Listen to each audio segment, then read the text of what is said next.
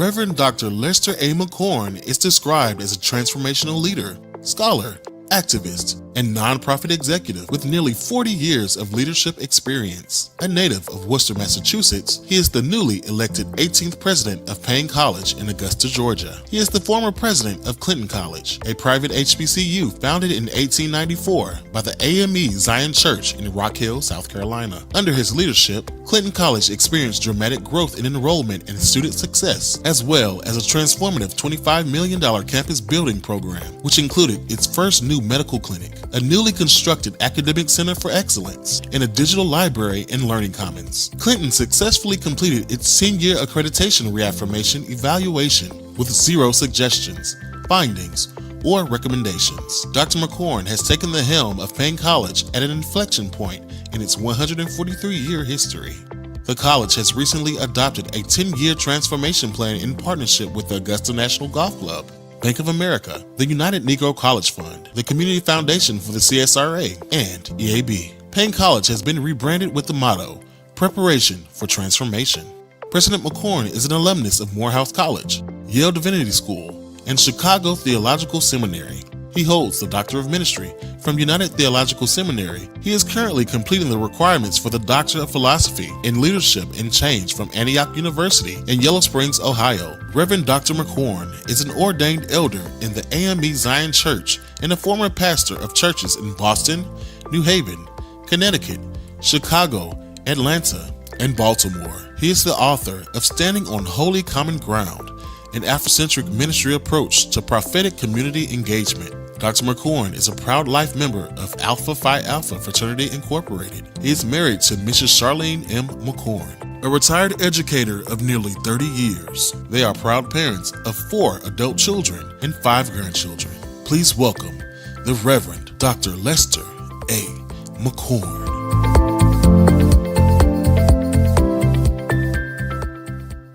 Hey, good morning, everybody that's joining us today for Giving Tuesday. Of course, I'm not Dr. McCorn, but I do have Dr. McCorn on the line. He has decided to join us. And I say decided, he's always said he's going to be here today. But Dr. McCorn is actually doing a mission trip. I'm going to let him tell you a little bit about it. But it's Giving Tuesday, and he would not miss Giving Tuesday.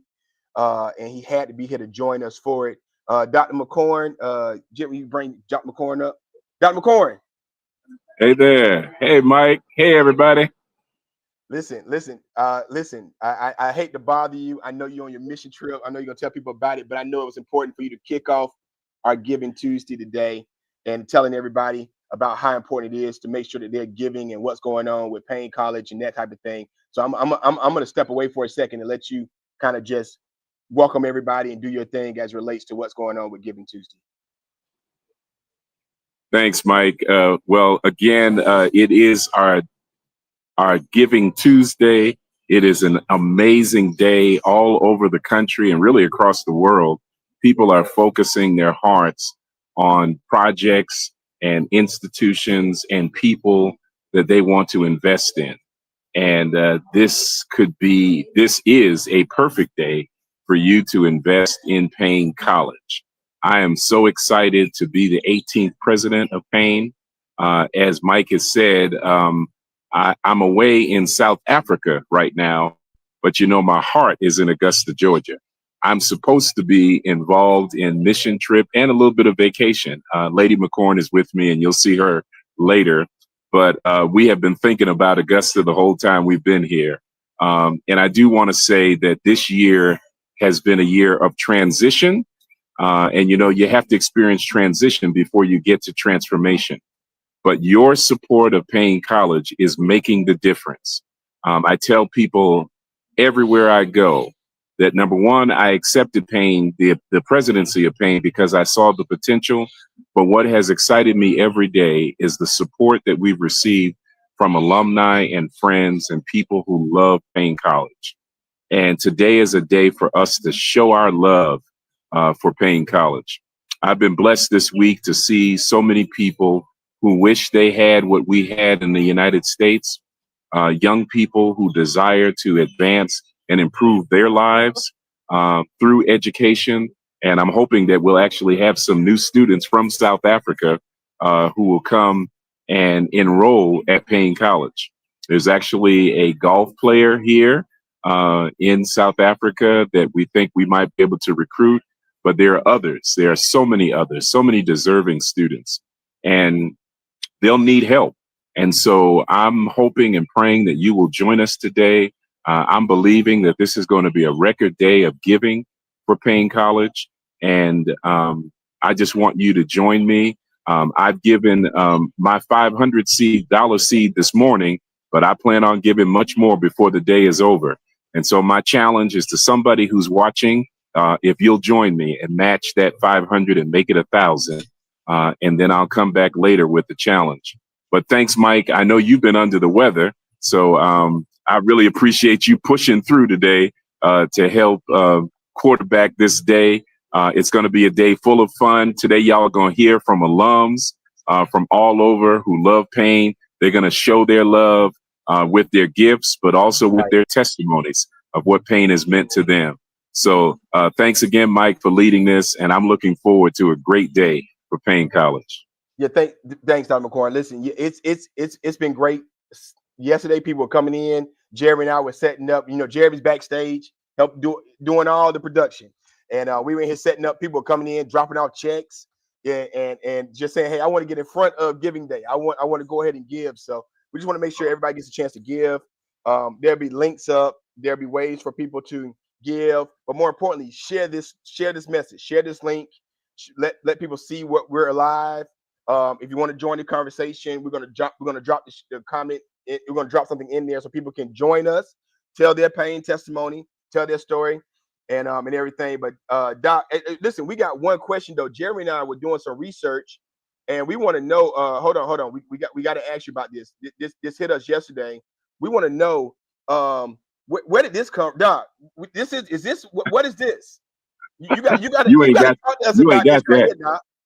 Yeah. So that's a special made in Cape Town, a wonderful place called Molly South.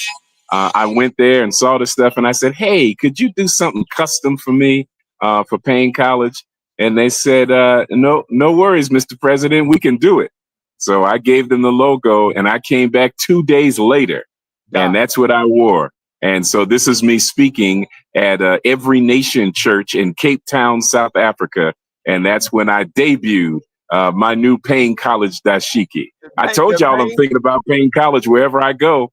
The Paine College dashiki. Doc, listen, that's pretty tough right there, man. I got to admit, you know, I just seen some things that blew my mind, but man, Jeremy and I was like, hey, did Doc have on a Paine College dashiki? He was like, no, it's a dashiki. Hey, I said, Doc said he went and put it on that morning. He said, I'm gonna kill him. I'm gonna kill him. I'm coming to America. But Doc, listen, thank you. You know, we as was said earlier, we're going to be on our schedule today. Just so everybody can know, is basically 9 to 3. If you got it, if you want to come on, if you know somebody, send them the link. Let them know. We're going to share this. Our schedule is 9 to 3. Join us. Get in. Give to Paine. Is Giving Tuesday. But we listen, Doc. We appreciate you. Thank you so much for everything, and we'll check back with you later on. Thank you. Go get a medicine ball. Go get a medicine ball. It'll bless your life. I'm gonna go get one from Starbucks. Yeah. Yes. Right. Thank y'all. Have a great day. I'll see you later. All right. Bye. Listen, once again, thanks everybody for joining. Make sure to share the link. Hit share on Facebook. That gives us opportunity for us to let people know, hear the message. We got quite a few people coming on today talking about what's going on at Paine College, what's been happening. We got a couple of videos. Actually, one we're gonna get up in a moment. But Doc's, I think I got his kickoff video, just welcoming everybody. So as we get ready to start this day and we continue to start this day, make sure to first of all share this live, let people know, send it to them in message, share on your page. We need this going all day. We need people to give. We got a lot of different things going on. We've had a lot of alum, J.R. Henderson, Dr. Cranford, Dr. Slaughter, several people on that have hit us up. They're going to be a part of our show today, but also that have been giving and getting alumni to give. But today is a special day of giving, Giving Tuesday. Make sure to give, but we want to make sure we welcome everybody and keep this up. Greetings, family. This is Dr. McCorn. Happy Giving Day. I want to thank you for joining us. This is an exciting day for Paine College, and it's an opportunity for you to join in the movement towards transformation, the Transformation Campaign. I want to thank you for tuning in and thank you for the support that you've given in the past. And I want to thank you in advance for what you're going to do today on the day of giving. Today, you'll hear a lot of good news about Paine College. You'll hear from our students. You'll hear from our alumni. You'll hear from our friends about why it's a good thing to invest in Paine College. You'll hear about the progress that we've made and some of the challenges that we're facing. But we believe that our best days ahead of us as we close out 2025 strong. But we need your help. We need your support. So share the link with all of your friends, Facebook, Instagram, the webpage, paine.edu, and make sure you click and give and encourage your friends to do the same. Be with us all day long. You'll be able to check in with us at different points and get a lot of good information about Transformation Campaign. Thanks again for your support. God bless you.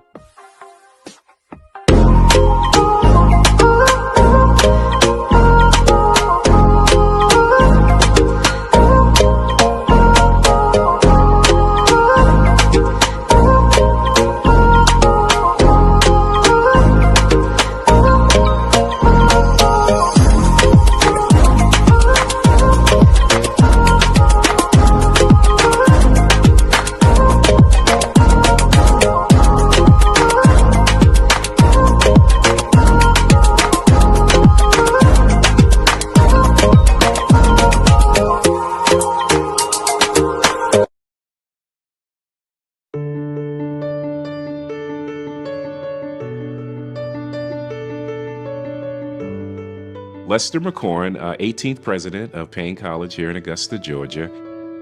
The transformation plan that was already in motion was what really attracted me to Augusta and to Paine College. And so I saw nothing but potential. A lot of challenges. We're still working through those challenges, but the potential and the possibilities here are enormous. The transformation plan, which preceded me, is a 10-year plan to lead toward total comprehensive transformation of the institution, of its programs, obviously the academic offerings for our students. So STEM program obviously is going to be big. Cybersecurity, nursing and health programs are going to be really key. And then the other big one is the physical transformation of our campus. We are working now on a total renovation of all of our residence halls. My goal for the master plan is to add a new performing arts center, and I would like to advance our athletics program. We are working hard to keep our end of the promise. We're becoming much more public facing. EAB has given us the technical expertise in education that we need desperately, and we probably could not afford absent this partnership. We're rebuilding the trust that in many ways has been broken down through the years, and helping to tell a new story, write a new narrative about who we are as a credible institution, and EAB is helping us to write that story. I'm thankful for the experience. Paine College has been an excellent addition to my everyday life. They show you how to develop your voice. They show you how to ask those questions that can help you lead to your success. And that's what they did for me. I'm excited for Paine. And it's a little bit bittersweet because when I come back to visit as an alumna, Paine won't be the Paine that I know it as. It'll be much better, I'm proud, man. I'm really proud of, Paine College because it made me feel like a place where I can grow and prosper. Everybody in Augusta is rooting for Paine College. So we're grateful for our partners who are helping us think about how to do this. Bank of America has helped us do that. Obviously, Augusta National Golf Club has helped us. EAB has provided invaluable consultation. The United Negro College Fund, which has been a great partner. And there are more partners that we are trying to bring to the table. So I'm excited. I believe that we're writing one of the best turnaround stories in higher ed right here in Augusta, Georgia.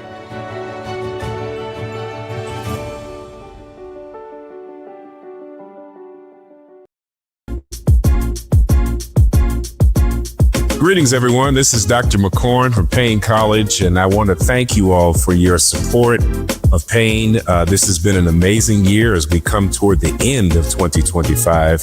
And I want to take a moment to introduce you to a member of our new leadership team at Paine College, Mr. Teddy McDaniel. Welcome to Paine. He is our Vice President of Institutional Advancement. Welcome, Teddy. Thank you, President McCorn, and hello, Paine College family.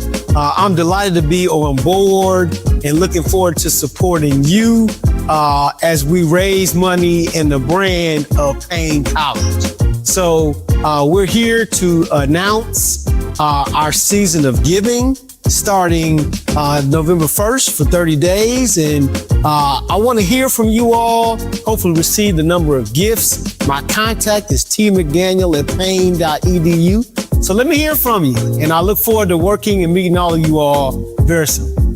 There it is, y'all. You get to hear from the man that's going to be leading the helm to raise all of this money and all these resources for the vision of Paine College. You'll hear more about our new transformation campaign, but now's the opportunity for you to join us on the front end. We'll hear more about the Day of Giving, but I certainly want to thank those who have supported us.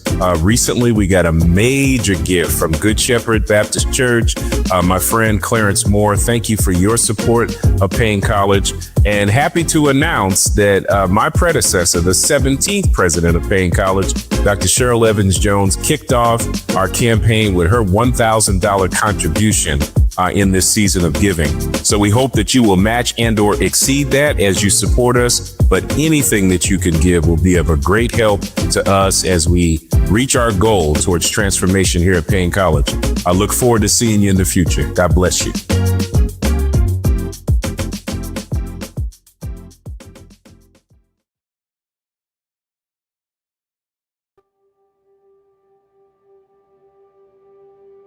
This is a great moment for Paine College.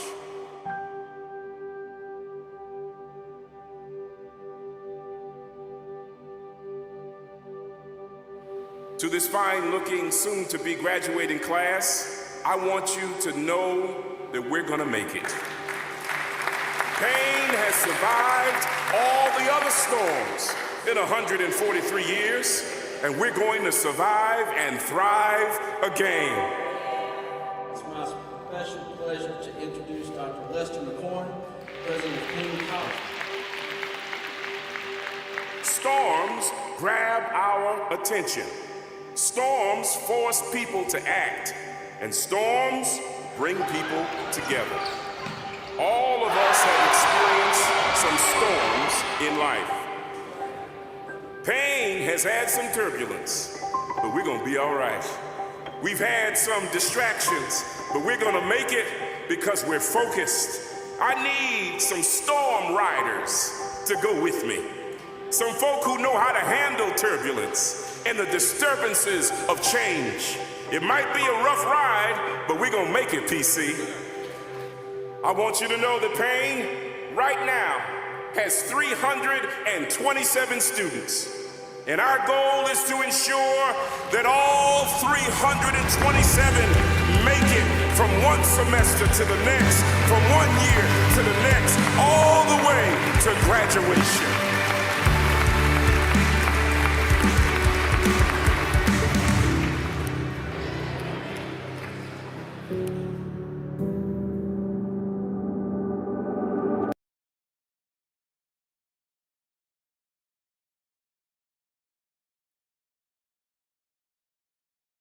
Good morning again, everybody joining us. Thank you so much for joining us for Giving Tuesday.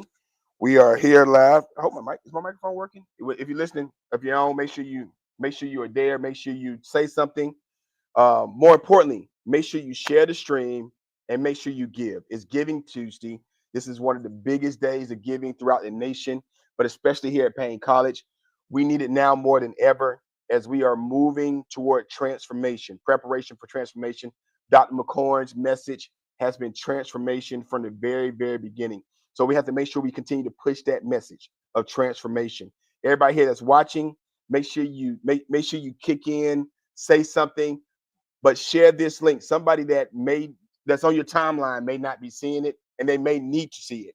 Take a moment, share this link, tell people, hey, please give to Paine, help Paine out. I'm giving to Paine today, but it's important that we continue to push the message of Paine College and make sure we push the message of this Giving Tuesday.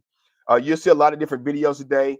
I want to thank everybody that's helped so far in giving, but also those that have helped put this together. Jeremy's backstage helping me. He's been helping me throughout this whole process of getting this set up. So just so you know, I'm going to give a little backstory before we get into the next part of what we're doing. Jeremy and I started talking about this a while ago, came up with this idea of trying to make sure we keep this, just the message being pushed out. And what better way to do it but be live on Facebook? Everybody follows Facebook. Everybody's online. Everybody's on Facebook. Even if you're not actually on Facebook, you can share this link to people and they still can watch it. This is one of those things that is available regardless. It's Giving Tuesday. Share it, put it out, and we just want to make sure people get the message of what it is that's going on at Paine College. We're in a whole different atmosphere, a whole different place now. The whole campus has changed. Banners are up. It's preparation for transformation. Dr. McCorn has been doing an outstanding job since he's been here. This whole community has shifted, not just the Paine College community. This entire Augusta CSRA community has shifted. The whole HBCU world has shifted since Dr. McCorn has been here. So we're excited that he's here, but we have to make sure that we continue to show our support of what he's doing and how he's doing it. You're going to see lots of videos, things that have gone on since he's been here, talking about preparation for transformation, what happened during our investiture, what happened during our convocation. These things are up, and guess what? We're excited about what's going on at Paine College. If you want to join the conversation, you want to come on, we're going to put the link in there. Let us know. Send us a message. Send me a message directly on Facebook. Text me. Send me an email. Put a message here saying, hey, Mike, send me the link. I want to come on. We want people on telling their Paine College story, alum, talking about what you're going to give today, what you have given. Put that out there. Let people know. Share what's happening as it relates to Paine College. Listen, we're excited about what it is. Jeremy, we got another video to pop up. We got another video. Hey, let's get ready. Let's talk about Paine College. Share the message of Paine College today. And thank you so much for joining us. And thank you so much for your support.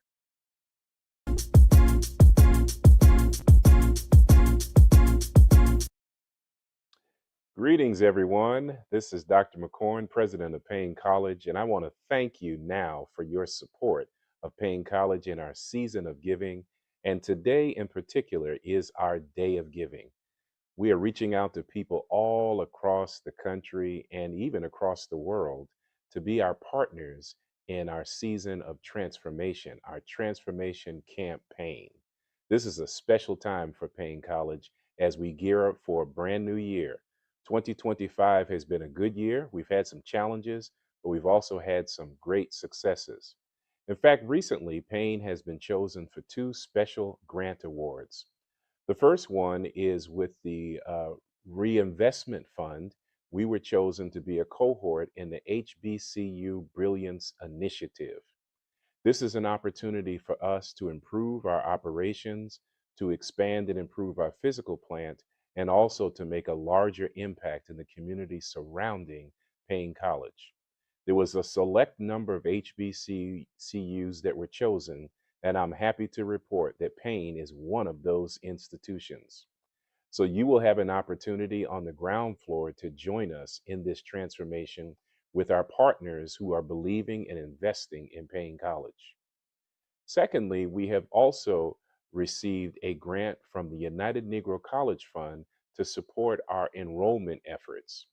A $100,000 grant was given to 8 HBCUs who will be committed to transforming their enrollment processes and work to improve our enrollment retention. We're so grateful for the trust that has been placed in us by the UNCF, and we believe that this is just the beginning of our transformation. I'm also happy to report that we are about to begin our chapel restoration project. This is really exciting because those of you who are alumni of Paine and current students of Paine, you know how special a place the Gilbert Lambeth Chapel has been for generations. Our most important events happen in that chapel, and every Wednesday it is a laboratory for education and empowerment for all of our students. And so now that chapel, which has suffered some damage after Hurricane Helene and has experienced some renovations, will now experience a full transformation. And I am really excited about this. This is an opportunity for you to join us as well. So I'm asking now if you would today dig deep in your hearts and in your pockets to give support to all of these initiatives. No gift is too small, and certainly no gift is too large. If you partner with us today, there will be an opportunity for you to get this wonderful cardigan that I have on today. I'm asking for those of you who will be willing to join us to give at least $150, and you will receive this cardigan, this brand new cardigan with the new Paine logo. But not only will you receive one, but a student of Paine College will receive this cardigan. This will add to our new branded uniform look for our students. In the spring, we're going to get blazers for our students, but we're going to begin with these cardigan sweaters. So again, if you give $150, you will get a cardigan and one of our students will get a cardigan. There will be a special link, you'll see it on the screen, that you can click and follow and make your contribution and place your order for your cardigan sweater. This is something you want, and if you order now, you'll get it in time for homecoming. And don't you want to look good on the yard in February for our homecoming? And while I'm talking about homecoming, I want to also encourage you to get ready to purchase your tickets for our mass ball. You know, that's a signature event on the campus of Paine College. We're going to move it off campus this year because the crowd has gotten too big for the Hill complex. So please stay tuned for information about the location and for ticket sales. And we're going to move the banquet to a Thursday night. So please mark your calendars for Thursday, February 5th, 2026 for our mass ball. We'll also be giving you information about our special featured artists who will be performing that night and some of our special guests who will be with us. Again, mark your calendars, Thursday, February 5th, 2026. And as I wrap up today, and I'll be back later throughout the day, I do want you to please remember this special opportunity for you to purchase this cardigan sweater for $150. You'll get a sweater for you and a sweater for one of our students. There will be also opportunities throughout the day and beyond for you to join us. Call a friend, call a neighbor, call a classmate, call any alum that you know to support us this day on this day of giving. And soon we'll give you our goal and our numbers as we get toward the end of the day so that we will all know the impact that we're making on Paine College. We are Paine College. We are in our preparation of transformation where we are producing scholars, servant leaders, and social change agents for the world. Thank you for your support. God bless you. PC, one time.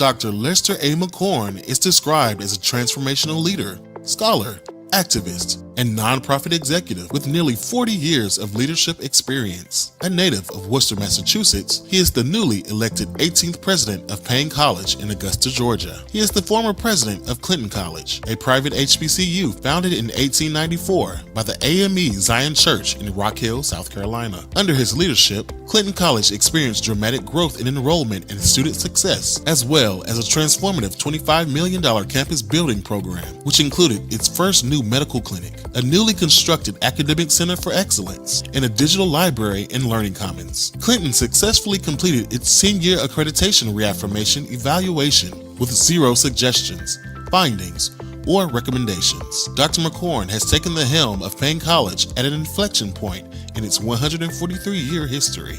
The college has recently adopted a 10-year transformation plan in partnership with the Augusta National Golf Club, Bank of America, the United Negro College Fund, the Community Foundation for the CSRA, and EAB. Paine College has been rebranded with the motto, Preparation for Transformation. President McCorn is an alumnus of Morehouse College, Yale Divinity School, and Chicago Theological Seminary. He holds the Doctor of Ministry from United Theological Seminary. He is currently completing the requirements for the Doctor of Philosophy in Leadership and Change from Antioch University in Yellow Springs, Ohio. Reverend Dr. McCorn is an ordained elder in the AME Zion Church and a former pastor of churches in Boston, New Haven, Connecticut, Chicago, Atlanta, and Baltimore. He is the author of Standing on Holy Common Ground, an Afrocentric ministry approach to prophetic community engagement. Dr. McCorn is a proud life member of Alpha Phi Alpha Fraternity Incorporated. He is married to Mrs. Charlene M. McCorn, a retired educator of nearly 30 years. They are proud parents of 4 adult children and 5 grandchildren. Please welcome the Reverend Dr. Lester A. McCorn.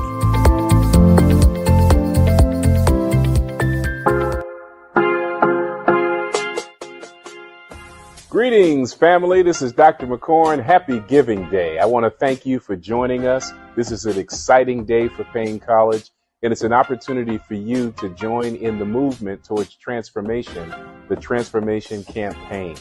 I want to thank you for tuning in and thank you for the support that you've given in the past. And I want to thank you in advance for what you're going to do today on the day of giving. Today, you'll hear a lot of good news about Paine College. You'll hear from our students. You'll hear from our alumni. You'll hear from our friends about why it's a good thing to invest in Paine College. You'll hear about the progress that we've made and some of the challenges that we're facing. But we believe that our best days ahead of us as we close out 2025 strong. But we need your help. We need your support. So share the link with all of your friends, Facebook, Instagram, the webpage, paine.edu, and make sure you click and give and encourage your friends to do the same. Be with us all day long. You'll be able to check in with us at different points and get a lot of good information about Transformation Campaign. Thanks again for your support. God bless you.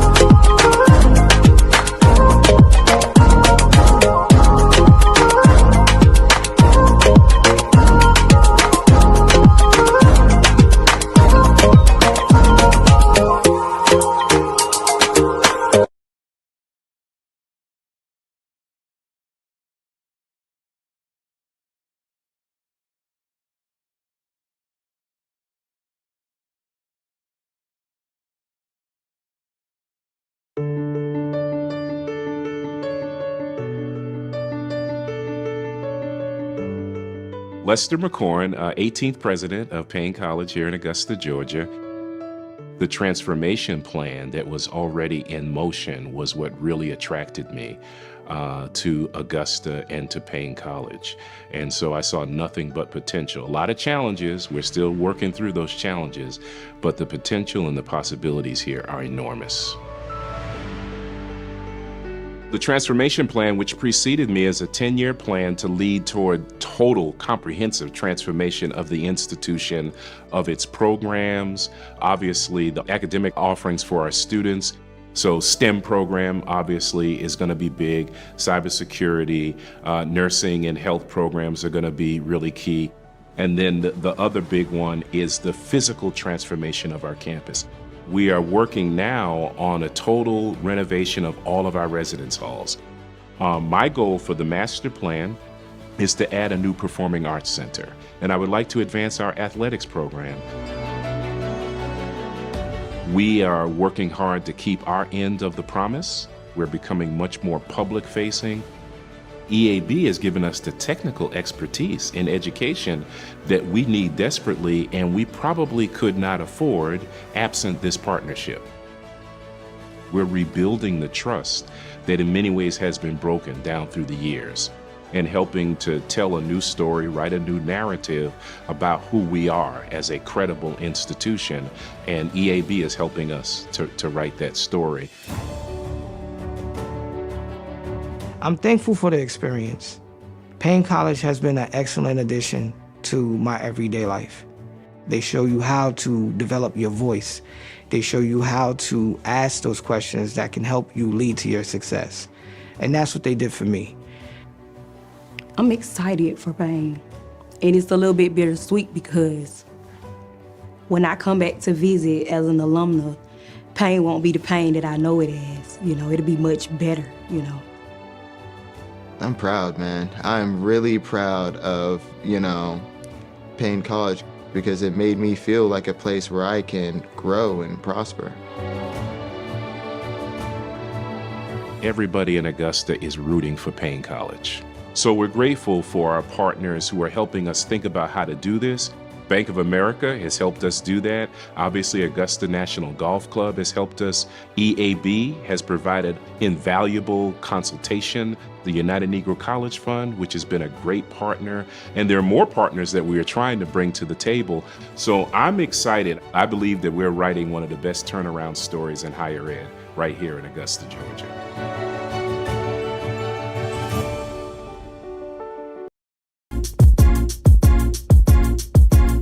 Greetings, everyone. This is Dr. McCorn from Paine College, and I want to thank you all for your support of Paine. This has been an amazing year as we come toward the end of 2025.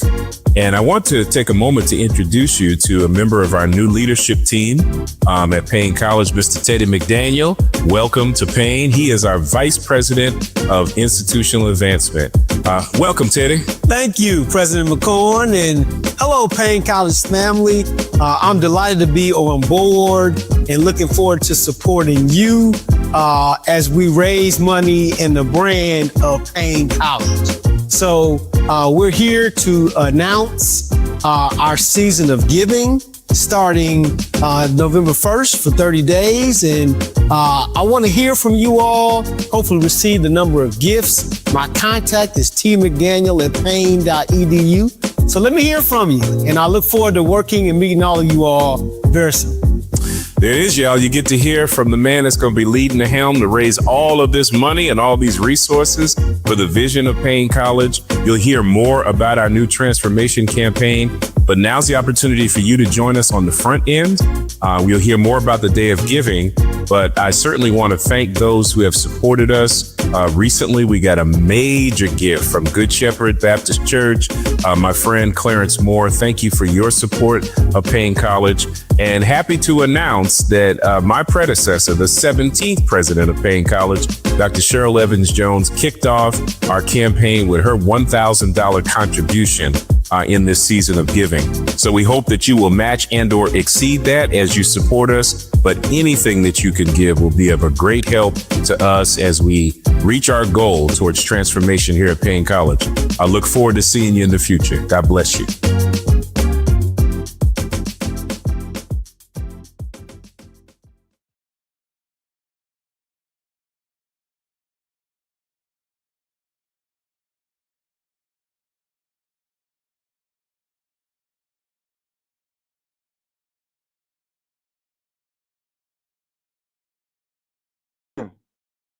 There we go.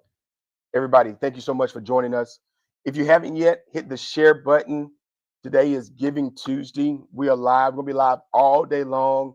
We have people that are coming in, special guests that will be joining us that are going to come in, tell their Paine College story. They're going to give. They're going to make sure and invite other people to give. We are excited about what is going on at Paine College. You're going to hear about the transformation plan today. You're going to hear about the new programs that are coming to Paine College. You're going to hear about how the departments are being opened up and how enrollment is going and all these different things. You're going to hear back from President Dr. McCorn again. He's going to be on all day long, back and forth. So please make sure to take a moment to join us. But more importantly, make sure you give today and make sure you hit the share just in case someone else wants to give. I gotta wait, you gonna come in and be a guest? Oh, I thought you was coming in. We're live now, so yeah, no, don't try to hide. Dr. Tell me, don't try to hide. Don't try to hide. I'm getting ready to go support our boy. Hold on, we got Dr. Come step behind me. We live. You live. The wonderful provost is in the house. He has joined us. That's the problem about being live on Facebook. You don't never know. You'll never know what's coming up. But Doc, first of all, what are you about to do right now? I'm going to the basketball game to support our boys in their conquest of Augusta University. Right. You meaning you hoping that we're gonna whoop some? We're gonna beat. No, I'm counting on it. You counting on it? They better not have me get out in this rain for nothing. Okay, that's number one. You mess up your hair. It's gonna mess it up. Right.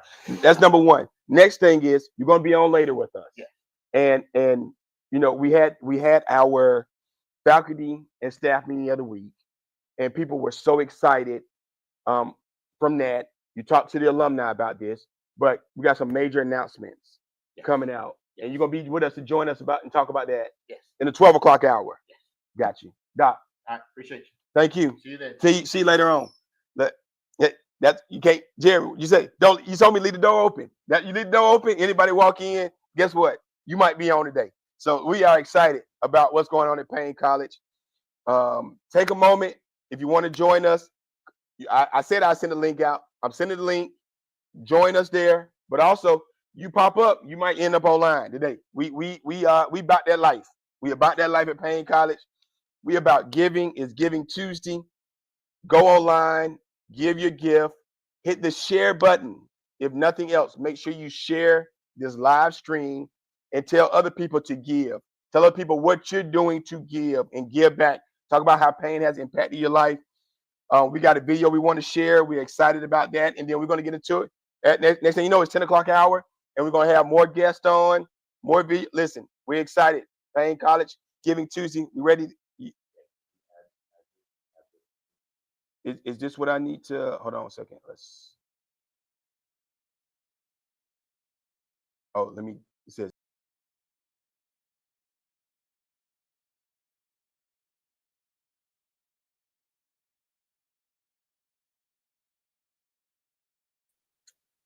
Okay, hold on, guys. There we go.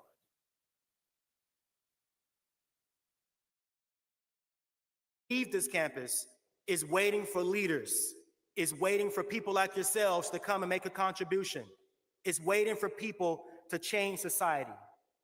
And Paine College is filled with individuals, with students, with faculty, staff, everyone who's ready and prepared to change the world that we know.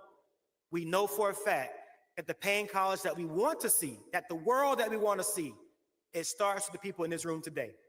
And I want the students to know this, and also the faculty and staff, and certainly to Dr. McCorn, that the city of Augusta stands with you, that we're rooting for you. We want you to be successful, and you can be rest assured that we're going to be in the middle of the fight with you to make sure that this campus and this institution remains the college of our heart's desires. We love you. God bless you. PC one time.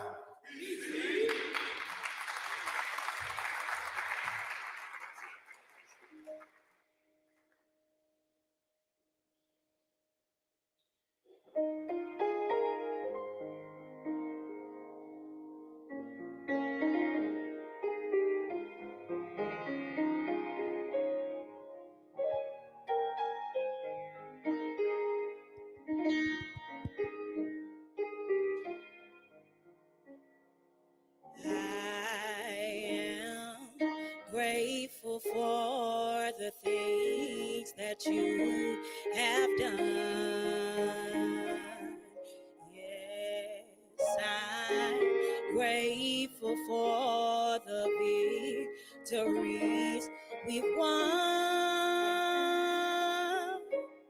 I could go on and on and on about your word, because I'm grateful, grateful, so grateful just to praise you, Lord. Flowing from my heart are the issues of my heart is gratefulness.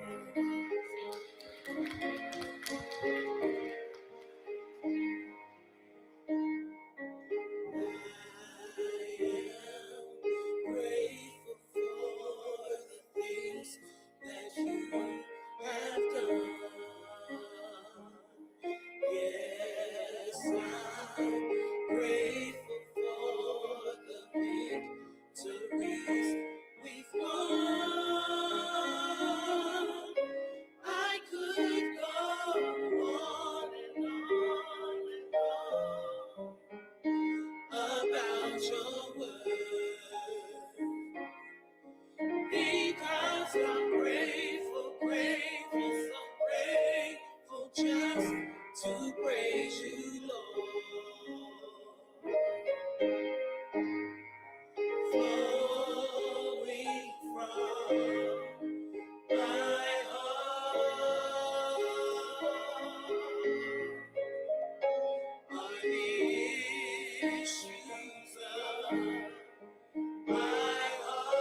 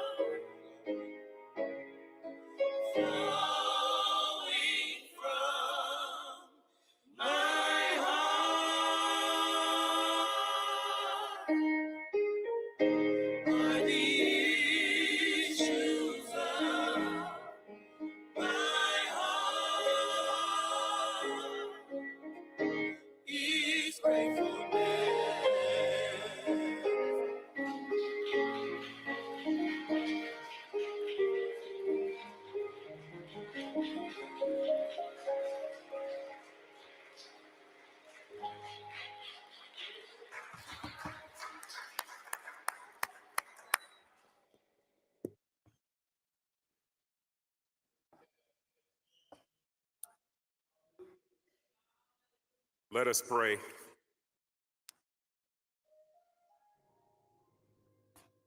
Flowing from my heart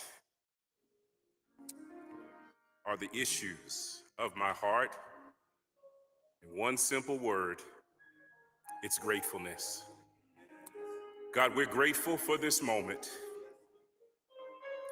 We're grateful for our journey. We're grateful for Paine College. God, you have smiled on us this day. You have shown us that you've never left us. You've never failed us. And you've never forgotten us. Thank you for your presence even now in this sanctuary.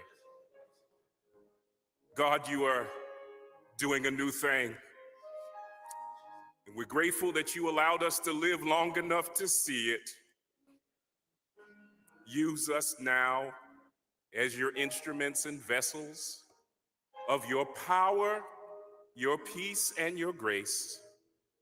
Let the words of my mouth and the meditations of all of our hearts be found acceptable in your sight. O Lord, you are my strength, my rock, and my redeemer. And the people of God said, amen.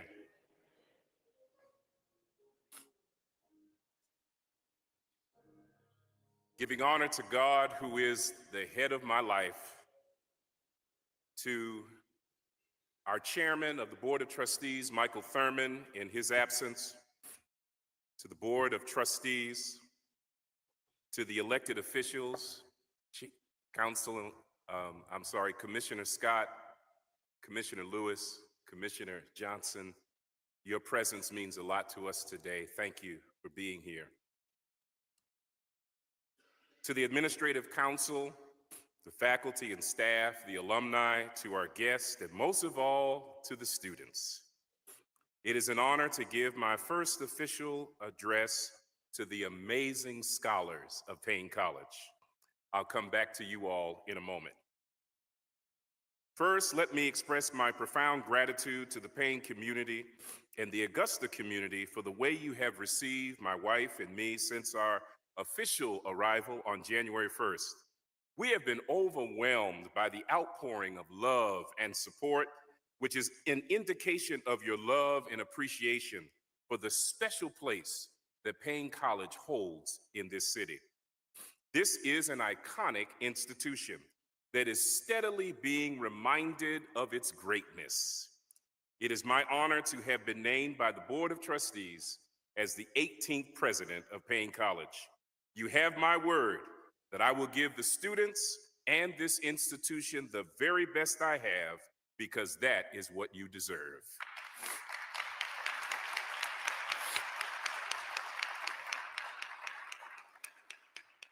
Ladies and gentlemen, I believe that the state of the college is good, but good is not good enough.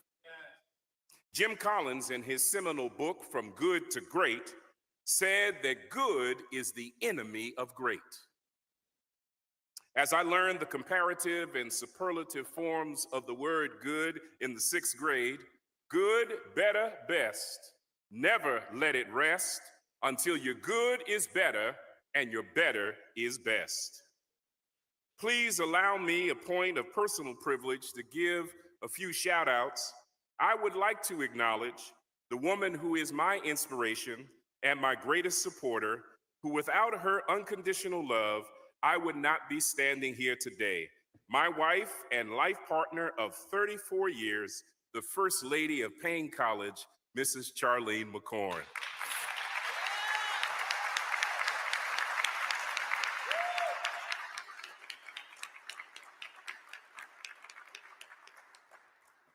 I made at least 2 great decisions in life: marrying Charlene and accepting the appointment as the president of Paine College.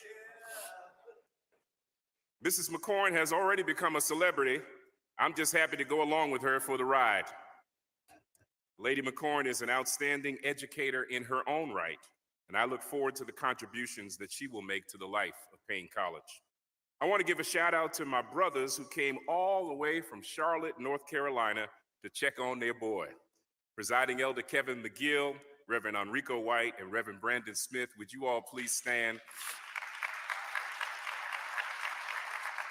They are members of my AME Zion family. They didn't tell me they were coming, but they continue to show their friendship and their brotherhood. They came to my Clinton College farewell in Rock Hill, and here they are at my first convocation in Augusta. Their presence means so much to me. I want to thank the brothers of the finest fraternity in the world. First of all, servants of all, we shall transcend all. The brothers of Alpha Phi Alpha, would you stand? All brothers of Alpha in the house. Thank you for your support. Thank you, brothers.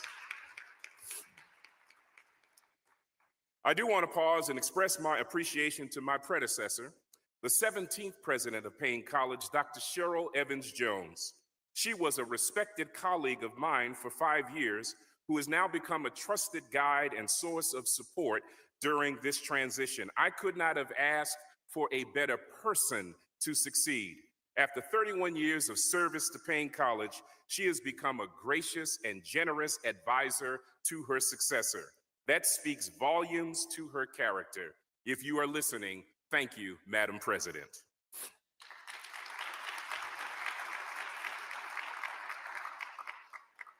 I would like to give special acknowledgement to the Administrative Council, also known as the President's Cabinet. Will the members of the council please stand? Let's give them a round of applause. Thank you. They have been consummate professionals and cooperative colleagues. They have made the transition seamless and painless. For your leadership, I say thank you.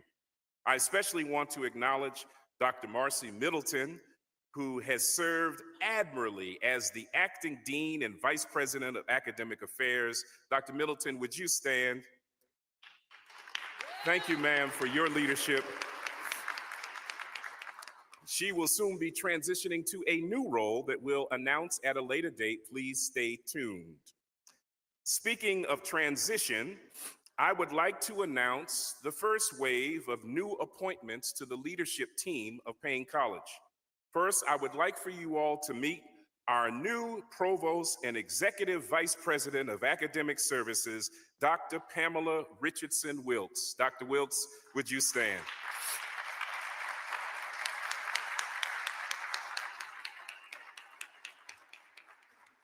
Dr. Wilkes is an accomplished. Wilkes will be my trusted partner and advisor as Paine's new Chief Academic Officer and Chief will help coordinate logistics and manage the president's office as an advisor and point person. In other words, y'all gonna have to get through him to get to me. Just kidding, just kidding. Thank you, Reverend Myers. The next wave of new appointments will be announced in the coming weeks. Please stay tuned. Immediately following convocation, we invite you to a news conference in the Odeum directly behind the chapel to discuss our transition plan and our hope for the future. Today, I want to welcome all of you back to the Pride.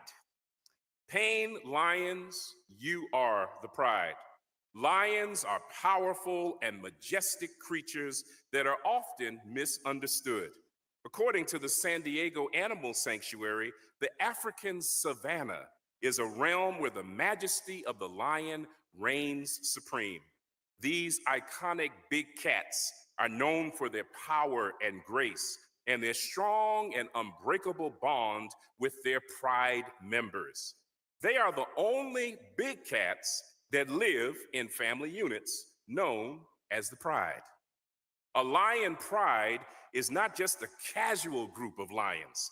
It is a complex social unit that relies on cooperation, hierarchy, and deep, abiding relationships. A lion pride is a social group or family unit consisting of multiple lions, both males and females. Interestingly, the women are really the pride, and the men are called a coalition. And when you put a pride and a coalition together, you've got something. The social structure is a fundamental aspect of lion behavior and is a key feature of their life in the wild. Since I have become a lion, I am intrigued with the behaviors of lions. Since I don't know that much about lions, I decided to ask an expert named Mufasa, the original Lion King himself. I asked Mufasa about lions and other things about the pride and how they parallel the behavior of Paine lions. Mufasa shared some things with me that I would like to share with you this morning. Young lions, as we begin our new journey together, you know Mufasa recently told his story of how he became the king in a movie called Mufasa, the original Lion King, narrated through his main man, baboon, mandrill, Rafiki. By the way, the name Rafiki is Swahili for the word friend. All of you need a Rafiki in your life as you navigate the pride. Let me quickly share with you what Mufasa shared with me by giving you 5 F's. This is the only time, young lions, that you are permitted to receive F's in college. The first F is faith. Mufasa was transmitted the faith of the pride by his parents early on. They told him that there was a power greater than himself, and that same power would guide him when he didn't think he could make it. All he had to do was look up. All he had to do was look up. And when he looked up, he could see his ancestors who had paved the way for him. Someone ought to shout faith. The second F is family. What Mufasa learned very early in life is that the pride was his family. Everyone in the pride was invested in his well-being. They protected him when he was young and vulnerable. They prepared him for his independence. They honored him when he began to live into his future destiny. And when he became separated from his original pride, he was eventually adopted by a new pride that became midwives to his new life as the future Lion King. Young lions, are you still with me? Young lions, are you still with me? He had to leave his original family in order to be nurtured and shaped by his new family, in order to become prepared for his destiny. Someone ought to shout family. The third F is focus. As a very young lion, Mufasa's parents talked to him about a place called Milele. Milele was like a mythical promised land that not every lion believed in. But Mufasa's parents talked about Milele so lovingly and passionately that Mufasa believed in it, and he never forgot about Milele. When Mufasa was sent out of the pride into the dangers of the wilderness, he met Rafiki, who talked to him about this mythical land called Milele that he had only seen in his dreams. But in his mind, it was real, and he was not going to die until he got to Milele. Rafiki brought to Mufasa's remembrance what his mama and daddy king had talked to him about. When they told him, "We have been to the mountaintop, and we've seen Milele, and we may not get there with you, but we as a people will get to Milele. We might have some hardships, family. We might have some obstacles. We might have some opposition. We might have a White House administration trying to take us backward. We might have an egomaniacal dictator in office who wants to wipe out our pride, erase our history, and undermine our mission. But we as a people will make it to Milele. If we stay focused, lions, our pride will become our passion. Our passion will become our pathway. Our pathway will become our preeminence. And we will. Hey, everybody, welcome back. We are in the 10 o'clock hour, and we're going to get back to that video. It was just getting to the good part of it. But we got some of our guests are starting to come in. I'm excited about them sharing their story. One alum that I get a chance to speak to quite a bit is Mr. Day. I'm about to get him online with us. Um, Mr. Day, are you on? Oh, so it's like Zoom. I gotta use my camera. You Don't gotta use mind your me. I'm just camera. waking up. It's live. You, Oh, it's live. It's live. Well, welcome everyone. Welcome. I'm live from Baltimore, Maryland, and I am a pleasure to be here today to talk about Paine College. Paine College has done an awesome opportunity in my life. Um, I've had some awesome opportunities to join my fraternity, to join SGA, and then also allowed me to start my political career here in Georgia. So now I work for the governor of Maryland, and I look forward. I encourage everyone to give, even if it's just $1, just give $1 so that you can go on record as giving to Payne College for today. Because the more alumni and supporters we have donating, the more opportunities people see that Payne College is serious about its finances and serious about bringing back and restoring the roar. hey Jamar. First of all, let me take a moment to say, number one, thank you so much for getting on. I wanted to also thank you for always being somebody that you and I talk all the time. Like literally, we are once a week. You messaging me, we're texting, we're calling, whatever. But it's played such a major part in what has helped me as far as being Pain and doing what we do. You're in political. I come from a political world, but one of the things I want to talk to you about while I got you is number one, tell you thank you. But also I wanted to talk about how did Pain as what you're doing now, how did Pain play a major part in getting that for you set up? Absolutely. Payne played a major role just giving me opportunity to shine, opportunity to advance who I was as a young man coming from Atlanta, Georgia, well, Lithonia, Georgia, coming to Augusta. So I was given an opportunity for leadership. I feel like if I would have went to one of the bigger schools I originally planned to go to, I would have probably got lost in the sauce. I probably would have just been another number, been another applicant. But at Payne College, once me and my mother got there, she really realized it was a smaller school. People were more welcoming. The grass was the greenest grass I probably ever seen in my life at the time. So it was just a good opportunity, and I feel like Payne really laid the foundation for my higher academic career and things of that nature. And at the time, our slogan was "You can get there from here," and I can say I actually got there from here. My classmates and alumni are all over the United States doing great things. Some are even across the world. So Payne College is the gateway to the world. I've heard that. I it's it's been great to have you as a supporter. We won't get into the whole fraternity thing. I mean, the alphas here. We know we've always been. We've always ran the yard. No, And we've let actually, it's y'all. a quite interesting story that a lot of people don't know. Y'all were chartered in 1970, but Gamma Beta was chartered in 1971. But we had actually about 10 members on the yard in 1970. So we both were running the yard back in 1970. We just wasn't chartered till 1971. Oh, okay. That's what it was. That's an Yes, interesting story.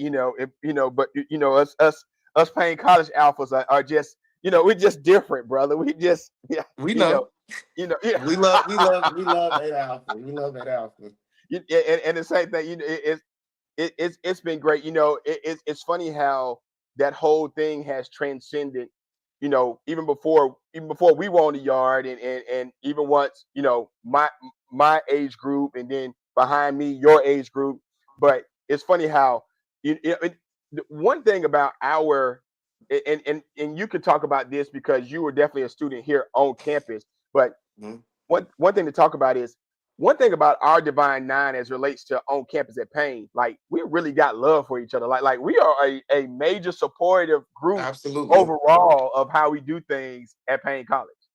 Absolutely. Another thing, Payne College officially has the Divine Nine on our campus. We have all nine Greek letter organizations. We don't have members of one organization. We're waiting for them to come back with a vengeance. We miss y'all. But as soon as we do, I think that needs to be celebrated nationwide, because that since 1970 and 1971, that's been a long time coming. We know some of the Greeks are younger, but yeah, the new wave of Greeks have learned from the old Greeks, especially with homecoming, and learned that we are a family. We're the Payne College family. Yeah, we may beef, we may have different colors, we may do this, we may do that, but at the end of the day, we're family. When we step off of 15th Street, we ride together, we roll together. So that's one thing we've definitely learned and instilled. We support each other events. Even as alumni my age, I noticed, the Kappas going to the Qs going to the Alphas, the AKAs going to the Deltas. They're supporting each other because at the end of the day, we were all friends first. We all came in the same orientation class. We all came in at the same time. We went different paths, but at the end of the day, we all were that freshman class. We all was in St. Kofa together. We all was in Bell Bennett together. We all were in Epworth together. So we were brothers and sisters literally before we joined our other brothers and sisters. Yeah, it's Payne College is one of those places that you brought up the other HBCUs, and mad love to every single HBCU around. It's Giving Tuesday. I saw the ITC was saying, "Hey, make sure you give," and I'm gonna make sure the ITC make sure I do my Payne College giving. But for us that I'm an Augusta kid. First of all, let me just get that out there. I'm an Augusta kid, born and raised. So grandpa graduated from Payne, aunts and uncles that graduated from Payne, and Payne has always been an institution, not just for Augusta, but for the entire HBCU world. Talk about it. How just being all over the world as you have been, especially in politics. It's not somewhere you go and you don't see in the Payne alumni. Absolutely. That's a good point to bring out. As I mentioned, the gateway to the world. Luckily, I've been some places in the world. I haven't been able to go out the hemisphere just yet. Well, I'll take it back. I have. So, going to other hemispheres coming soon. But I've been in London and met a Payne College alumni that's been to a chorale concert. It's funny I'm wearing a shirt today, the music, but they've been to a chorale concert in Augusta while I was in London. So Payne College impact and alumni have breadth. We go all over. One thing I will say is our president just was in Cape Town this weekend. I was so glad to see our presidents back in Africa. Former presidents have traveled to Africa and brought back connections. That's how we end up getting St. Kofa and Dwinneman introduced to our repertoire at Payne. So I'm glad to see we're giving back. Another thing, just prepares you for all over the world. We have students in Thailand teaching. We have had alumni in go across the different countries, leading mission trips, things of that nature. So Payne College does prepare you for the world. I've worked with a lot of alumni from HBCUs, especially the ones that got the big H in it. It's quite a few, so we're not going to call anyone out. But a lot of them are not prepared for the real world. A lot of them That's right. have written off their school's name and tradition. And some of them really haven't, I can tell they haven't sat down with their professors. They really haven't really gone through the diaspora. They really haven't had that Harlem Renaissance experience because a lot of the Oh, things that I was mentioning, I just thought that was common knowledge for HBCU students or traditions, but it's not. Sometimes you have to really get in the weeds in those smaller schools where you're in a class with one professor and five students, and you can really digest the information and really go deep. One thing I would say, Dr. McKeady, one former history professor, as well as Dr. Gloria Williams Way, I would sit literally, if you remember when you would sit at your grandpa's feet and he'll be talking, it was mhm. literally that experience. And for those that don't know, that's the first form of African history, oral traditions. And you're sitting down and learning from your ancestors and learning from the people before you. And being able to do that really stuck with me. And it's something that I've been able to take and apart around the world. It's funny you say that. The way you get into that level of culture, one thing that Payne has always had was culture. This Yes, was a place that cultivated culture. You're talking about from the people that were alum to the people that were connected to the people that came through with us and right? around us, and things. I mean, one of my LBs. is a colonel getting ready to become a general. I mean, Wow.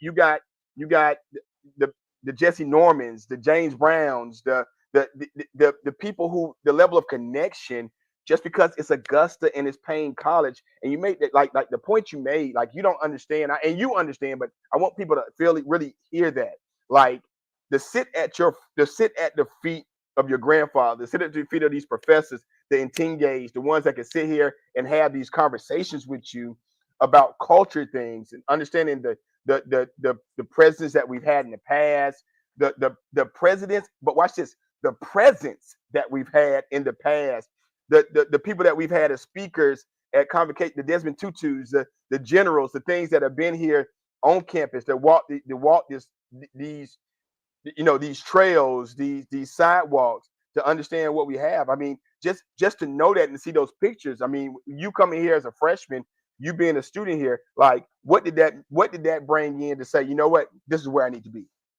Absolutely. I think for so long over the last decade, a lot of people have been in survival mode that we Oh, somehow sometimes forgot the legacy that was placed before us. Like you gotcha. said, if you take it, just go in a time zone in your head back to 1955. Um, Atlanta was Atlanta, but Atlanta wasn't for everybody like it is today.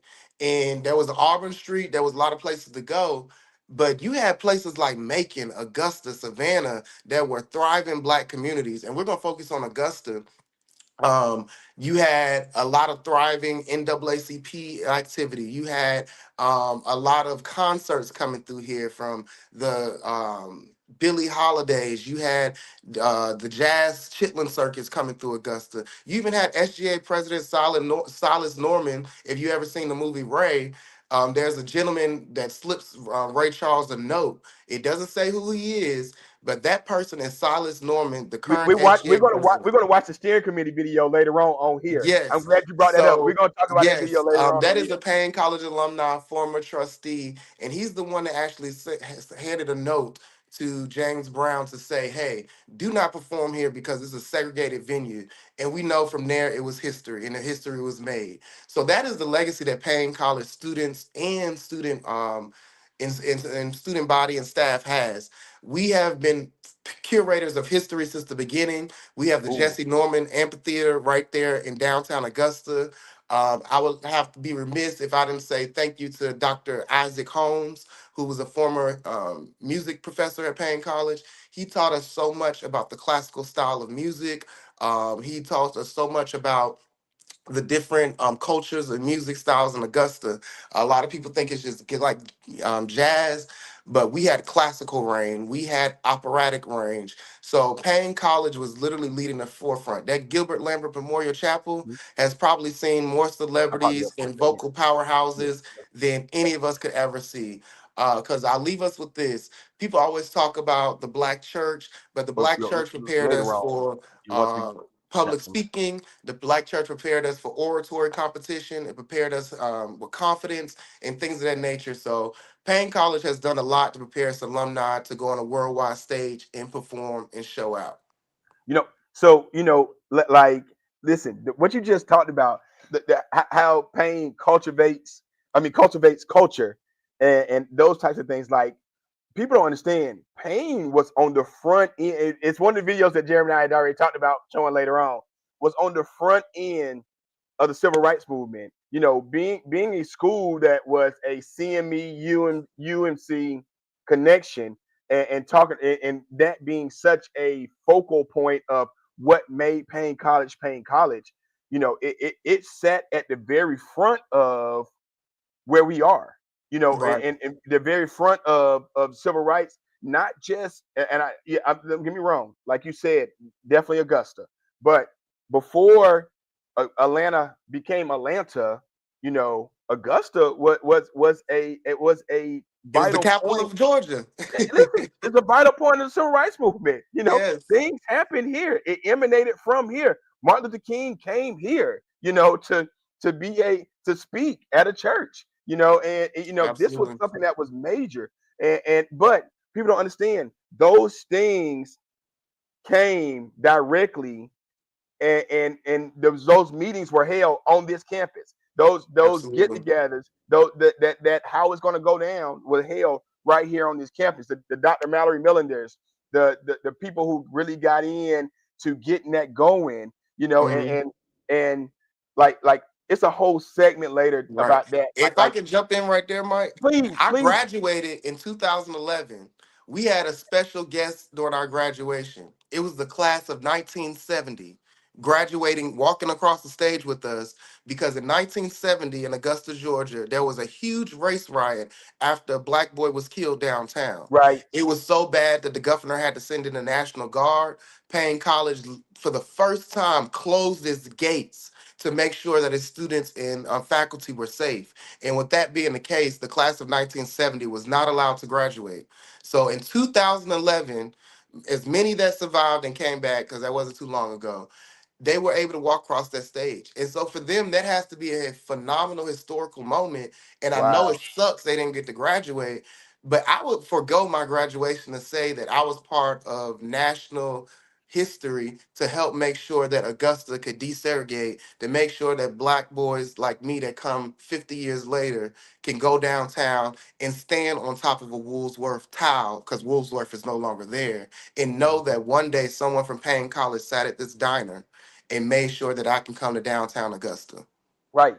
Listen, that video later on is going to be so touching for people who have never heard, because there's people who have never heard of the steering committee. There's going to be people who are in Augusta who have Yes. never even don't know anything about that and understand how that changed the civil rights, how that whole group, like you said, that this group that got together at Payne College, you know, how Mr. Norman goes in and says to Ray Charles when he gets here, hey, they're not letting us come they're not letting us come. We got to sit in the balcony. And Right. how that kicks him off into the civil rights movement and him canceling this show and how that made Nat like that is such a major Hmm. part of who we are and where we are. You know, listen, Absolutely. I appreciate you, but before you go, give us your last thoughts. Make sure you tell people to Hmm. share. Give us Okay. your last hurrah before we All right. get you out of here. All right, so my last thoughts, like Jerry Springer, my final thoughts. So as you know, like I said, for the last 10, 15 years, we've been doing a lot of great works, but I feel like we finally made it to our mountaintop and we're still climbing. We have some great leadership that is going to be leading us, and hopefully we get back to those historical traditions that we had. I feel like we have a great faculty and staff. Shout out to Dr. AC, Alatoria Cranford. She's doing some great things. We like what you're doing. And we feel that this new leadership is going to take us to great heights that we were at before. I think the combination of alumni and historical past and new presence and new ideas are going to meet and going to form a powerful crossroads. And it's going to be a force to be reckoned with. I encourage everyone to share this. I encourage everyone to share their thoughts, share their stories for Payne College, even if it's just a quick 2 sentences as you share this on Facebook. Even if you only give $1, please give today so we can say today on Giving Tuesday we had so many things. When we look at Mackenzie Scott and we look at these multi-million dollar donations, the first thing they do is they come to any organization and say, what have you done for yourself? What are you giving? How many people? Even if it's just $1, I want to see 50 to 500 people giving. Okay, I can match that. So even if it's just $1, and hopefully we can give 100 more, but just give to Payne College. Do it through one of the apparatuses where we can be tracked, so that we can have on record. So if Good someone idea. comes to us to give a big donation, we can say this many alumni gave on Giving Tuesday during our campaign, and we can go from there. So give to Payne College. So real quick, it's very important people understand this. The giving is important. The sheer number of people that are giving is important. The sheer number of alumni that are participating is important. Like he said, they need to see that we have, you know, all these givers. We have all these alumni that are givers. You know, so it's important that you give. Listen. I know somebody today. I feel it in my heart, Jamar. Somebody today is gonna write $1 million check and Wow. a $10 million check. I just feel it. It's gonna happen. Let's do it. Let's do Let's it. speak, I let's feel speak like it it's out. someone on the It's gonna call with happen. connections. Someone on It's the gonna call happen. got a But it millionaire on comes their from people line. sharing this. It's getting shared and continue to get shared. So share it in groups, share it to people, tell people to give. I mean, go. Go find those big superstars. Send this live to them and say, hey, give to Paine College. Do whatever you got to get. We need all the shares. We need 5,000 shares. We need tons of views. We Absolutely. need people to see this. But hey, Jamar, thank you again so much for everything you do. Thank you for being such a great alum. No, And thank you. look, I may hit you back later on, so be prepared.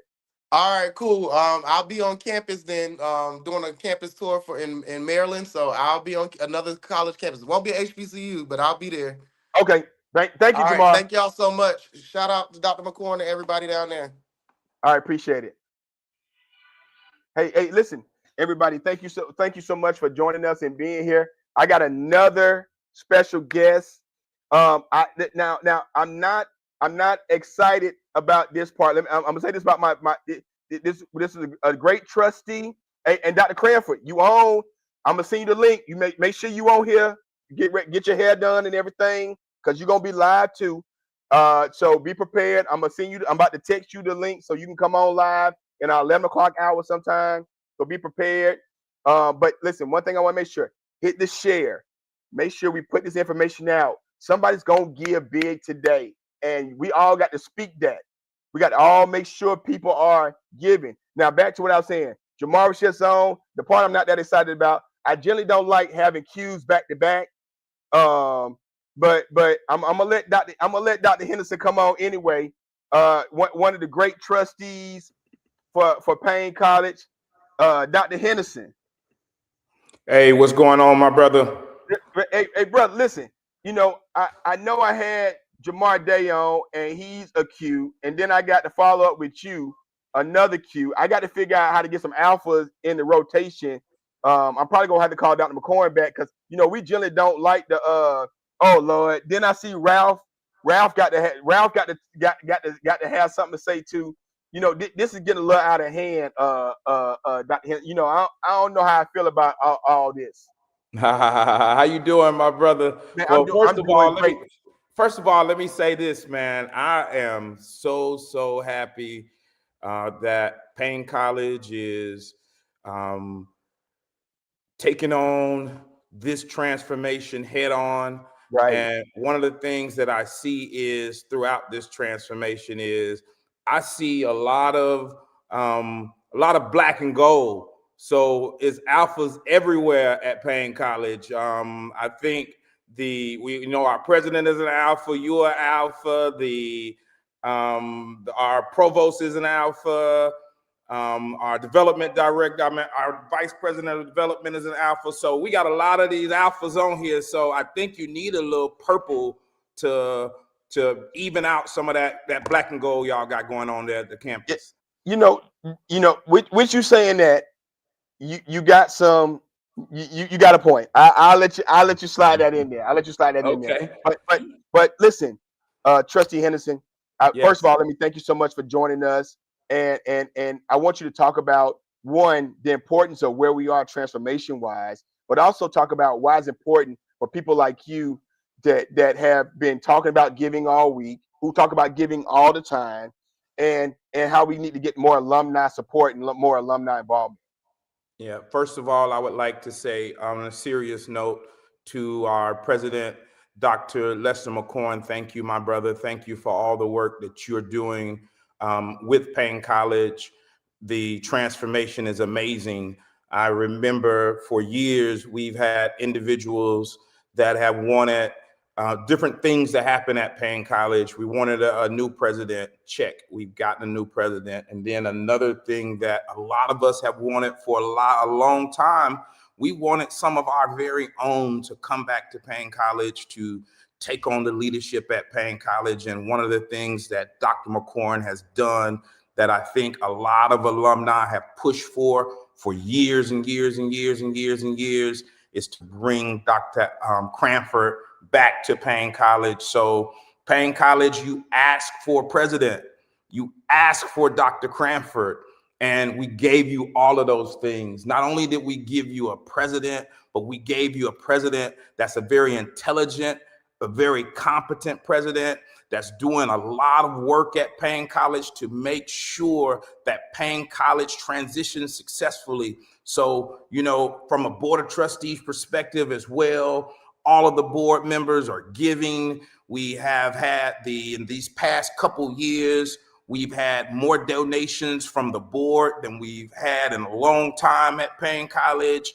I would say even in terms of the amount of individuals that are giving, we are giving at and awesome numbers. I know last week we talked to some of our alum and we had over 50 alum to give last week. So Paine College, we're catching on to the fire of Paine College. We're catching on to make sure that we transform. I don't know if you guys looked at the video earlier, but you heard the video, you heard Dr. Lester McCorn when he was talking about Paine College and he was talking about the tribe and he talked about how important the tribe is. Each and every individual that's listening to my voice, you are a part of the tribe.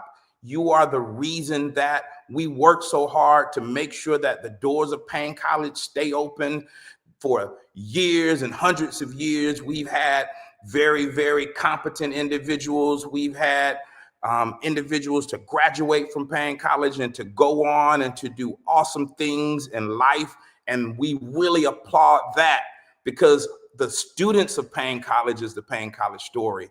When you look at some of our students that have been to Paine College, I think about one of the guys that I sent to Paine College years ago that's doing really, really well. And we're seeing them on television. We're seeing them touring with Ricky Smiley, Mr. Alton Walker. He's doing really, really well. And we see our very own, our Miss National UNCF this year. We have a Miss National UNCF. She's representing on the big screen for Paine College. We've had individuals to go on to play professional basketball overseas. We've had individuals to graduate from Paine College and to do awesome things. Our very own Mr. Ricky Oglesby, he's a councilman in the Smyrna area. And not only is he a councilman, that he's also opening up a new lounge and restaurant. Paine College students are doing awesome, awesome, awesome things when they graduate from Paine College. And then I'll tell you an experience I had this year that I just love. I love this experience so much. A friend of mine that attended Paine College and graduated from Paine College, Miss Tara Latanya Alphonse. This year, she sent her son to Paine College and he's playing basketball on the Paine College basketball team. So kudos at Paine College. We are one big family, one big family. And so we could spend a lot of time talking about Paine College and what the college went through and how the college almost was shut down. But we're going to spend this time talking about the things that we have done since that point to make sure that the doors of Paine College stay open. And we can't do any of that without you. You are the individuals that are watching this live. You're the individuals that we need to come and to give to Paine College, because on Giving Tuesday is a very, very, very special day for the college. We're looking not only for you to give, but we're also looking for some corporations to give. If there are individuals that are on this live, if you have people that are in your families that work at different corporations, if you have individuals that are CEOs, that are, if you're connected to anyone in the stardom space, we call it, we would love for you to contact those individuals, because Paine College has to be open for, I would say, at least 2,000 more years. That's what I'll say, Mr. Myers. We're gonna give it 2,000 more years. 2,000. The work that you guys are doing at Paine College today, man, will ensure that 2,000 years from now, as long as Jesus hadn't come back, Paine College doors will still be open. And so we encourage individuals to give, because it's very important to give to Paine College. Well, listen, Trustee Henderson, since the moment we've gotten here, you have been an advocate, and even before that, you were an advocate. But I can tell the way even your voice changed, once the president got here. And I know that you saw something there, and you touched on this, but I really want you to expound, because you've been here. You were a student when I got here. That's 25, 26 years ago. When we was on the yard. But you've seen the different leadership and those things, and you talk to people, and what even got you here, and we're gonna go to that in a moment as well. But like, tell me right now, tell me, and because I want people to understand why they need to hit the share, why they need to hit the give. What is different now? Like, what are you feeling? What are you hearing? What makes your energy different now to where we are at Paine College? All right, so I'm gonna tell you something, man. I was talking, Mike. I talked to some alumni when the president came to Atlanta, and I made this analogy, and I think this is probably the best analogy that I can make, especially for those individuals that are on here. We attended the HBCU, and the thing that happens at HBCUs is spades, right? And so when you play spades, you have to get more books than the person that you're playing. And the way that you get those books is you got to have some trump cards. You got to have some spades in your hand. If you don't have any spades in your hand, you can't win spades. You can sit at the spades table all day long, and if they don't deal you any spades, then you just sitting at the spades table playing cards. However, if you want to win, you got to have some spades. And I'll tell you, man, for the last 5 years prior to President McCorn coming, I'll just be honest, for maybe 10 years, man, we just kind of been at the spades table, and every now and then you'll get a hand and you'll play a hand, and every now and then you'll get a few spades, but it's not consistent, man. We have trump cards now, bro. We got the big joker. And if you're playing spades and you have the big joker, man, you can smile and you can talk trash a little bit. Then, man, if you playing spades and you look around and you got the big joker and the little joker, man, we got the big joker, we got Dr. McCorn, we got the little joker we wanted, we got Dr. Cranford. And then, man, when you start looking at it and then you look at your hand, you see, oh, man, I got a two of diamond. Wow, and I got a two of spade. Wow, and I got an ace of spade. Man, we gonna run 13. That's the way I feel about it now. I can talk a little bit of trash. Anybody that know J.R. Henderson, I like to run my mouth. And so I love now to boast about the leader that we have. I love to boast about the direction that the college is going to. And so when you're talking to individuals about giving to the college now, they're listening. When you Google Paine College and you see what you get when you Google Paine College, you see a lot of positive stories. You see a lot happening at Paine College that makes people want to be on board. And so I would say, man, more than anything, bro, that's why you see me change, man. You see me change because I have some spades in my hand. Listen. Let me tell you something that's real, and I'm glad that you say that. Since you're the trustee, you brought it up. Now I can say something. I had to be kind of quiet before, but now I can say something. For a long time, I'm an Augusta kid, and I keep saying that. For a long time, you Google Paine College, and it was nothing but bad news. Mm-hmm. I mean, let's just be real. Let's be real. We had some difficulties. Things happen. I understand that. We everybody in everybody's life, in all things, there's going to be things that come up and things happen. And for a long time, Trustee Henderson, listen, that's what we saw. Anytime you Google Paine College, that's what you saw. Mm-hmm. And it's unfortunate. It's a different ball game now. Definitely. I'm gonna tell you something too, it's Mike. It's a different ball game now. I agree, bro. I agree. It's a total different ball game. And I'll tell you something when we talk about Paine College now versus Paine College a few years ago. The thing about any organization, there's a book called Good to Great, and it talks about the difference between good organizations and great organizations, and it also talks about why organizations fail. And it says two things. It said that in order for an organization to be successful, you got to have the right people on the bus. And then it says you have to have what you call level 5 leadership. Now, the thing about the leadership at Paine College that I want everyone to know, I want everyone to understand this. At no time at Paine College during this transformation, I'll give you an example. Dr. Jones was our last president. God appointed Dr. Jones for a time such as that, right? So the work that God knew that Paine College needed to get done Only 5 she could years do it. ago, Only 5 she years could ago. do it. Yeah. Doctor, and see, I want to say, so Dr. McCorn couldn't have done the work that Dr. Jones did 5 years ago because Paine College wasn't ready for Dr. McCorn, right?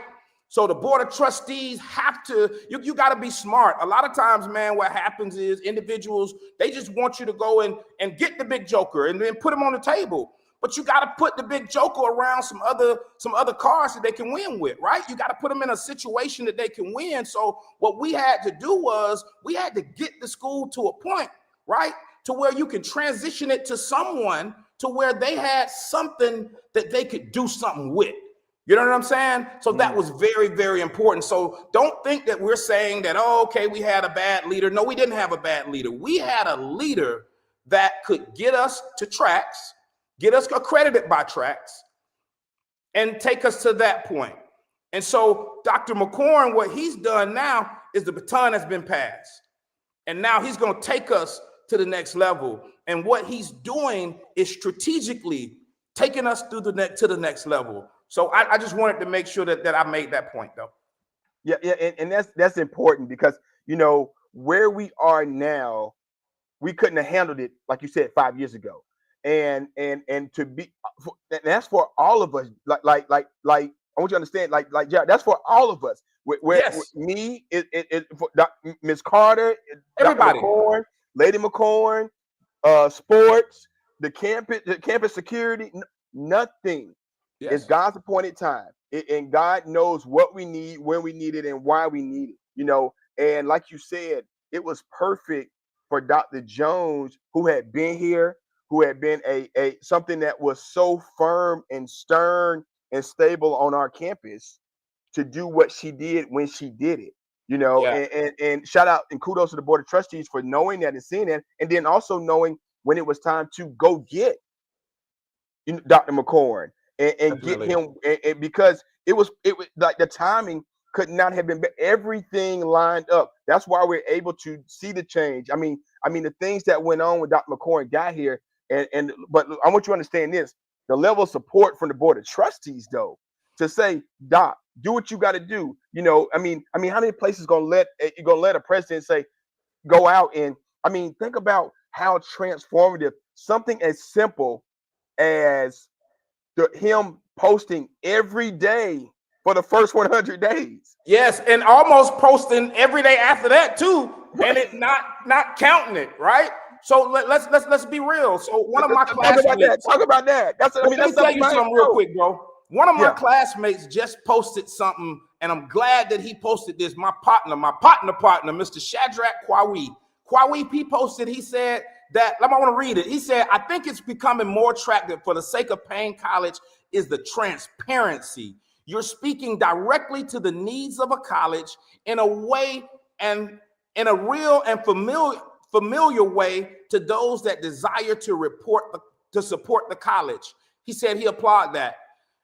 The level of transparency at Paine College today is second to none. It's second to none to see Dr. McCorn. He's going to post the things that he loves about Paine College, and he's going to post the things that he knows that needs work at Paine College. Right. And when it's not so good, he's going to tell you it's not so good. When it's awesome, he's going to tell you that it's awesome, and he's going to share. Man, and I want to say this also to just kind of to ease some thoughts. A lot of times people think about, okay, if I'm going to give to the college, what are they going to do with the money? What are they going to do with the money? What are they going to do with the money? We had our board of trustees meeting about a month and a half ago, and we got a detail of every single dollar and how it's been spent as it relates to the college. And it wasn't something that we requested offhand. It was something that we probably were going to request, but it was something that he gave us immediately. And so to ensure that we see that everything that's being spent on the college, every dime that's being spent on the college is going towards the college.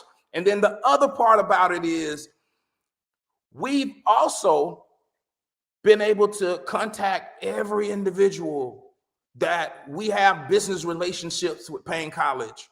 And we've been able to repair a lot of business relationships just because we communicate well. So kudos to Dr. McCorn, kudos to our finance department, kudos, because now we see where the money is going. And I'll tell everyone that's listening to this live, Paine College is fertile ground. If you sow on Paine College, you will reap the benefits. Promise you that. If you put a dime in the Paine College, God is going to honor that. And God is going to bless you 100-fold, 200-fold, 300-fold. I believe that, and I know that for a fact.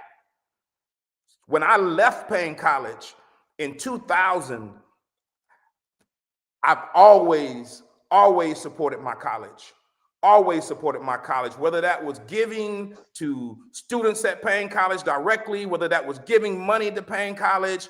And so now I'm at the end of my term of the Board of Trustees. And so we want to make sure that we have other alum that are ready, that stand ready, that are able to give, that are able to support the college. And I believe that with this new administration, we're going to easily make that happen. Yeah, you know, it's amazing that you brought that up, and I want to make sure I talk about that. We went from the 100 days to Dr. McCorn and how he has things out, and how, you know, like, that was such an important message that he talked about, you know, not just to you guys, but even to us, you know, as staff and at the leadership level up top. It's like, listen, we're not hiding things. We're talking about what we're doing. Understand, people are watching you, people are seeing what you're doing. So you're going to look a certain way, you're going to act a certain way. We're going to put things out. We're going to be a part of what's here. That's why you see the level of support at things like Henry, I want you to understand this, man.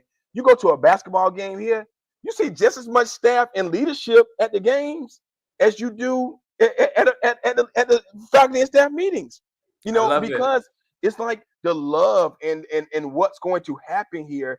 This place has just changed. There's air here. You can breathe here. This is, you know, it's like a walking O2 tank around this place, man. You know, and understanding that from a place of a level of just trying to survive. And people don't understand that. And I want you to talk about that for a moment, but like just trying to survive to where now we're asking for help so that we can continue to thrive. You know, like Henderson, jump on that for me, man. I need people to understand why it's so important that we give today. Okay, so for years, I would say for at least the past 10 to 12 years at Paine College, what we've done is we have been trying to keep the doors open. We've been trying to keep the doors open.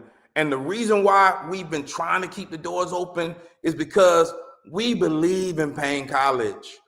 We know that Paine College has value. When you look at Augusta, Georgia, man, Augusta, Georgia, and you look at that education system and the school system in Richmond County, the school system in Richmond County is full of individuals that graduated from Paine College. When you look at all of those leaders that are in Paine College, that are in Augusta, Georgia, the leaders of Augusta, some of them graduated from Paine College. When you look at the principals, you look at the administration, you look at all of those individuals that are in Augusta, Augusta is Augusta because Paine College created leaders to lead Augusta. And so what we've done, as Mike said earlier, we've been trying to survive. And so now what's happened is we're to a place at Paine College where we know the path forward. We were trying to find a path forward. One of the things that we know the path forward, and the way that we know the path forward, we talked about those 100 days that Dr. McCorn, he actually posted on social media. But one of the other things that a lot of people don't know that happened during those 100 days as well, Dr. McCorn, he put together a committee of over 50 individuals. They were faculty, they were staff, they were alumni, they were community leaders, they were individuals that were stakeholders for Paine College. And he put together this committee, and this committee, during those 100 days, they wrote the strategic plan for Paine College.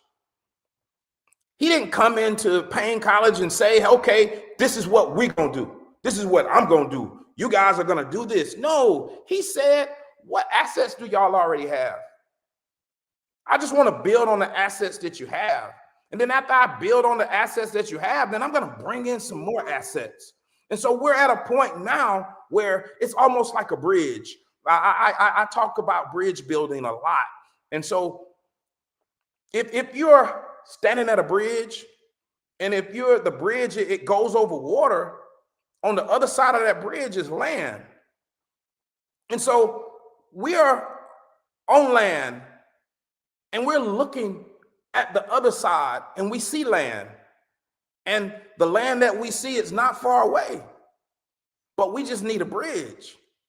And so what you guys are doing for us today, and what we're asking you to do, is to just help us get a bridge, because once we get across the land, will we still need you to give? Yes, we're going to need you to give forever. We wanted to develop the giving mentality at Paine College, and that's important. However, once we get across, then you think you've seen something. You ain't seen nothing yet. I'm gonna tell y'all think y'all seen Paine College do something. You think, okay, we went and we hired Dr. Cranford, and I applaud that. But you're gonna see many more hires. You're gonna see a lot happening at Paine College. You're gonna see some of these dormitories that we've talked about that need to be renovated or torn down and built back up. You're gonna see campus improvements. And not only that, you're gonna see an endowment that's gonna go out the roof. It is my belief that Paine College will establish a $100 million endowment in the next 10 years. But we can't do that. And that's just JR belief. We can't do that without you. And once we establish that endowment is just the start. And so if you help us get across this bridge, then we promise you that Paine College will be okay, because Paine College is in good hands.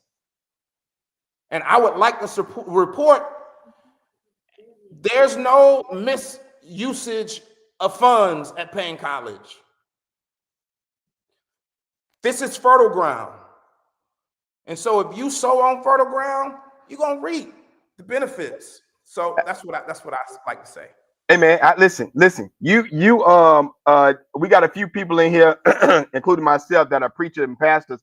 We getting ready to get you signed up so you can have your what his initial sermon, because Reverend Rock. Let's say Reverend Rock. Hey, I'll let y'all have that one, bro. You know something? I like to talk too much. I like that y'all don't, the pulpit don't want to hold me. Pulpit don't want to hold me. I'll be a cussing pastor. I'm sorry. But listen. You got to understand, but there's some things that you really said that people need to hear and then get it. Dr. McCorn just chimed in. Fertile ground. Like, listen, man. Get in on the front side of where we are. This is fertile ground. This is a place that it has first of all has always produced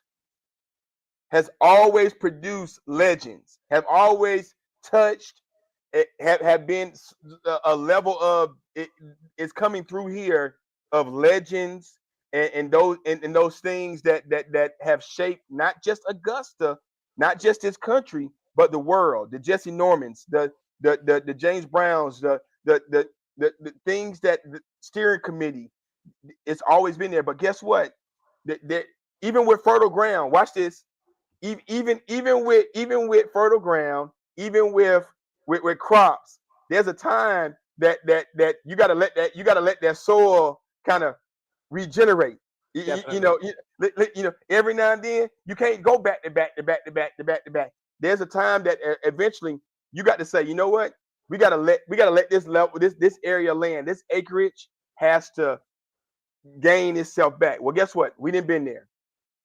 Now where we are, it's time to plant. So we had some time that guess what? Things were going on, and I heard Jamal Bryant talk about this the other week. It was like, it was bad. Things were going on, and they were kicking dirt on us, and they kept kicking dirt on us until they realized we were seeds. And here we are at the fertile time, the fertile ground. They kept kicking the dirt on us. They kept kicking the dirt on us. Well, guess what? We were seeds. Well, eventually, you start to pour in. You start to fertilize. You start to add some nutrition and some water. And guess what? Eventually, that seed's gonna break through that dirt, and that's where we are. And it's time to give. It's time to show that part. And before you get out of here, I need to get you with a couple more things, man. Talk to us about Paine College changing your life, how you got here, and then we're gonna get out of here because you've been preaching this whole time. Get the backstory to what's going on. So, how I got to Paine College, man, is awesome. Like it's man, it still blows my mind today because I grew up in foster care. Born in Grady Hospital, mother and father addicted to crack cocaine. So I spent a lot of time in foster care. When I was 13 years of age, I went to this statewide foster care conference, and the person that oversaw the conference, she told me, she said, "You're going to introduce the speaker." And I told her, "I'm not introducing the speaker." And she said, "Well, don't worry about it. If you don't introduce the speaker, you can go back to the group home." I wasn't going back to the group home. I was going to this conference because this conference had a lot of food. It had gifts. It had the girls. Everything was at the conference that I wanted to be at the conference. So I introduced this speaker. I introduced this guy, and this guy, he was in the House of Representatives for the state of Georgia. About 3 months later, the governor appointed this guy to be the director of DFACS for the state of Georgia. Just so happens, the same guy that he remembered me, and he remembered introducing this little boy in foster care. And so he brought me to his office, and we became really, really close, and he talked to me. I remember one day he was talking to me about college, and I had a scholarship to college, and he said, "Where are you going to college?" I was in the 11th grade, and I told him I was going to Morehouse, and he told me, "You're not going to Morehouse. You're going to Paine College." And I'm like, "Paine College? I'd never heard of Paine College." And he said, "Well, he went to Paine." And I said, "Well, if you went to Paine, I'm going to Paine too."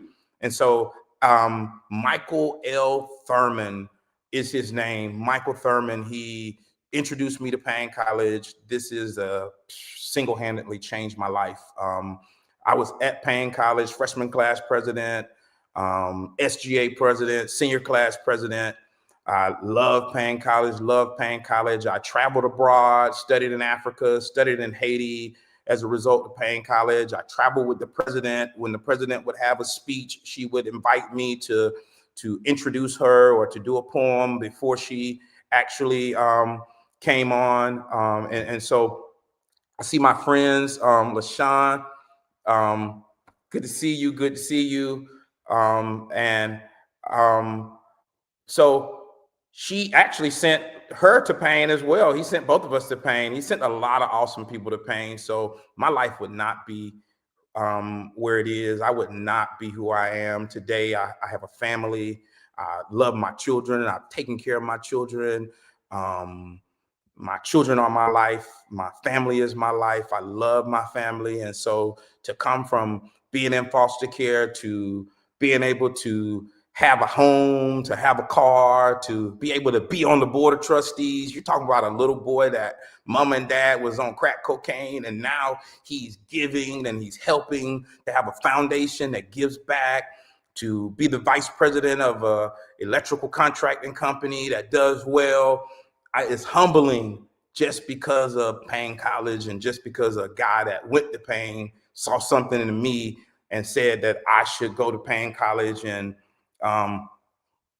to go to Paine College and to thrive. So, and that guy actually, this is a shameless plug. I'm sorry. I know this is Paine College Giving Tuesday, but that guy is Michael Thurman. He's on the board of trustees. He's also running for governor for the state of Georgia. Okay, so My daddy running I for let you. governor. I would have never thought in a million years that I can say, little boy grew up in foster care, mama and daddy on crack cocaine. My daddy is running for governor.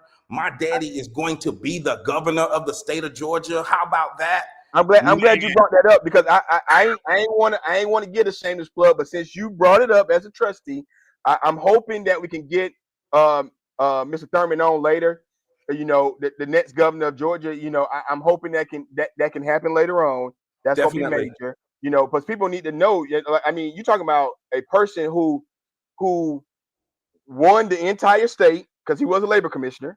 You talk about somebody who changed a whole county school system around in DeKalb, changed the whole county around in DeKalb, changed the whole state around. Like now he's running for governor. Who is a Paine College alum? A guy who is still one of the most powerful and influential people in the entire state of Georgia, and actually in the United States, and he is a Paine College alum who people like know. Who you gonna see on the yard, you know, for homecoming. You know that guy. And I'm hoping he can get on later. You know, his schedule is crazy because he is everywhere right now. Every day, everywhere. Yes. Every day, everywhere. You know, I get those messages. Hey, Mike, make sure you tell President Mike. Hey, I try to get, like, it's because he's gone. He's constantly, and I, it's just the fact that to know him though, like to just like you said. I mean, like you talk about him being your goddaddy, but like me, I know him. People at Paine College know him. You know, like they and he knows them. You know, and his love for Augusta and what Paine College meant to him. You know, is just through the roof, man. But what you about to say? But before I leave, man, I want to say this too. I don't want to. Take your time, man. I'm good. So there are a few people, man. I want to just give you guys give you your flowers. D. Holt, give you your flowers, my brother. You stand ready to support Paine College. I need alumni to support Paine College like D. Holt support Paine College. 10 toes down, constantly. Love that brother. Love that brother. I'm gonna give some flowers to my dog, Ralph Terrell. Ralph, a lot of people don't know this. Ralph has actually found money for Paine College over the years. Ralph has actually, let me tell this. I think I said it on Facebook once, but Ralph has found about $100,000 for Paine College that Paine College didn't even know that was coming to them. And so he taught me how to find money for Paine. And then I helped Paine find money, but Ralph is the reason that during times where we needed money, he found money. And I applaud also every single faculty member that's at Paine College. Paine College would not be Paine College if it was not for your sacrifices. Every person on the staff, I applaud you. My girl, Helene Carter, Miss Carter, I applaud you. You've been there with us. For those individuals that have been there with us throughout this time, I really applaud you. And the spirit that you have is the spirit that we want everyone else to have. And I close with this. I'm going to paraphrase it. There's a scripture in the Bible where God, he's talking to Peter and he's establishing the church. And he says, thou art Peter upon this rock. I would say, thou art Lester. Upon this rock, you build the church. Don't get it twisted. Paine College is a church. See, God was really smart when he created Paine College. It's a school, but it's the church. Upon that rock,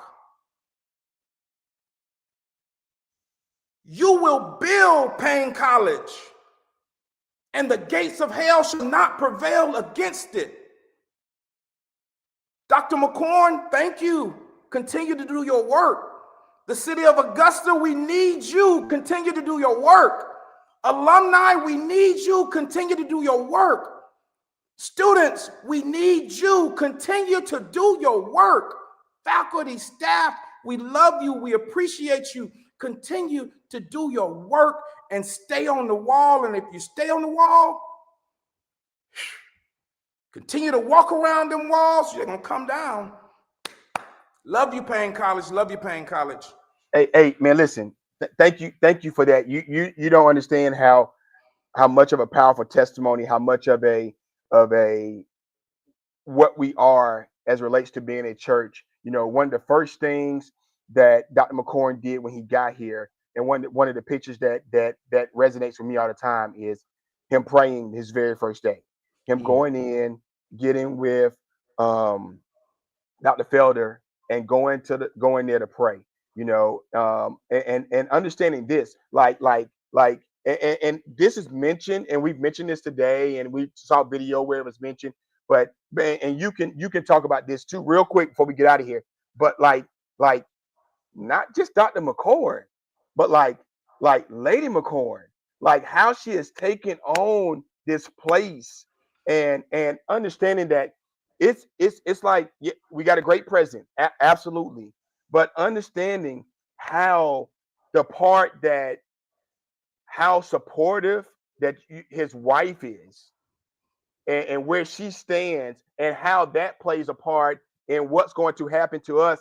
And we talk about our success, but guess what? Let's talk about our blessing.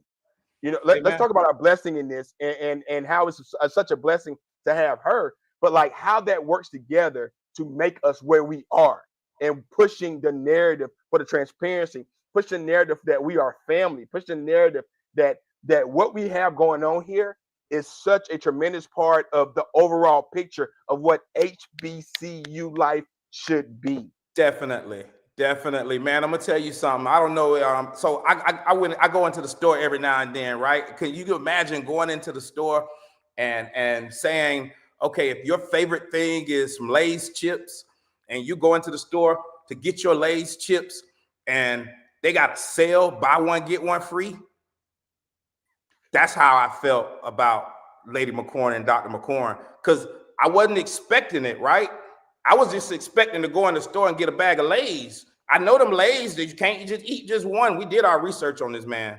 We knew this man had integrity. So this is not a circumstantial that we just brought Dr. McCorn to Paine College, and Dr. McCorn was just so happened to be what Paine College needed. No, there was a lot of work, a lot of money put into finding this man, to making sure that this man was the right person and the right fit for Paine College.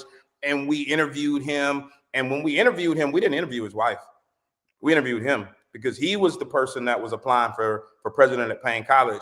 But when he came there that first day, you talked about that first day he came there and he prayed. And I remember Dr.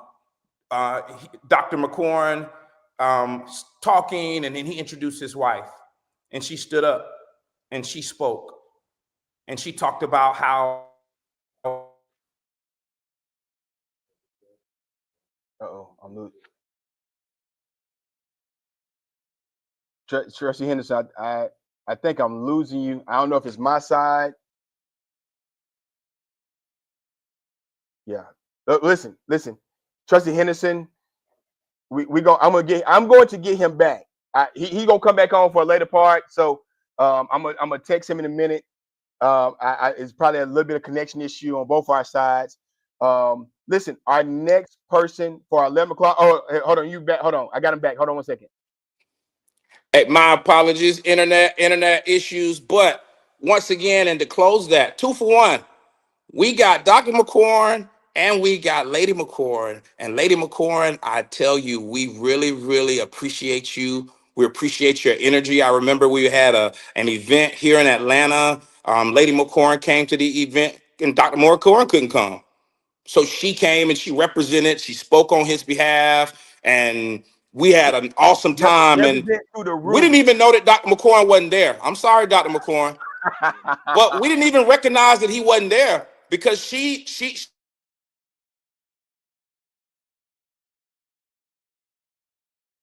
Doc, you better watch out, man. You better watch out. Listen. We got two Listen. presidents. I'm gonna text you so we can get you on later on. Before we close out this afternoon, about 2ish or so. But so stand by for that. I know you got a busy day, but I know you'll squeeze me in somehow. But Definitely. hey, I trust you, Henderson. I appreciate you so much. Thank you for everything. Continue to pray for us. Continue to share this. Continue to share this live. Continue to share with other people, and let's get people giving today. It's important that everybody gives today. Thank you so much. Thank you so much. Mike, thank you, Mike. Thank you for the work that you're doing as well, my brother. I see you. I see you. I see your commitment. I see your dedication, bro. And I see every second how you're working for Paine College and how you're loyal and dedicated to the work and the vision of Dr. McCorn. So I applaud that as well, my brother. Thank you. You have an awesome day. Appreciate it. All It means right. a lot to me, brother. Appreciate things. Listen, we are excited. My next guest is here. You don't understand how I'm excited about him and talking about what he's going to do. He's a very old man. Wait a minute. Oh, wait, I can say that because he's known me my whole life. He's known me my whole life. So he's a very old man. If you know me my whole life, that means you were here before I was here. So I'm excited to get him on. Real quick, we got a message from Dr. McCorn. I want to make sure we get that out. And Jeremy's going to get that rolling. But right after that message, my special guest is in the house, and I'm excited to have him on to talk about what he's doing for Paine College and how you can help with that. Greetings, family. This is Dr. McCorn. Happy Giving Day. I want to thank you for joining us. This is an exciting day for Paine College, and it's an opportunity for you to join in the movement towards transformation, the Transformation Campaign. I want to thank you for tuning in and thank you for the support that you've given in the past. And I want to thank you in advance for what you're going to do today on the day of giving. Today, you'll hear a lot of good news about Paine College. You'll hear from our students. You'll hear from our alumni. You'll hear from our friends about why it's a good thing to invest in Paine College. You'll hear about the progress that we've made and some of the challenges that we're facing. But we believe that our best days ahead of us as we close out 2025 strong. But we need your help. We need your support. So share the link with all of your friends, Facebook, Instagram, the webpage, paine.edu, and make sure you click and give and encourage your friends to do the same. Be with us all day long. You'll be able to check in with us at different points and get a lot of good information about Transformation Campaign. Thanks again for your support. God bless you.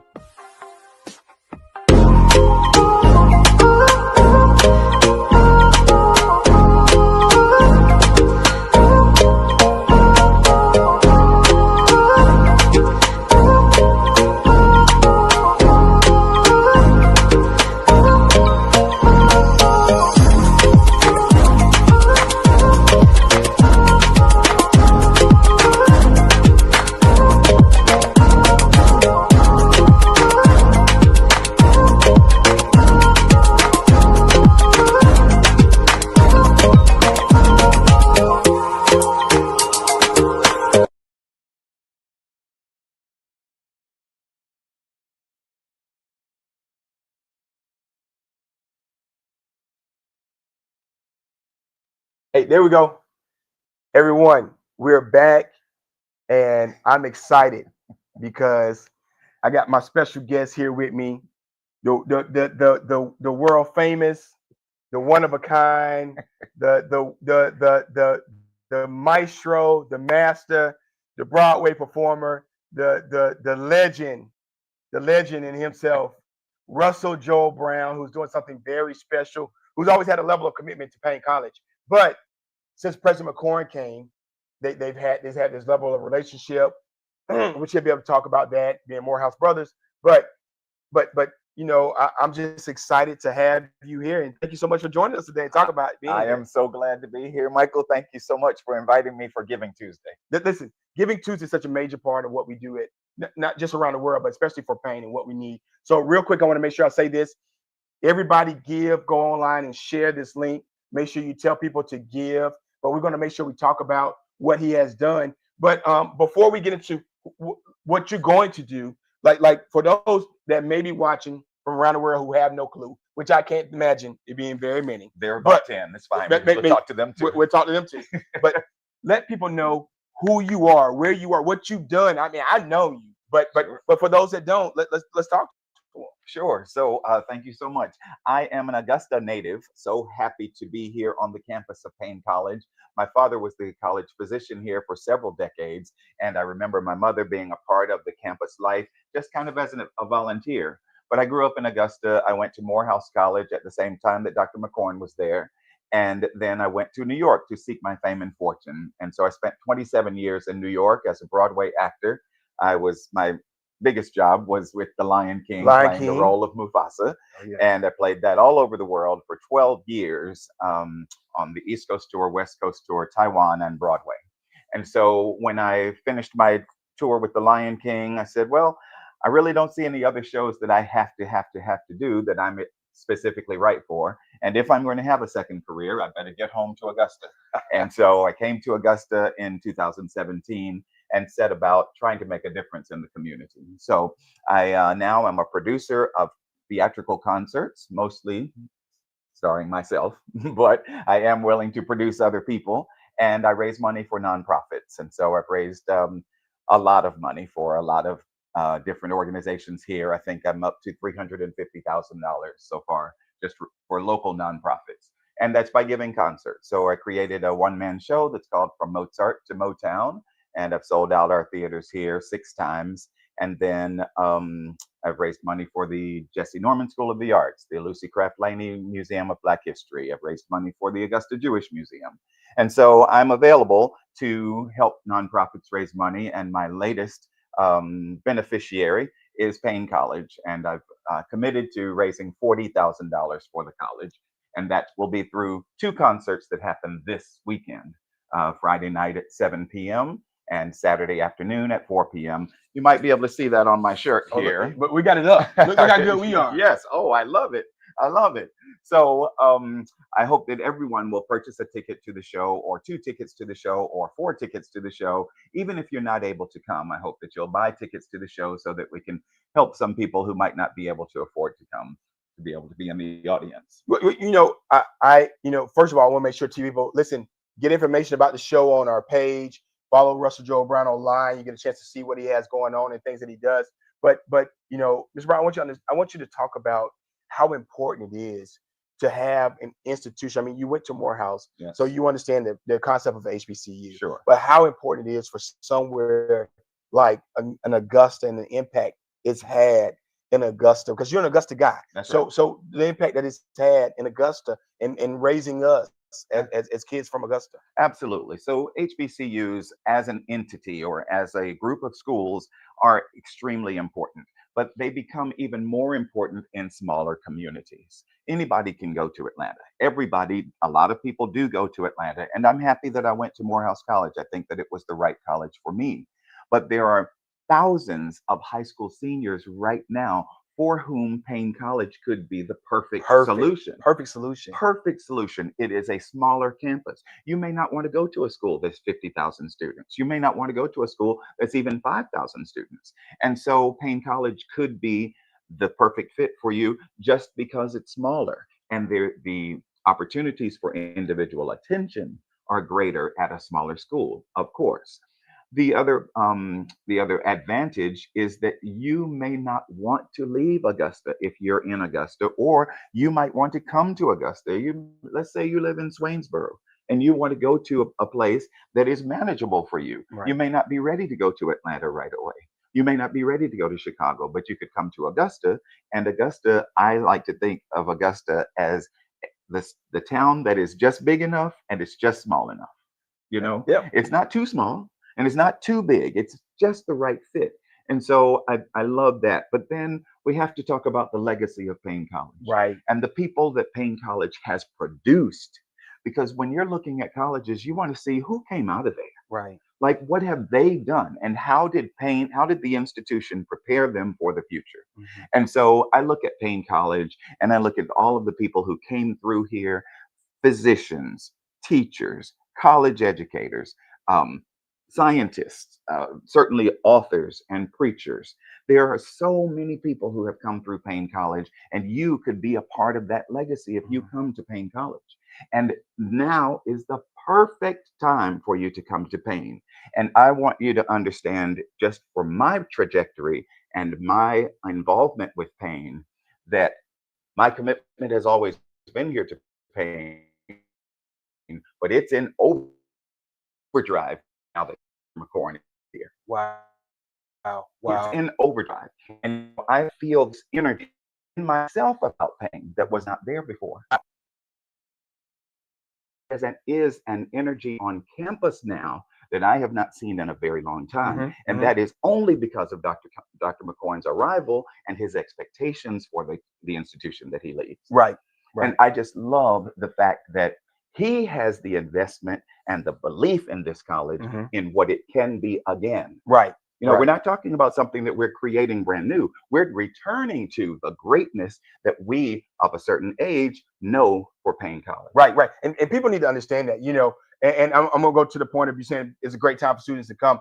But I mean, we can remember when thousands of students were on campus trying to Absolutely. find housing, having to Absolutely. stay with other CMEs and UMCs around the city because there was no housing. There was Like no you, housing. you had to find somewhere for them to go. That's right. And understanding the legacy that I can remember as a public school student here, Mhm. where you know 90% of my teachers were Paine College graduates. Yes, yes.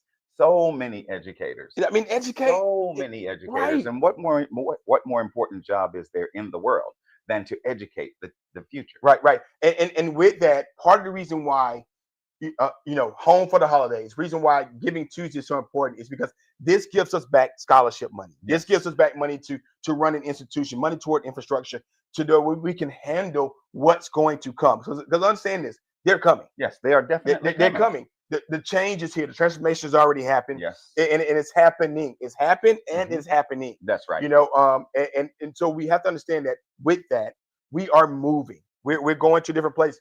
Things like this, where the home for the holidays, not to sound, I don't want to sound repressive, but I want you to understand this was something that people would have been standoffish about before. Yes. You for know, sure. but where we are now, we're Mhm. moving this place forward. We're moving Paine College forward with the level of transformation that's happening and going to happen. Mhm. We're opened up to ideas, and part of the reason why you saw this as something that we needed to do or something that would be helpful Yes. for Paine College, and now it's changing. That's Now, right. This place has changed. That's We're right. in a different place, and you, like you said, you've seen that. I have seen it. I've seen it. And this is the other thing. Dr. McCorn and I have had plenty of conversations about the performing arts and about the arts in general. I came from Augusta and I made it to the top in the world of the theater. My sister Karen Brown grew up in Augusta and made it to the top as a ballerina. And so I can talk intelligently about what does it take to get to the top in the arts. Mhm. But more important than that is that the arts need to be accessible to everyone. And so at Paine College, our students need to have access to the highest level of art that we can afford. Right. And so when Dr. McCorn and I were talking about his vision for a performing arts center, his vision for offering majors in the arts, then now when I say, Dr. McCorn, I want to do a fundraiser for the school. And what I know how to do is produce concerts. I know how to program concerts. I know how to present concerts. Then when I sit down to design Home for the Holidays, I have to look to the future.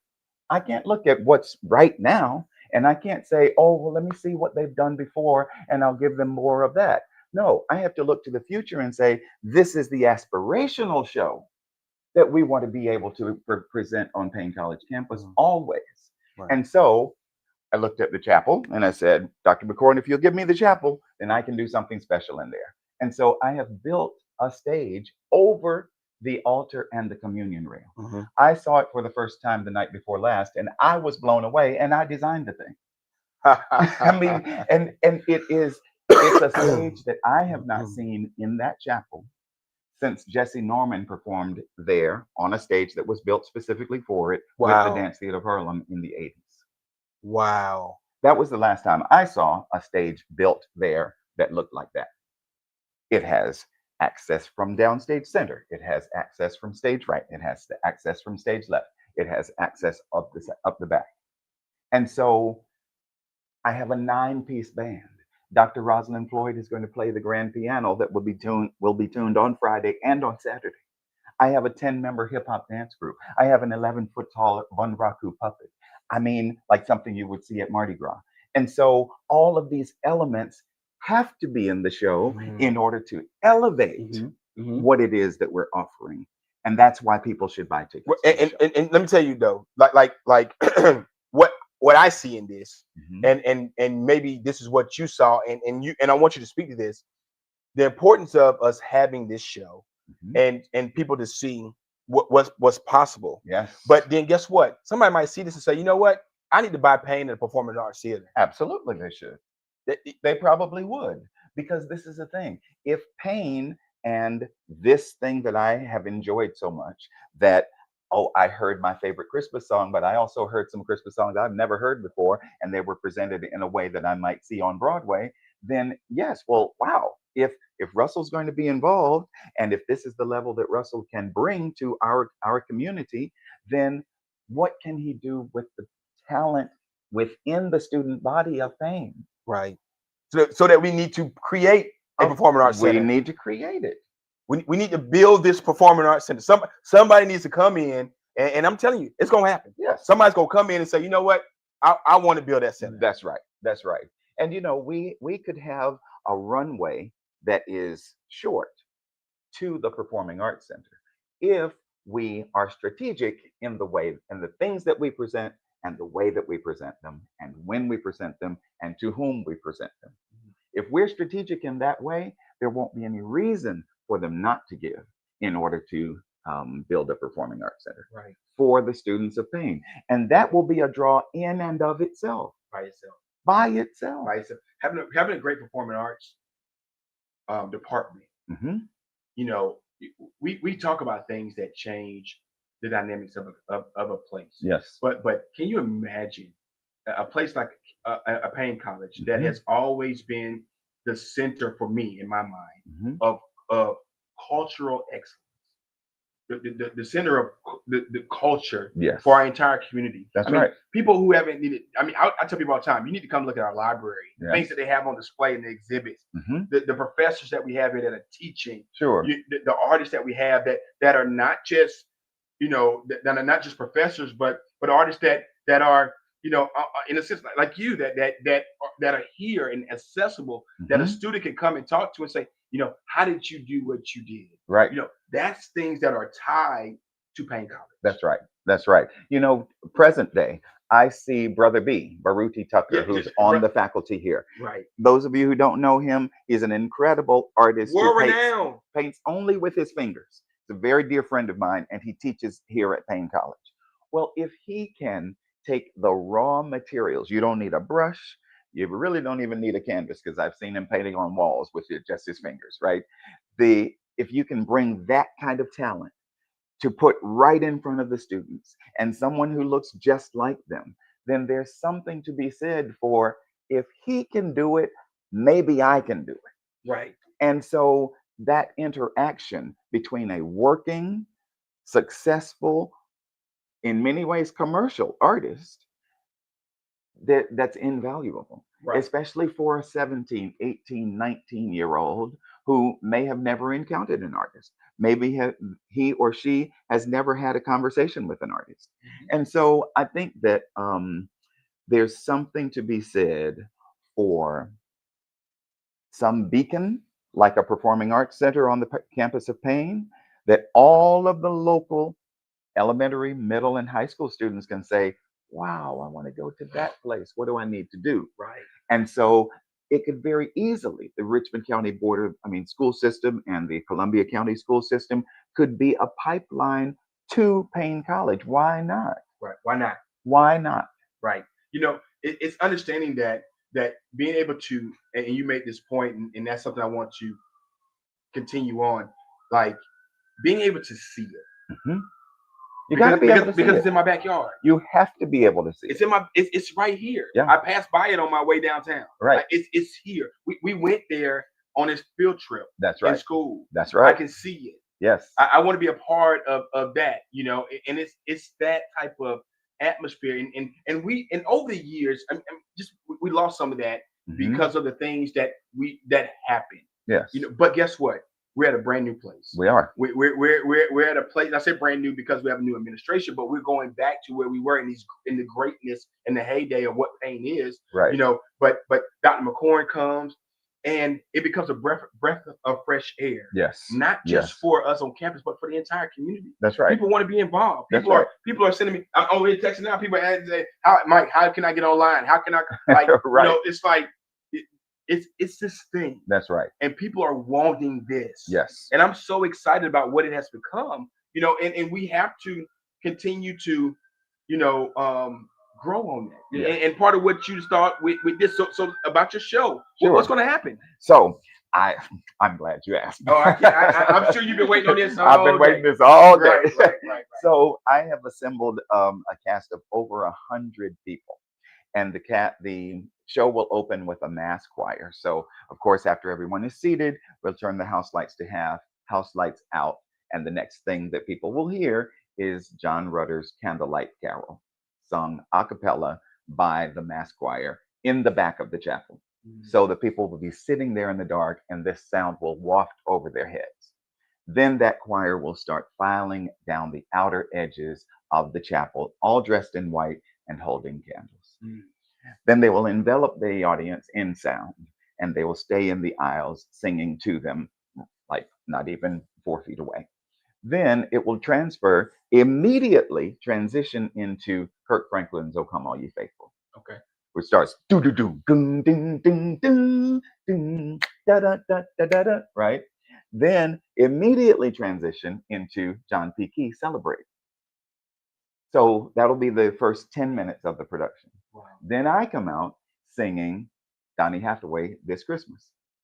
Then after I finish that, I'll sing this beautiful Christmas carol that was written for Jessie Norman. It's called "This Christmas Tide," and the subtitle is "Jessie's Carol." So it was written specifically for her. I have some members of the Augusta Choral Society and a few community members who'll sing background for me with that. Then I have Louis Armstrong. I have Luther Vandross. I have Gregory Porter. I have the Jackson 5 Christmas album. I mean, you name it, it's in this show. It's in this show. It's in the show. Wow. So, and then like one of the centerpieces is a Christmas carol that was written by a friend of mine from The Lion King. So nobody in Augusta has heard it before. I mean, it's gorgeous. It's called "Precious Boy." And so I have designed a whole production number around that. So of a manger scene. So instead of 3 wise men, we have 6 cultural representatives from around the world, dressed in their traditional garb, who are traveling to the manger from all over the chapel. It's the most stunning thing that you've ever seen. And then there are 8 angels up on the up on the deck of the stage, but then the manger is below. And so these angels are hovering above Mary and Joseph, singing to the baby, "Precious Boy." So many things I want to say to you, so many things I want to give to you. You are the one who will change the world. It's so hard to believe because you're just a babe to me. Tell me, how am I to take this? Love beyond compare, that's what it is. I cannot explain the joy you bring to me. You are my precious boy. In you, the world will see that you are who we need. We'll worship you, we'll adore you, and know that you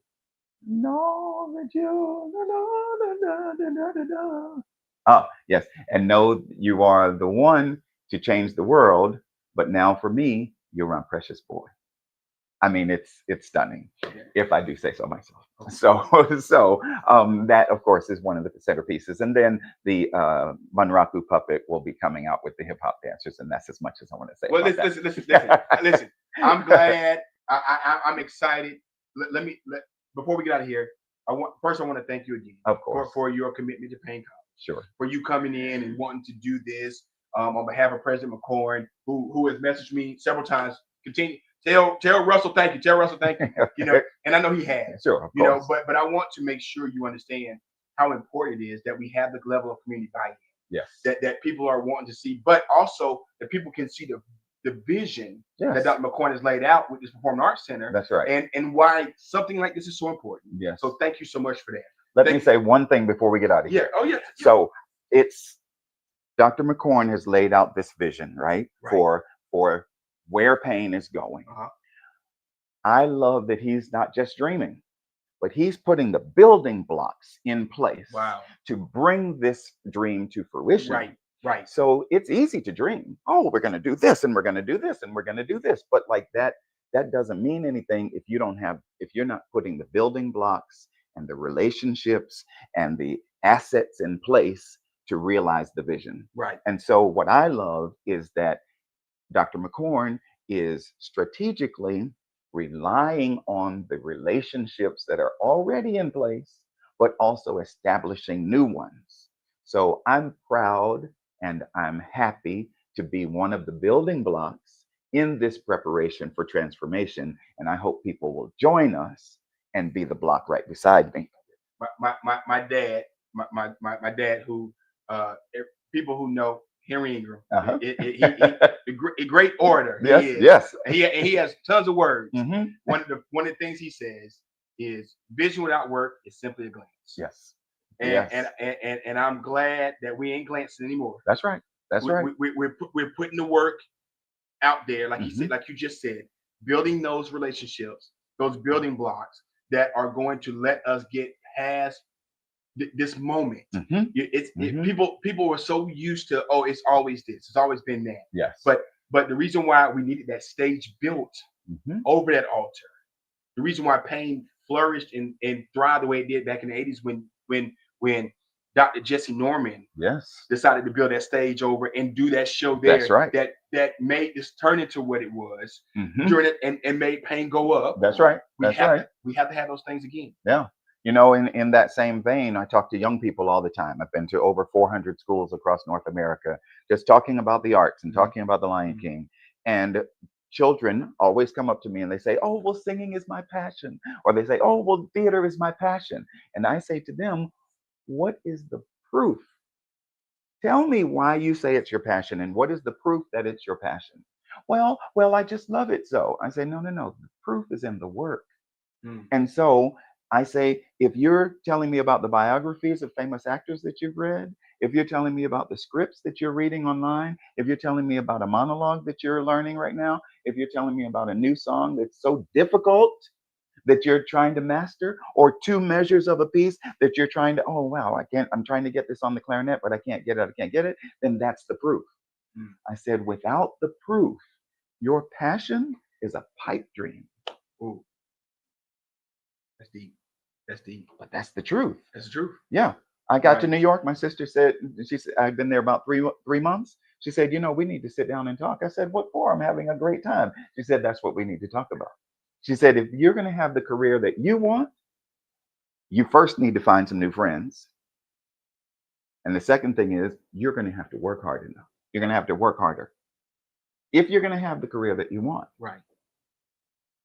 I thank God that she sat me down and said that. Wow. Because I would not have had the career if she had not. I would have been, oh, well, this is fun, and I'm going to auditions. That's nothing at all. That's nothing. And I want you. Like I said, I've known you forever. Sure. I called you in New York. Yes. And I want to see Lion King. No problem. You're right. And no problem. Right. But I want you to understand, like, having that relationship is so important. Yes. Being able to know the people that can get you those types of things, which is so major. But just knowing that there's a level of commitment, because we are from the same hometown. We Yes. support the same things like this Paine That's College right. and where we are. Before I get you out of here, tell people again how they can get to you, how they can get to home for the holidays, and how important it is to get a Paine. Absolutely. So you can get to me very easily. RussellJoelBrown.com. That's Russell with 2 S's and 2 L's, JOEL, and Brown just like the color.com. You can reach me there. There's a tickets tab there where you can buy tickets to the show. Russell Joel Brown, Home for the Holidays at Paine College. Also, you can go to the Paine College website where you can purchase tickets to the show, but you can also give for Giving Tuesday. I gave for Giving Tuesday. I hope that you will too.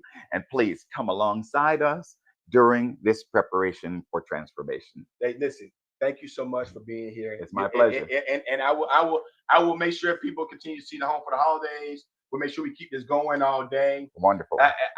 You don't understand. This is thank you so much. This means It's a lot. my pleasure. I'm glad that we're home for the holidays. Early day, we were talking about we just talked about a minute ago, the steering committee. Oh, yes. We were talking about how important that was, how Paine College was such a civil rights threshold. This place led threshold. Jeremy's queuing up that video. Are we good on that? Well, listen. Thank you again. Thank you. And we're gonna watch some of the steering committee, and then we're gonna get into our 12 o'clock hour. We got more guests. I got the VP of Institutional Advancement. He's in. We're gonna talk about what's going on and how giving changes Paine College. Home for the holidays. Russell Joel Brown. Thanks so much. Thank you. Let's get that steering committee video going. Come on, everybody. Clap your hands. That's easy enough. Oh, you're looking good. I'm going to sing my song. It won't take long. We're going to do the twist, and it goes like this. Come on, let's twist again. Like we did last summer. I think Mr. Nixon is an effective leader of his party. Hope he would grant me the same. The question before us is, which point of view and which party do we want to lead the United States?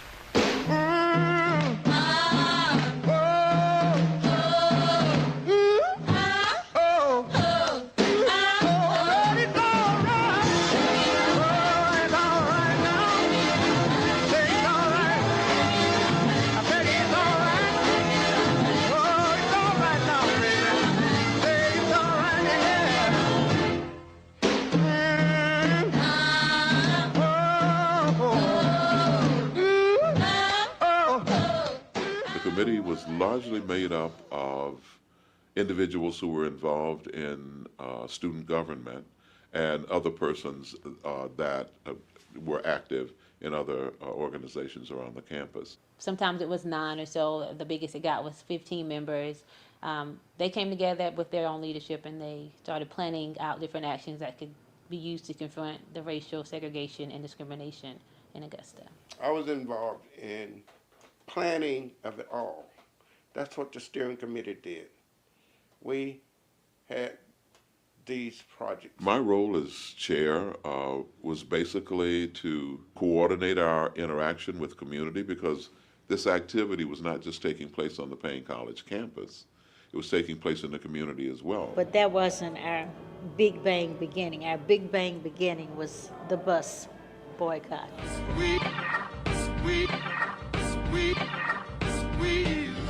Don't tease her, never leave her.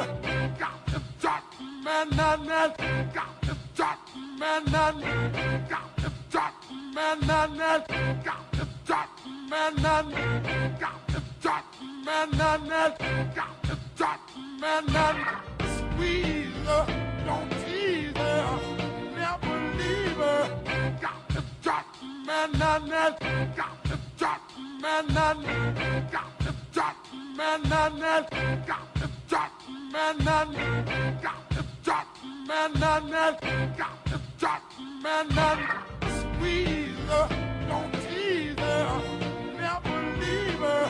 Got to talk, man, Because black folk would not be accommodated in the same way as whites at that event, we decided to ask Ray Charles not to perform, not to do it, not to continue to support these segregated practices.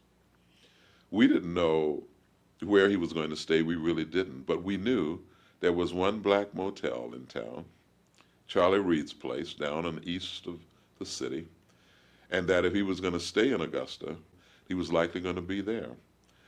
We didn't visit there. What we did, in fact, was send them a telegram, just assuming that that's where you got to be. You don't have to tell us that you're there. And we asked him not to perform. And the rest is history. He did.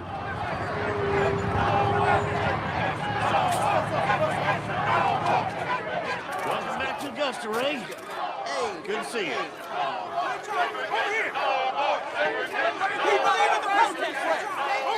Get out of here, man.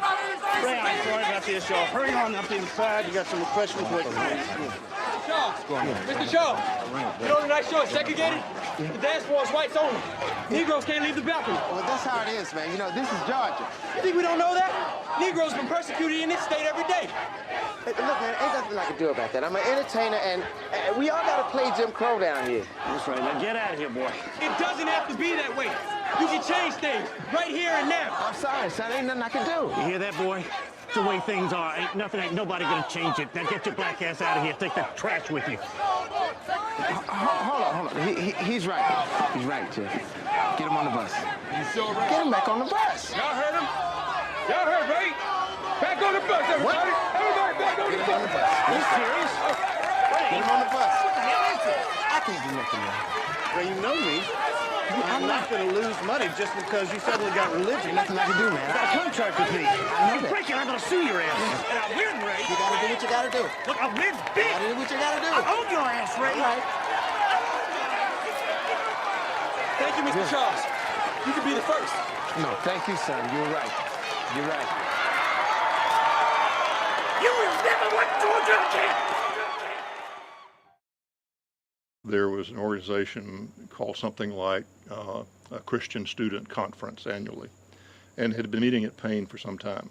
Paine College was virtually the only place where this was happening, where black and white students came together for an annual conference where white students lived in the dorm of black students at Paine. They ate in the same dining hall, that kind of thing. And a group of us from Mercer had gone the year before, and it had nothing to do with desegregation or integration or race at all. It just happened to be an interracial meeting and had to do with, again, students with a Christian background and how they were dealing with life at that point in time. We went back to the meeting the next year, and that's when things were happening in 1960. On that particular year, on that weekend, when we had many white students on campus, and all of us cooperatively doing kinds of services and so forth that one has during that week. At Augusta, it was the first time that I had ever associated with black kids my age, and we were all students, and it was all extremely exciting. Everybody there seemed so smart, so articulate, seemed to know what they were all doing. Because of the events at the time, the desegregation efforts became a part of the weekend. And we learned that they were doing a demonstration, and we asked if we could participate. We decided to incorporate those students in the demonstration. It was on a Saturday, I will not forget, to the consternation of their parents. By Saturday evening, I think many parents had come to pick up their kids and get them off campus. We took part in the training, actually, and I was very impressed with this because we spent about 2 hours going over the do's and don'ts of these demonstrations. The first thing we had to do was to prepare ourselves, and we did prepare ourselves to be nonviolent and be prepared to go to jail. And so and you did that before any of the demonstrations. The one that sticks in my mind because of its pertinence to what happened later was that when we went downtown, we had nothing in our pockets. You didn't need to have any objects on you that suggested that you could be a purveyor of violence. And you took a toothbrush and maybe nothing much more than that. They had very strict rules to go by, the nonviolent approach of not responding to people, even if you were hit or spat on or whatever. We would slap each other, spit on each other, call each other every kind of bitch and son of a bitch. And people that flared up, the people that looked like they could not take it, that they would react and be violent, weren't allowed to go. If individuals were identified who felt they could not adhere to the principles of nonviolence. Those individuals were advised not to participate. So sometimes they had to leave me at home. Right. If they felt they couldn't control themselves, because the control of what we were doing was important to achieving our goals. And the general purpose of nonviolence is to create the atmosphere in which social injustice can be removed and yet done in such a fashion that people will continue to live side by side as genuine neighbors. We had the philosophical training, we had the practical role-playing training. They were extremely well organized. They knew what they were doing, they knew what they wanted us to do. There were people around the corner in cars ready to take us back. You know, everything seemed really organized. Downtown Augusta was a very vibrant place. The weekends were one of the most active shopping times of the week. Because it was Masters Weekend, it was particularly crowded that day. There were no outlying shopping centers or anything like that back then, so everything was downtown. H.L. Green's was a 5 and dime store on the corner of Broad Street, which was our major street downtown, and 9th Street. We didn't have fast food restaurants. That's why drugstores were so important. That was essentially the fast food place to eat. Black people usually had to stand at the end of the counter and get their food and take it outside and eat it on the street. And only white people could sit down and eat. So what we were trying to do was break that barrier to say that if a Paine student can buy toothpaste over in this aisle, then they can sit on this counter and eat their hot dog. And we would march from the campus to downtown Augusta if we were going to demonstrate and have sit-ins. As we walked in, the lunch counter was on the left side of the building. Retail items were on tables. At first I didn't feel a lot of hostility, but we learned later that just around the corner from H.L. Green's was a barber shop where the Ku Klux Klan members hung out. And they were hanging out, and as soon as they figured out what we were doing, they started coming by and saying just really, really awful things. And we walked in and sat at the counter, the lunch counter, and ordered a cup of coffee. And that's when things began to happen. Cecil, a white man, seated right beside the black leader of the Paine group. And they seemed to pick him out for some really hostile comments. In fact, of course, he's the one they were trying to stab. 3 or 4 of these guys hung around the end of the counter by the door, the entrance to the store. This guy kept walking back, and he would stop when he got to me, and he'd say, "We're going to get you. Later, we're going to take care of you." We got frightened.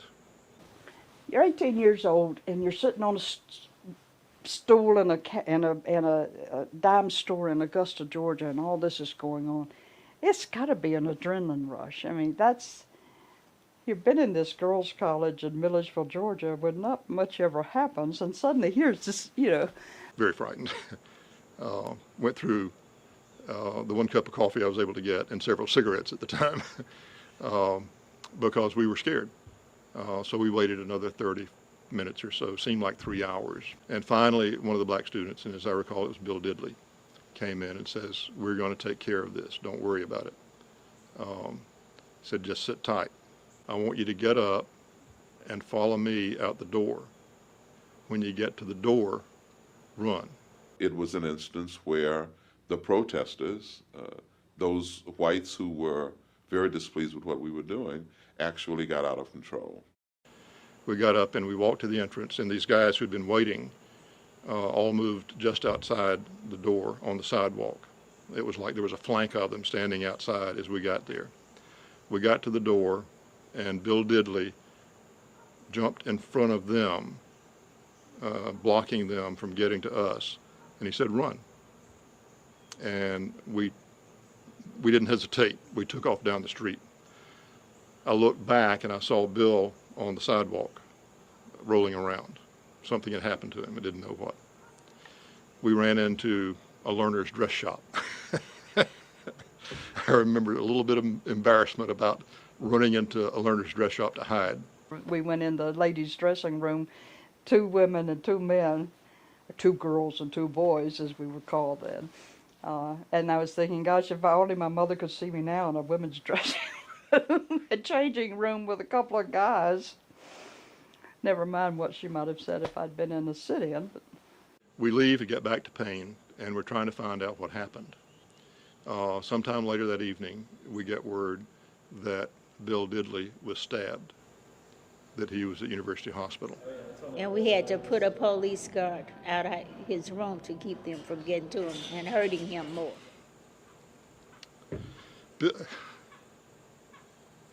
Those guys were looking for me, and Bill Diddley saved my life, and he almost lost his. He was stabbed with a knife that we assumed later had some contamination on it. That's what we heard Saturday night, so that's where we were. The next morning, we learned that he was stable, doing a bit better. Next morning, we went to a big Black Baptist church, and it was my first mass meeting. It was quite emotional. They were doing a prayer service and having acknowledgments of what had happened the day before. And they asked me to speak for the Mercer students. And I remember they were thanking us for taking the risks that we did to do that. And I remember telling them that we had come into Augusta from out of town, and we were going out of Augusta back to Macon. But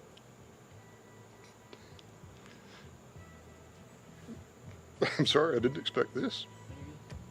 But that they had to stay and live with these conditions. And in my book, they are the ones with the courage.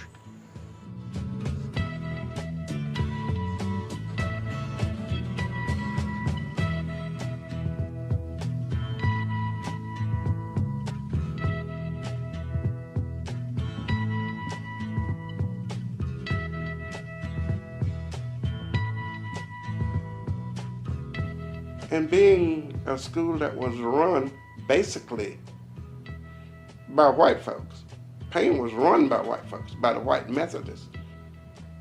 They could have shut off funding, and they didn't. Dr. Calhoun was a very unique individual, again, of high principles. He never, ever tried to stop what we were doing. And in his public pronouncements and in the things that he wrote, he always supported. I just know that people are people, and they are good people, and they are bad people, and that has nothing to do with color at all, at all.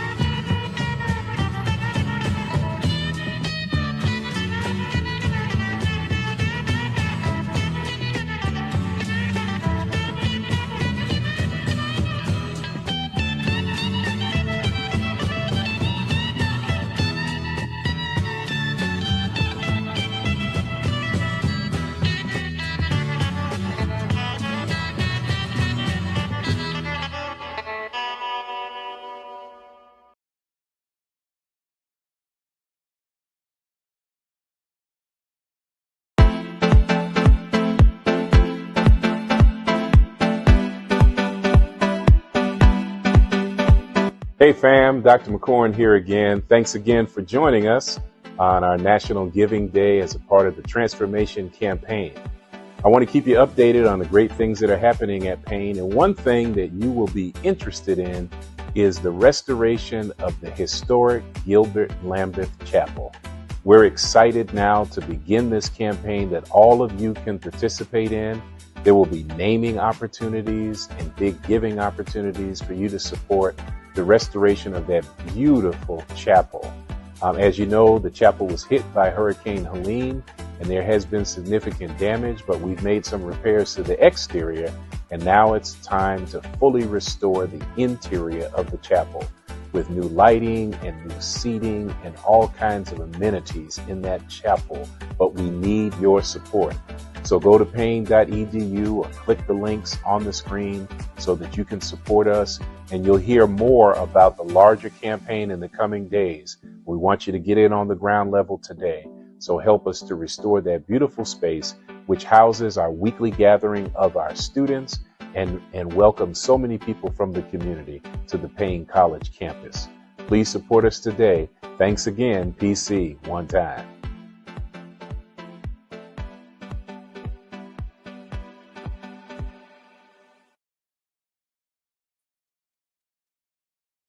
Hey, I'm back.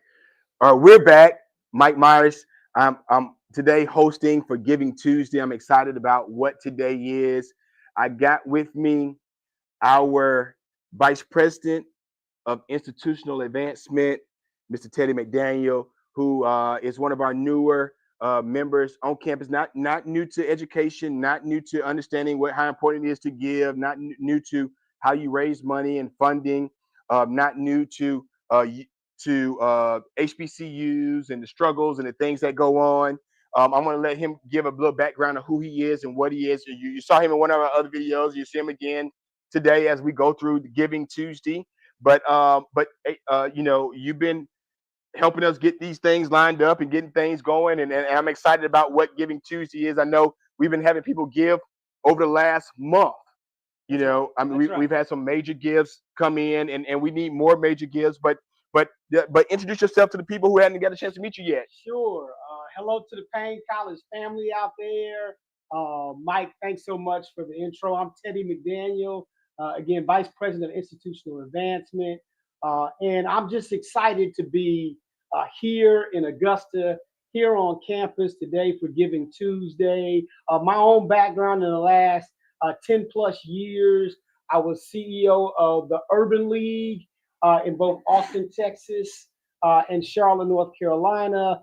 I worked for Talladega College for a year and a half as a special assistant to the president, and been a part of multiple fundraising initiatives at all of these institutions. And I'm just excited about joining the team, but also helping Dr. McCorn and the students and faculty and staff in really putting the building blocks in place for giving to Paine College. You all hear all the time about preparation for transformation. Well, it's underway. It really is. And I said to a group a month or so ago, we're preparing for transformation for the students. We're preparing for a capital campaign. We're preparing to take some steps back towards the traditions of Paine College. I heard you talk about that earlier. Right. But then enact a new vision for the campus. There's some physical needs on the campus that are critical for our student population. Some innovative new academic programs. You'll hear about that today. And then I just want to say hello again to the alumni of the school. I happen to be a third generation graduate of Morehouse College. And I know how important small private HBCUs are to their local communities, to their students, to their alumni, and to the Painites out there, whether you finished in the 60s or the 70s or the 80s, or I know there's a 40 under 40 group. I want you to know I'm going to be your champion. I'm going to be a person who's accessible to you. I'm here. I can be reached at tmcdaniel@paine.edu. Please reach out to me via email. And I'm just excited. I'm excited because we're getting towards the end of the year. 2025 has had a lot of challenges, but challenges mean you also have opportunities. That's right. That's right. That's what it means. That's right. And now we're going to take advantage, and have been for the last 30 days, on giving to Paine College. So thanks a lot for the intro, and just really, really excited to encourage people. Giving Tuesday is so important, and you can speak to the importance of number one, make sure everybody that's watching share this link. Hit share, send it to a group, send it to people, like like send it in a message to other people, because understanding the shares help us show what we're doing. So the comments, make sure you comment, say hello, speak to somebody, just do anything to help with the engagement. All these things matter. Let your friends know you got next. After you give, encourage them yourself directly. People give to people. That's what it is about. So, and with that being said, that's what's getting ready to get. Explain the importance of making sure that alumni and the sheer amount of people that are giving. It's important that alumni give. That's right. Why is that important? Why do people why do they need to see that? Well, so let's talk about the layers of fundraising. Mhm. Okay. Today, in the last 30 days, we have been encouraging the base layer, right? Alumni, folks who have given for years. We want you to maintain that. We want you to elevate it. But we're also looking at major gifts. We're also going to look at transformational gifts, and eventually a capital campaign. And we'll be going to foundations. We'll be going to corporations. We'll be expanding the donor base here. But if you don't have 100% of your core giving groups, like alumni or the board or the students and the faculty, then the larger organizations look at you a little different. And what we're doing is we're going to be innovative about it. You've got links in front of you, but make yourself count. It is so critical.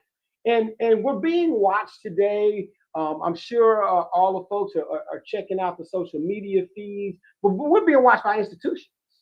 And Paine is already a great partner to a number of corporations and institutions, but there's some larger foundations out there that really, really want to raise the bar with us. Right. And we've gotten some phone calls and had some initial meetings. The first question they ask is, how's your alumni giving? Or how's your faculty and staff giving? Or how's your student giving? We've got a great pre-alumni group here at Paine College, and small but mighty and growing. And so our goal is 100%. So it's critical that when we got to see the dollars come in. We know that. And listen, we were founded in 1882. It could be $18.82, or it could be $1,882. Whichever way you want to give it in those increments. But the key is participation. Right. Listen, and I'm about to go on here and make sure I do my giving again. That's right. But before you got some time for a minute? Sure. Listen, we got somebody who wants to join in. Ms. Johnson is backstage. She wants to come in and talk about Paine. And Ms. Johnson, are you excited about coming on and talking today? Of course, anything for my HBCU. All right. Listen. First of all, thank you so much for joining us. You don't understand how important this is in this. Wait a minute. How important it is for you to join us in this hour. This is a 12 o'clock hour. This is a very important hour. Tell people to share this link. Tell people to give. But listen, talk about what Paine means to you and what it has done for you. Paine is still doing things for me in this very moment. That is why I remain an advocate for my HBCU. I am a first generation graduate. So that is one thing Paine did for me. It accepted me. I was not a great high school student when it came to the graduation test, but Paine College was one of the institutions that took a chance on me. And that was one reason that I'm currently forever indebted to the institution that took a chance on me. Something I would say, not even just today, like share, I work in a field where when you're doing grants, when you're filling out paperwork, they want to know those who say they support you, are they already giving? So that is why I challenge my fellow colleagues to become a monthly giver. Don't just give today, become a monthly giver. When you come back for homecoming, it's not just a time to see old faces and to celebrate. Come back giving, come back dropping off checks, come back bringing other students who could become potential Painites, that could walk the halls that you walked and become graduates. Sometimes you can't always give a check, but bring a student. That is an investment as well. because the goal is to keep the doors of Payne College open, and you do that by bringing students and bringing funds. So I encourage everyone to continue to donate. It is 12/13, so we have a full, robust day left where you can give multiple times. All afternoon. We here You for the can long give. ride today. Yes, you can give multiple times. Challenge your friends who are in front of your class, in front of your class, behind you to give, even if they haven't given before. That's what I've personally been doing, looking for alumni who they haven't given before, but now's the time to start with the $18.82. Right. Listen, Start somewhere. it's funny you say that. I literally like right here, and I want to make sure people understand. It's easy. Go to Paine. There's a button Yep, on here. Givelify, Givelify. Cash App, And- Zelle, PayPal. right. We're Check. making it easy for all of you all to give the Paine all afternoon. So Yes. share with your friends, your family, your community supporters, your church members. Listen, we are a Christian school and love our faith. And we just want to, we'll say thank you in advance, but we want to keep you going. Today is about getting the energy up. Yes. Loyal alumni, keep going with that. Brianna, you're a person who knows what the school did for you. Like you said, it's still doing things for you. Right. And we want to make this a competition, right? Okay. There's always a good amount of healthy competition when you're winning. In Paine alumni, Paine supporters, we're winners. So it's been a good morning, and we're anxious to keep it going the rest of the entire day. Absolutely. Listen, Brianna. Listen, before we get you out of here, I want you to give that appeal again. You are loyal alumni. Give that appeal again. Make sure to tell people to share. But do that one more time for us before you get out of here. And make sure you share this thing and tell people to get on with us today. Okay. Okay. No problem. Give us your appeal one more time. All right, everyone. I'm Brianna Johnson, class of 2015 of Payne College. Today is Giving Tuesday, and I don't come to you to just say give today because I want you to give today, but I want you to give tomorrow. I want you to sign up to become a monthly giver. I want you to make it a routine and make it a habit to give back to a place that's given to you. Like I've shared, I am a graduate of Payne, but I'm a first generation college graduate in my family. I appealed out of high school. I did not pass the graduation high school test. Took it a few times over the summer, but after appealing, Payne College accepted me, and I did not take that lightly. I took that as a chance to make the place better than I found it and to give back for the rest of my life to a place that took a chance on me. So that is why I'm so adamant about giving to Payne College in any and every way, whether that's becoming a monthly giver, whether that's bringing students to the institution to become future graduates, whether that's coming back in the middle of the year, not just during homecoming to do various initiatives. And speaking of homecoming, when you come back giving gifts, come back bringing checks. That's right. Start a scholarship, do things that invest back into a place that invested into you when you didn't have anything to give. And that is why I'll forever be grateful for Payne College for the rest of my life. And give several times today, not just once, and then become a monthly giver. That's right. That's right. Listen, Ms. Johnson, thank you so much. Thanks Thank for you so having me. much for being on with us. And Thank you, Ms. Johnson. Keep pushing. Keep pushing. All right, I gotta go give now. That's right. Thank you. Bye. Listen, that's exactly what we need. That's the testimony. There you go. Right? There you go. That's the testimony. And listen, we're just getting, we're at the 12 o'clock hour here, a little after 12:15. You heard from one of the younger alumni. You've heard from folks this morning. You heard from Russell Joe Brown about this outstanding concert. You've heard about the vision of Dr. Lester McCorn for performing arts. Paine is not just a school that's providing academic and social lessons to the students. It's providing the service and the cultural events to the community. And we want to be a beacon for that. So that helps. Every dollar helps.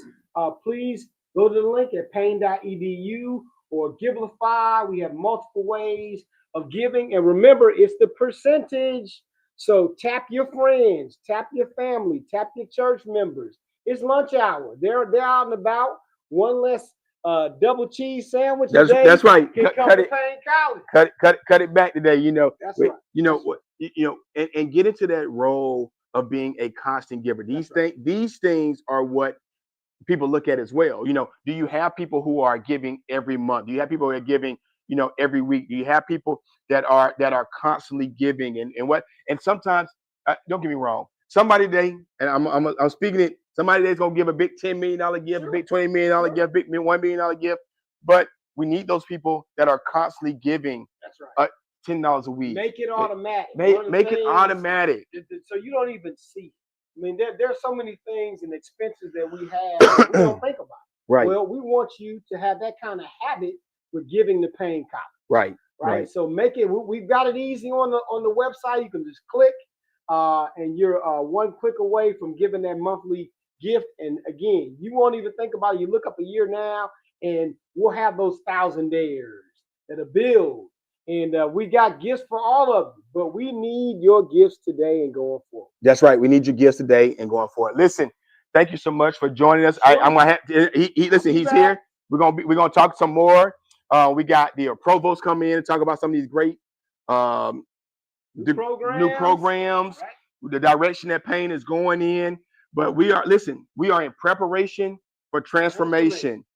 That's right. That needs to be it. Listen, everybody that's watching, put in the comments, preparation for transformation. We need to listen. The engagement is part of all of this. The sharing is part of all of this.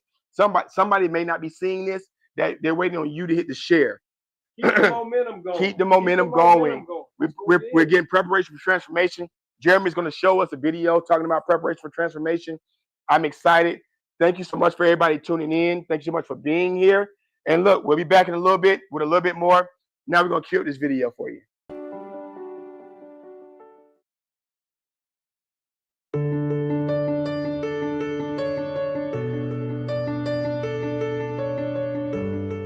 Lester McCorn, 18th president of Paine College here in Augusta, Georgia. The transformation plan that was already in motion was what really attracted me to Augusta and to Paine College. And so I saw nothing but potential. A lot of challenges. We're still working through those challenges, but the potential and the possibilities here are enormous. The transformation plan, which preceded me, is a 10-year plan to lead toward total comprehensive transformation of the institution, of its programs, obviously the academic offerings for our students.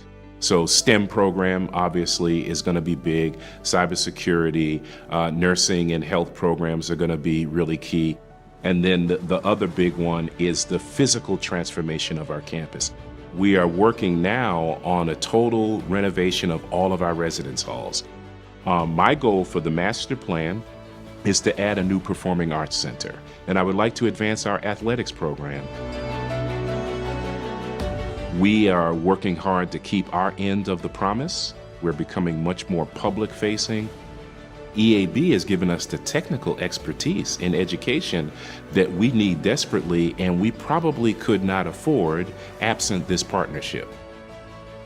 We're rebuilding the trust that in many ways has been broken down through the years, and helping to tell a new story, write a new narrative about who we are as a credible institution, and EAB is helping us to write that story. I'm thankful for the experience. Paine College has been an excellent addition to my everyday life. They show you how to develop your voice. They show you how to ask those questions that can help you lead to your success. And that's what they did for me. I'm excited for Paine.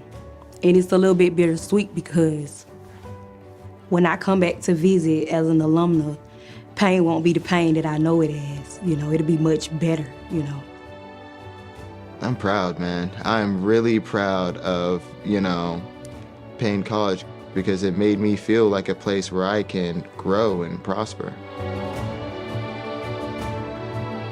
Everybody in Augusta is rooting for Paine College. So we're grateful for our partners who are helping us think about how to do this. Bank of America has helped us do that. Obviously, Augusta National Golf Club has helped us. EAB has provided invaluable consultation. The United Negro College Fund, which has been a great partner. And there are more partners that we are trying to bring to the table. So I'm excited. I believe that we're writing one of the best turnaround stories in higher ed right here in Augusta, Georgia.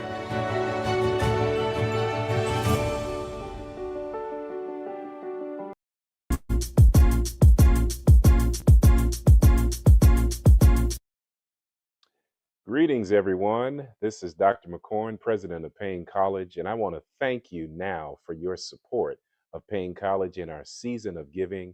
And today, in particular, is our day of giving.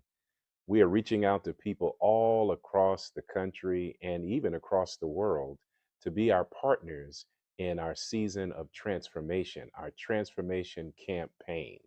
This is a special time for Paine College as we gear up for a brand new year. 2025 has been a good year. We've had some challenges, but we've also had some great successes. In fact, recently, Paine has been chosen for two special grant awards. The first one is with the Reinvestment Fund. We were chosen to be a cohort in the HBCU Brilliance Initiative. This is an opportunity for us to improve our operations, to expand and improve our physical plant, and also to make a larger impact in the community surrounding Paine College. There was a select number of HBCUs that were chosen, and I'm happy to report that Paine is one of those institutions. So you will have an opportunity on the ground floor to join us in this transformation with our partners who are believing and investing in Paine College. Secondly, we have also received a grant from the United Negro College Fund to support our enrollment efforts. A $100,000 grant was given to 8 HBCUs who will be committed to transforming their enrollment processes and work to improve our enrollment retention. We're so grateful for the trust that has been placed in us by the UNCF, and we believe that this is just the beginning of our transformation.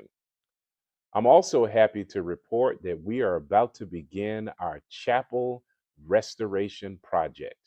This is really exciting because those of you who are alumni of Paine and current students of Paine, you know how special a place the Gilbert Lambeth Chapel has been for generations.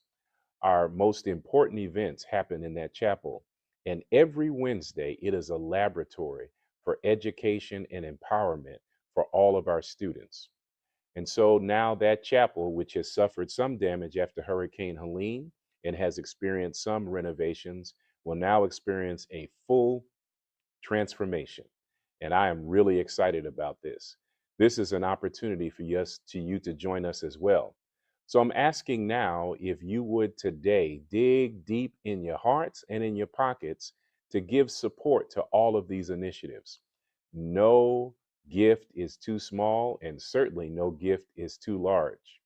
If you partner with us today, there will be an opportunity for you to get this wonderful cardigan that I have on today. I'm asking for those of you who will be willing to join us to give at least $150, and you will receive this cardigan, this brand new cardigan with the new Paine logo. But not only will you receive one, but a student of Paine College will receive this cardigan. This will add to our new branded uniform look for our students. In the spring, we're going to get blazers for our students, but we're going to begin with these cardigan sweaters. So again, if you give $150, you will get a cardigan and one of our students will get a cardigan. There will be a special link, you'll see it on the screen, that you can click and follow and make your contribution and place your order for your cardigan sweater. This is something you want, and if you order now, you'll get it in time for homecoming. And don't you want to look good on the yard in February for our homecoming? And while I'm talking about homecoming, I want to also encourage you to get ready to purchase your tickets for our mass ball. You know, that's a signature event on the campus of Paine College. We're going to move it off campus this year because the crowd has gotten too big for the Hill complex. So please stay tuned for information about the location and for ticket sales. And we're going to move the banquet to a Thursday night. So please mark your calendars for Thursday, February 5th, 2026 for our mass ball. We'll also be giving you information about our special featured artists who will be performing that night and some of our special guests who will be with us. Again, mark your calendars, Thursday, February 5th, 2026. And as I wrap up today, and I'll be back later throughout the day, I do want you to please remember this special opportunity for you to purchase this cardigan sweater for $150. You'll get a sweater for you and a sweater for one of our students. There will be also opportunities throughout the day and beyond for you to join us. Call a friend, call a neighbor, call a classmate, call any alum that you know to support us this day on this day of giving. And soon we'll give you our goal and our numbers as we get toward the end of the day so that we will all know the impact that we're making on Paine College. We are Paine College. We are in our preparation of transformation where we are producing scholars, servant leaders, and social change agents for the world. Thank you for your support. God bless you. PC, one time.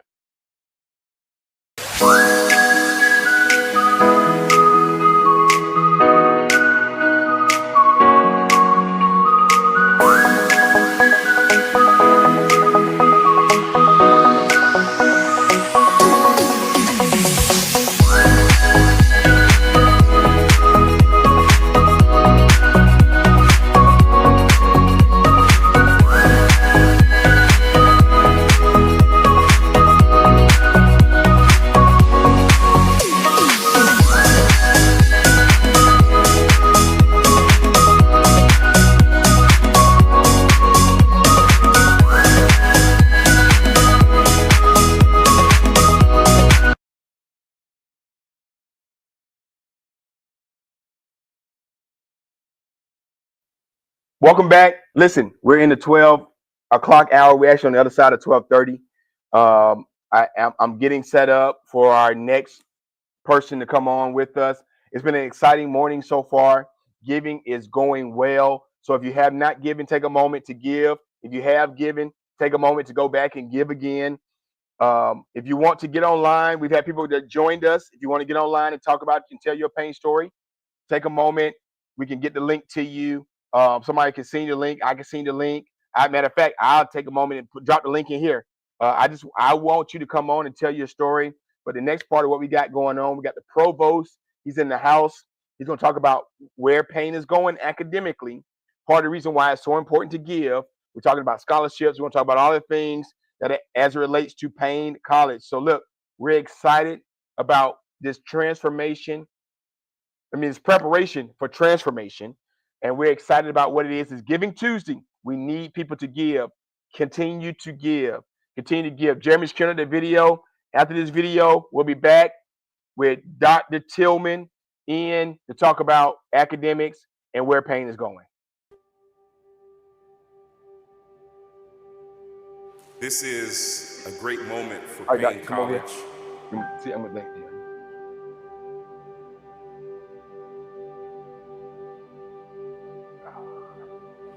To this fine-looking, soon-to-be graduating class, I want you to know that we're gonna make it. Paine has survived all the other storms in 143 years, and we're going to survive and thrive again. It's my special pleasure to introduce Dr. Lester McCorn, President of Paine College. Storms grab our attention.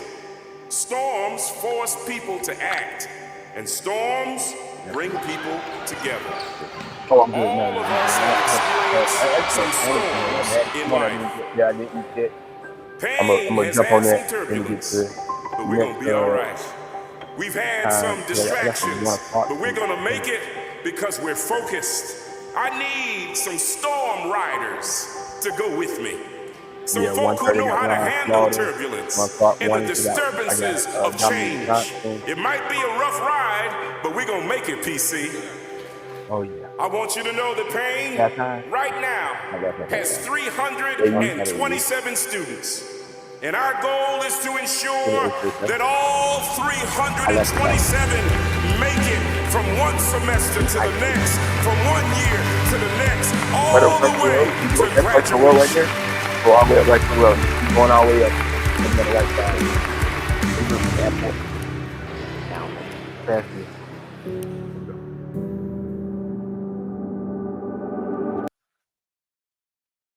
Hey, we're back. Am I up? Yeah, I'm up. I'm up. We're back. I'm in with the provost who made an appearance earlier, who wasn't trying to make an appearance earlier, but he left out. But before we get into what he's here to talk about, you went over to the AU game. Yes, sir. What's Yes, going on sir. over there? We're whooping up on them. Uh-oh, you got some on your jacket. Don't worry about it. I got you. I Ladies like and this gentlemen, jacket. Appreciate you. Alum gave it to me.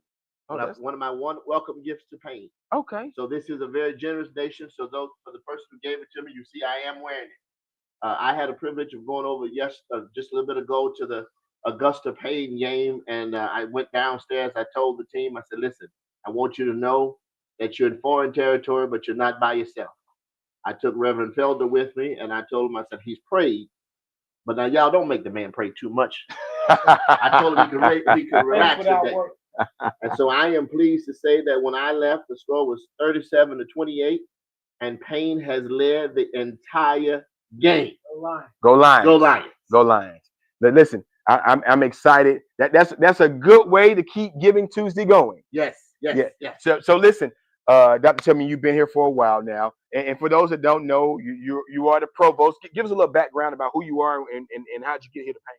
So thank you so very much. I have been the provost and executive vice president since July 2025. I've joined the team and I am so excited. I also hold faculty appointment in education. For those of you who wonder, it's coming back. So I have a faculty appointment in education and African American studies. And here as provost, I'm the principal deputy to the president, senior vice president, and responsible for the academic enterprise. And I am excited to be here. I have an undergraduate degree from Dillard, sister school of the Black College Fund. So I'm familiar with Paine from a long time away. I didn't go to Paine. I'm a proud Dillard man. But I do understand and cherish the very important work that we are to do as an institution. Right. And I have been doing it since that time. Right. That's important. That's important for people to understand. You know, a lot of us have a level of being tied here one way or the other. And that gives us a sense of responsibility about what it is that we're doing. So speaking of responsibility, Jeremy, were you able to pull all that up, Jeremy? Jeremy is over there, and we were talking about, and I got so excited the other week when we were in our meeting, and you started talking about academic programming and things that are coming. Paine Academics 2030, and Jeremy's going to get that up for us. And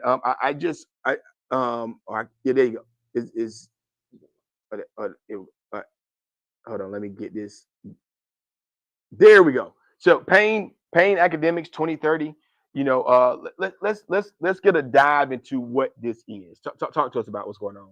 So one of the conversations we had very early on, President, about coming was we needed to have an academic agenda that we could fundraise around. And so we've had conversations that built upon the first 100 days that the president did before he revealed his transformation plan. And in the days since he came on board, and then once I got here, we started having another series of conversations. And ultimately, we tried to figure out what did we want Paine College to look like in the next 5 years. And so, a important portion of trying to get people to invest in the colleges, you've got to show them where you're going. We've heard of some of the unfortunate news and some of the sad stories, and that's our history. We can't undo it. We can't run away from it. It is what it is. But the future of Paine College is bright. And it is bright because we have a dedicated leadership team of experienced practitioners. We have a family affair that's coming together to build an agenda. And as you will see in the coming months or coming weeks, because it'll be out next month, we will have a strategic plan that will present to the world what we want to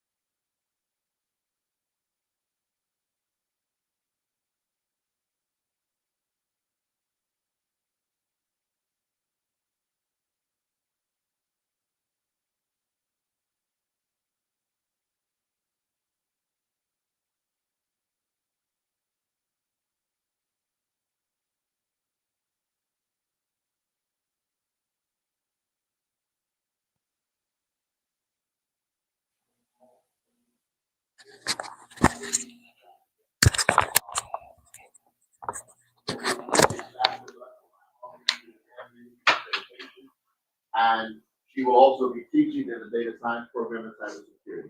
I'm also pleased that we have been able to recruit a dynamic chairperson of the Department of Math, Technology, and Science, who will also be working in cybersecurity.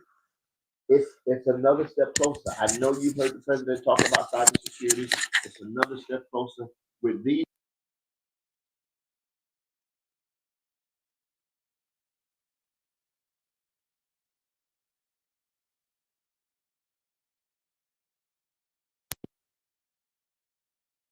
public policy. Next slide, please. And so what I am pleased to share is that we will be moving from 5 departments that you are familiar with back to the school model. Now, I understand that there was a time when we had it and some decisions were made, but we're going to go back to the model of schools. And what that will allow us to do is to promote interdisciplinary study. It will help us to focus and to engage in active, vigorous research, and it will allow us to be able to do things in an innovative fashion. So the first one that I'm pleased to share with you is the Department of Math, Technology, and Science will become the new School of Applied Natural and Health Sciences. You heard it here. We will have a School of Applied Natural and Health Sciences. But it gets better. Not only are we going to move from 5 departments to 3 schools, we're going to also start offering new degree programs. The faculty has recommended, the administration has endorsed, and the Board of Trustees have approved that we can start expanding the academic inventory here at Paine. So many institutions are recruiting the same pool of students. And so we have to figure out, how do we make Paine distinct and distinguished? And a part of that is by what we teach. And what we're going to be doing over the course of the next 5 years is to rolling out a series of academic programs that research suggests our modern students are interested in. I was an English major in college, and I did so because that's what they told you to do if you wanted to go to law school. And so either you do law, or either you do political science, or you do English. But today's students have a different set of expectations. And so I'm pleased to share that in addition to the biology, mathematics degrees that we already hold, we will begin to offer a baccalaureate degree in science and cybersecurity, a baccalaureate degree in nursing, and a baccalaureate degree in public health. As the institution directly across from the state's only medical school, state medical school, we have a tremendous advantage that we have not had the full opportunity to take advantage of. And so we'll be expanding into the health sciences and health science, nursing, and public health.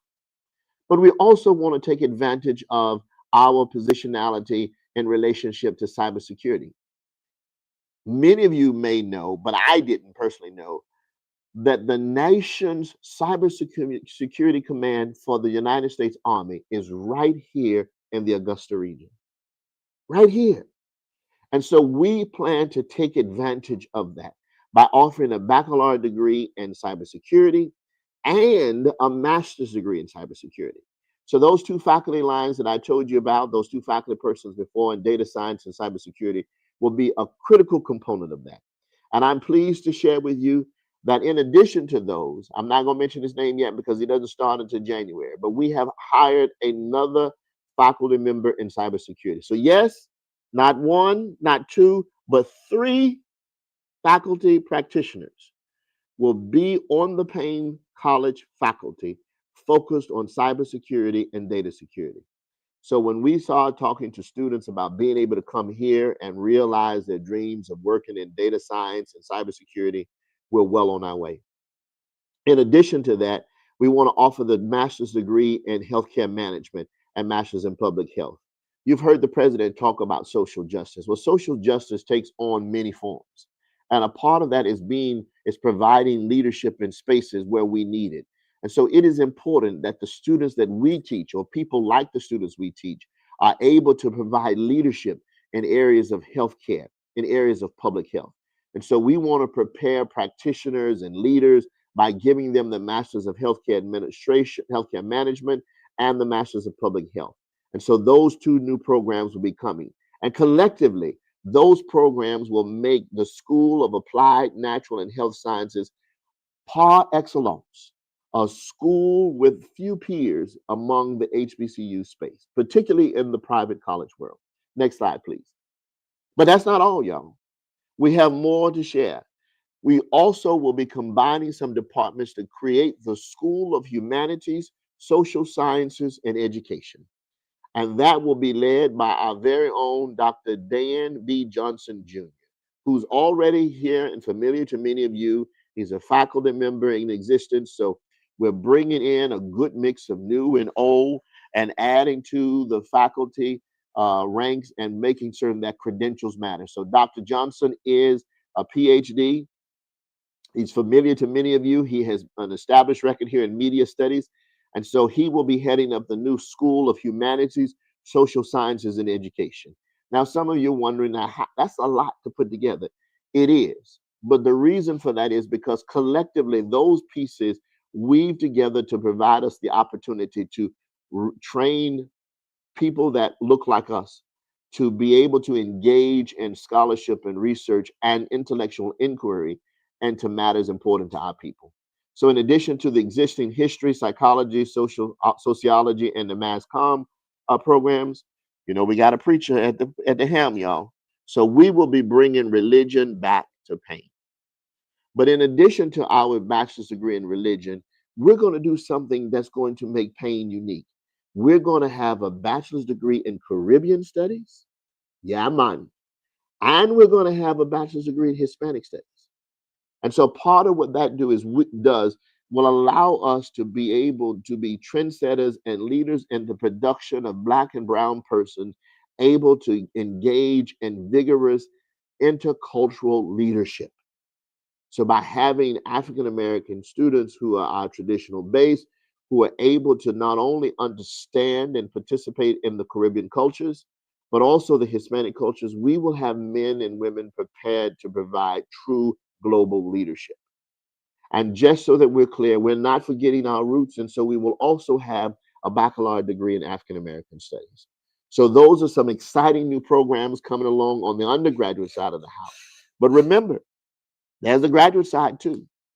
And so as you go through the Paine legacy and you talk to many of our students now, many of our students are psychology majors with a focus in social psychology or an interest in criminology. And so we will be having a master's of forensic psychology.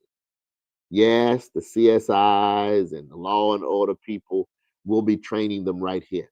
So if you combine that with the cybersecurity course, Paine College will be a tremendous, impactful force when it comes to law enforcement and making it a more equitable environment for our people. But in addition to that, we will have a master's degree in public policy, a master's in American studies, and a master's in education policy and advocacy. I have heard in many conversations, in fact, I had a conversation with the dean at Augusta just a few minutes ago about when Paine had a degree in education. And everybody laments the passing of that program. Well, we're getting back into the business of education. In the short term, we're going to focus on education policy and advocacy, preparing our people to advocate for educational outcomes that are relevant and culturally sensitive. How many of you know that you've been in the classroom and you understand that the hands are tied in the classroom? And many times the persons making those decisions are not the teachers. And so part of what we're going to do is we're going to equip decision makers by having a master's degree of education policy and advocacy. So ladies and gentlemen, collectively, those groups of those new degrees and existing degrees under the extraordinary leadership of Dr. Dan B. Johnson Jr. and the new School of Humanities, Social Sciences, and Education will position Paine as a producer of thought leaders, of solutionists, and people who really make our society more equitable and just for all. Next slide, please. And ladies and gentlemen, tried and true is business. Frat brother mine always said, if it don't make dollars, it don't make sense. And so no matter what you're talking about, you've got to have business in the background. And so what the last school that we will have will be the School of Business and Professional Advancement. And a portion of that one is that's going to be twofold. One, we're going to be committed to providing skills-based training to people. So one of the conversations that we're having is about micro credentials and associate degree programs. Now, some people have gotten away from the associate degree programs because it's not quite as sexy or as elite as some of the other programs. But we know if you've ever gone to a mechanic, that mechanic makes more than your provost. Let me say it again. The mechanic makes more than your provost. And so we're going to start training people with skills-based instruction as well as the traditional academics. And so that portion will be housed in the School of Business and Professional Advancement. We will also be responsive to our community partners. So many of you know that businesses have special needs where they need people trained in a particular area, and they're willing to invest, they just don't have the infrastructure. Well, the new School of Business and Professional Advancement will be that instruction. That will be that. And, now there's the debate whether he shot marbles with Moses or not. But our second longest serving faculty member is Dr. Elias E. Itinge. World famous. World famous. And so he will be serving as acting chairperson while we do a national search to bring in a chairperson for this one. And we're going to continue with our Bachelor's of Science in Business with the concentrations that you've had. But we're going to also look over the next 5 years to having a Master's of Hospitality and Sports Management. I was in a conversation on my way out of the game, coming over here, talking to a kinesiology person, and I shared that we're looking to do this, and the eyes just lit up. There's so much that people want from Paine that we have not been able to give them. But we hope that by this agenda, the Paine Academics 2030, we have an agenda that one, alums and current students will be proud of. Two, the community will be able to embrace. And three, future generations will be able to find an intellectual and academic home. And so collectively, those areas represent the growth and the reorganization of academics at Paine College. We're going to move from the 5 departments into the 3 schools. Again, that's the School of Applied Natural and Health Sciences. That's the School of Humanities, Social Sciences, and Education. And that's the School of Business and Professional Advancement. But we also understand that one of the important pieces for advancing Paine academically is bringing the best and brightest young minds here. Next slide, please. We will be implementing and starting this fall a new program. Now, my fundraisers are getting nervous right about now because this is on them. And my CFO is nervous as a cat on a hot tin roof. But I believe that you believe and want to see future Paine students of the highest caliber here walking these sacred grounds. And so as well as I do, it's a market. And in addition to my degree from Dillard, I have a PhD from LSU. And so we just paid $91 million for a football coach. And so I understand, people can say what they want to, but the market demands certain things, and you've got to pay for talent. Historically, Black colleges are no different. And so we want the best and brightest here. We're going to have to invest in them. The Paine education, the Paine experience is unique, and it deserves to be experienced by some of the future minds of the world. But we have to invest. And so effective this coming fall, we will have a new class of scholarships called University Scholarships. University Scholarships. Now, some of you heard about presidential scholarships before. We're still doing those. There'll be 5 of those, of course, across the college. But new this year, there will be 6 university scholarships, 2 per school, 2 for the School of Applied Natural and Social Sciences, Natural and Health Sciences, 2 for the School of Humanities, Social Sciences and Education, and 2 for the School of Business. And these scholarships are specifically designed to get or to attract first-time freshmen here to the school. So yes, I know there's some questions. So the first question is, it covers everything. It covers tuition, it covers room, it covers board, it covers books. Now, full disclaimer, we're going to take your Pell Grant out of that information, and we're going to do whatever external scholarships you have as a part of that. But we're going to be raising money for that one. And so you will hear from the fundraising team about naming opportunities around that. So that's going to be a very unique opportunity for some persons to invest in the college. You can get an opportunity to put your name on one of only 6 university scholars every year. There'll be a new crop of 6. Now that's going to be a dynamic opportunity. Ms. Carter and Teddy and Michael are going to tell you about that one later. So fundraising is not the hat they told me to put on. But the other side of the coin is the presidential scholarship. And that's about what we've had before. It's the legacy scholarship program, and that's going to cover tuition. There again, we're going to defer from that the cost of, Pell Grant and external scholarships. But collectively, these scholarships will ensure that some of the best and brightest minds available will be here in the seats at Paine College. And you know, good talent likes to be around good talent. Mediocrity settles at its own, but the cream of the crop rises because it likes to distinguish itself. And so when we bring these students and the ones who will be with them alike, you will see exponential changes and growth at Paine College. So between the academic faculty, between the new programming, the new structure, the University Scholarships Program and the Presidential Scholarship Program, there's a lot going on. The last piece that we're trying to figure out is we're looking to do a jazz band. And so we need some scholarship support for that one, but we'll let Michael and Teddy and Helene tell you about that one later on. Ladies and gentlemen, I am pleased and honored to be here, to be the provost and executive vice president. This has been one of the most exhilarating opportunities of my career.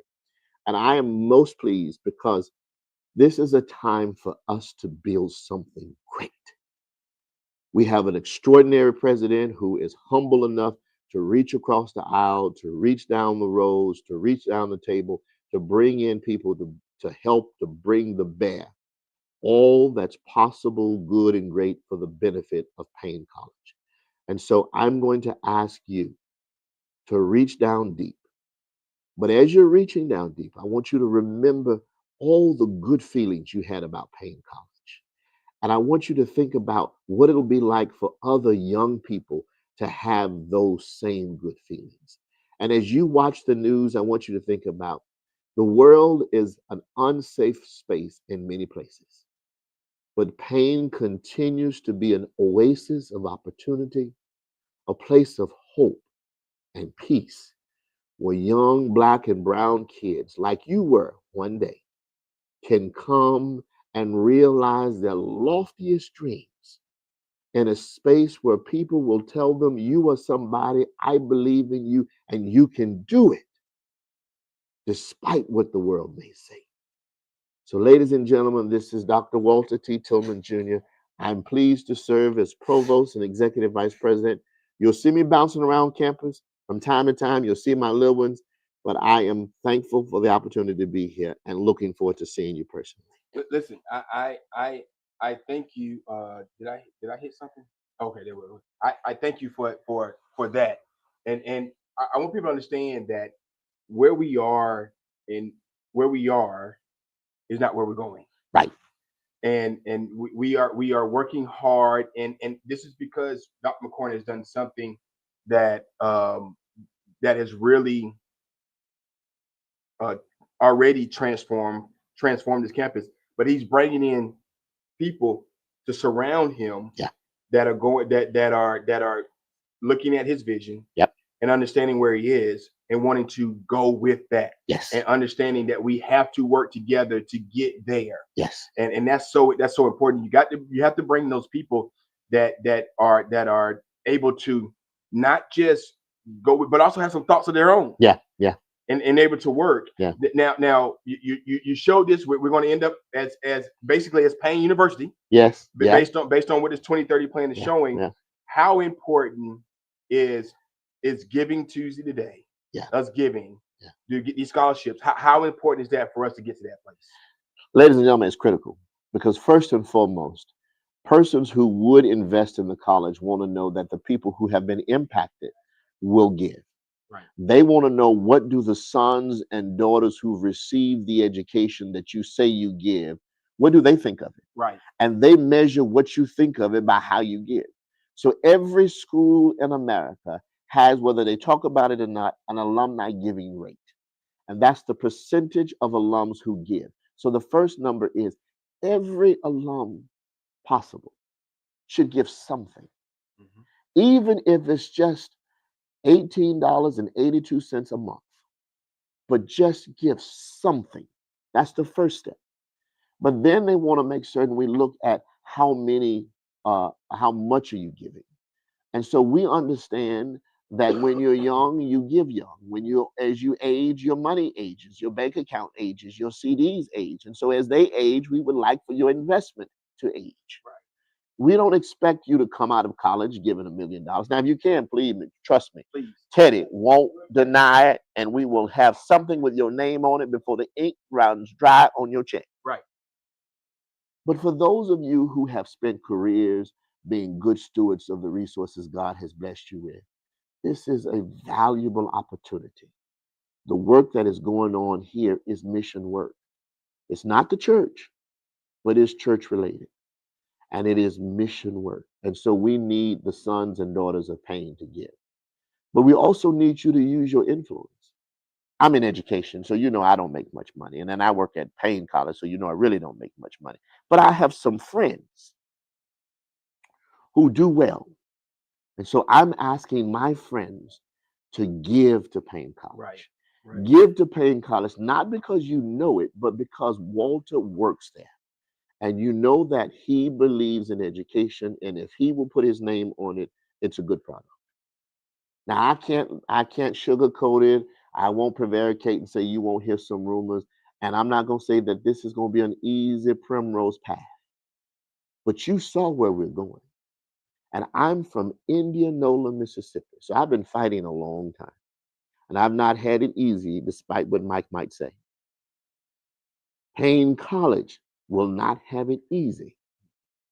But the fight will not be won without its sons and daughters rallying to its rescue. And this time you have before you the agenda. You know where we're going academically. And in short order, by the time you get here for homecoming, the entire strategic plan will be done, and you'll be able to see holistically where the college is going. Now, if you're honest about it, you can be clear that you can confess that you have not had this much transparency at Paine College in a long time. Right. Right. That alone lets you know it's something different. And when you see what we're presenting, from cybersecurity to health sciences to work in the performing arts, it's not about an individual, it's about the collective. And so now is a sterling time to invest in Paine College like never before.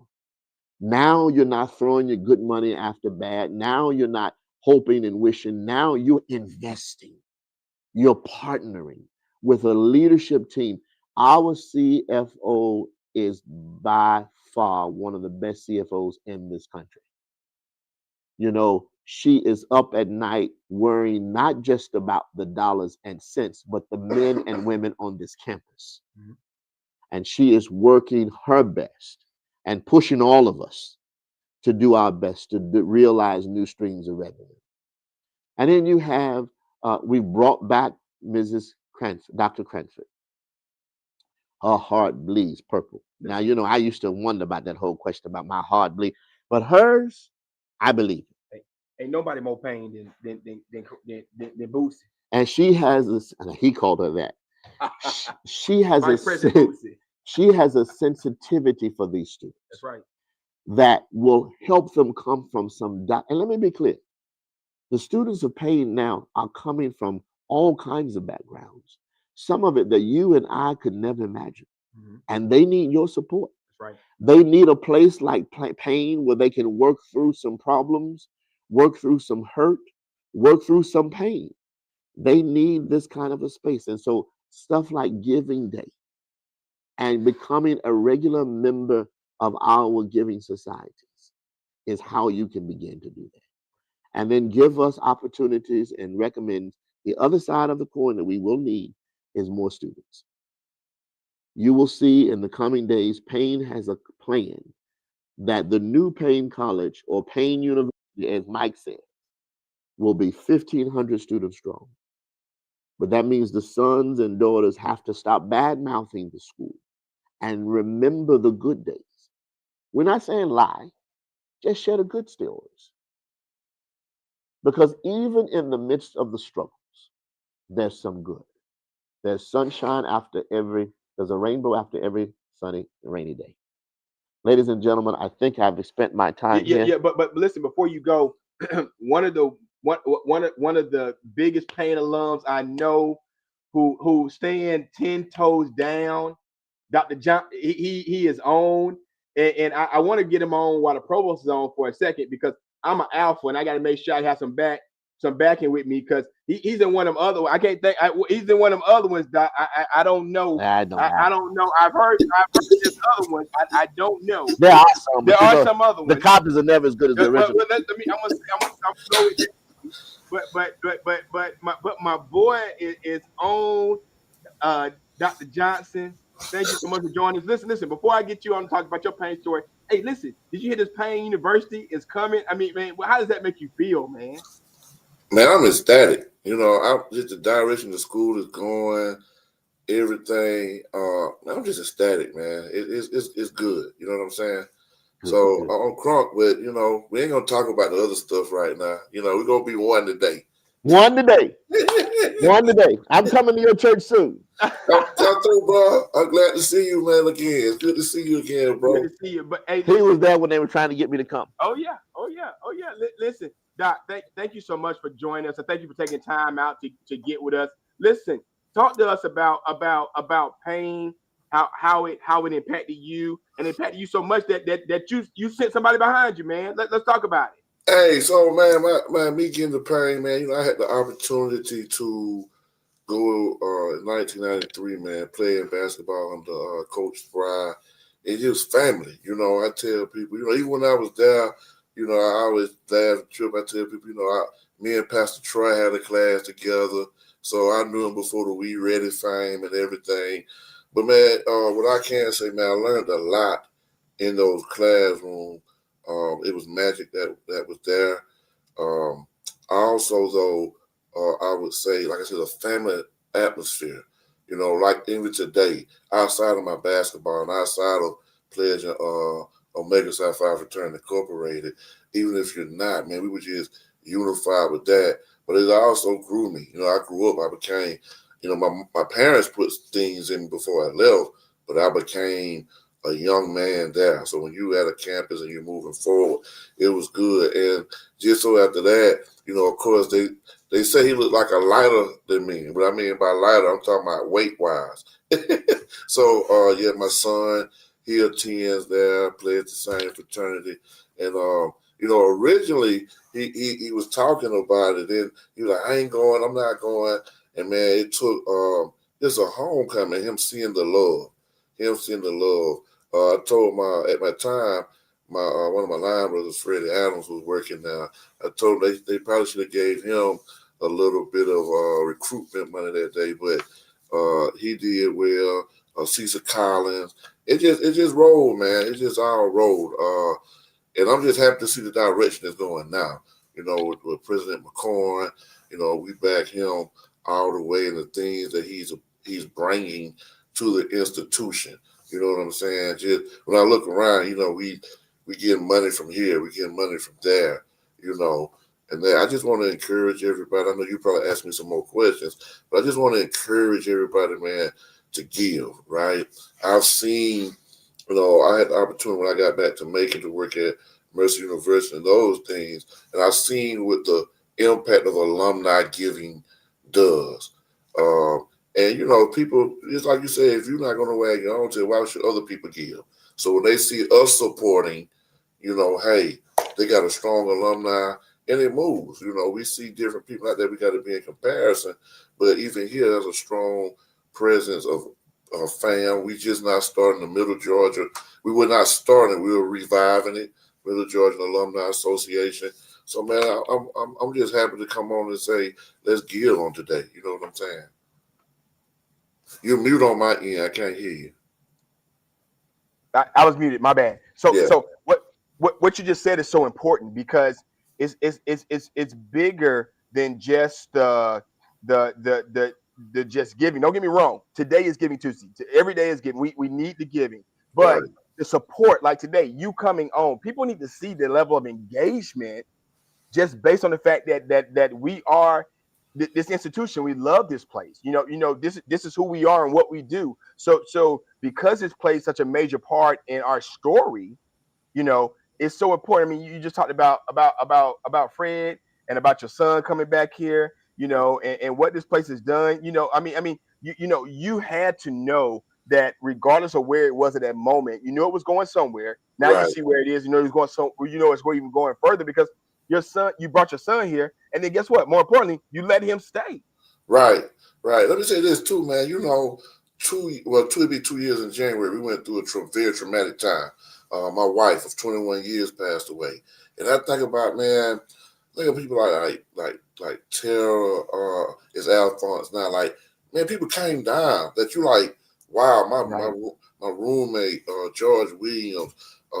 So it's family. You know what I'm saying? Right, So they came out to if they didn't make it to the funeral, they at least came to the as we say in the black community, the setting up of the visitation, and just surrounded all of us with love. So when your children see that, when the community see, how you know Dominique, and they say, oh, Paine College, it's like, oh, okay, that's what it is. And so I want to salute everybody who supported us during that time that I probably didn't personally get to say, but that was very monumental as well, man. I mean, even with him being in Augusta now, he got, outside of my line brothers, he got other uncles and aunties and stuff who be like, okay, we see you, little Johnson, So man, I'm grateful for it.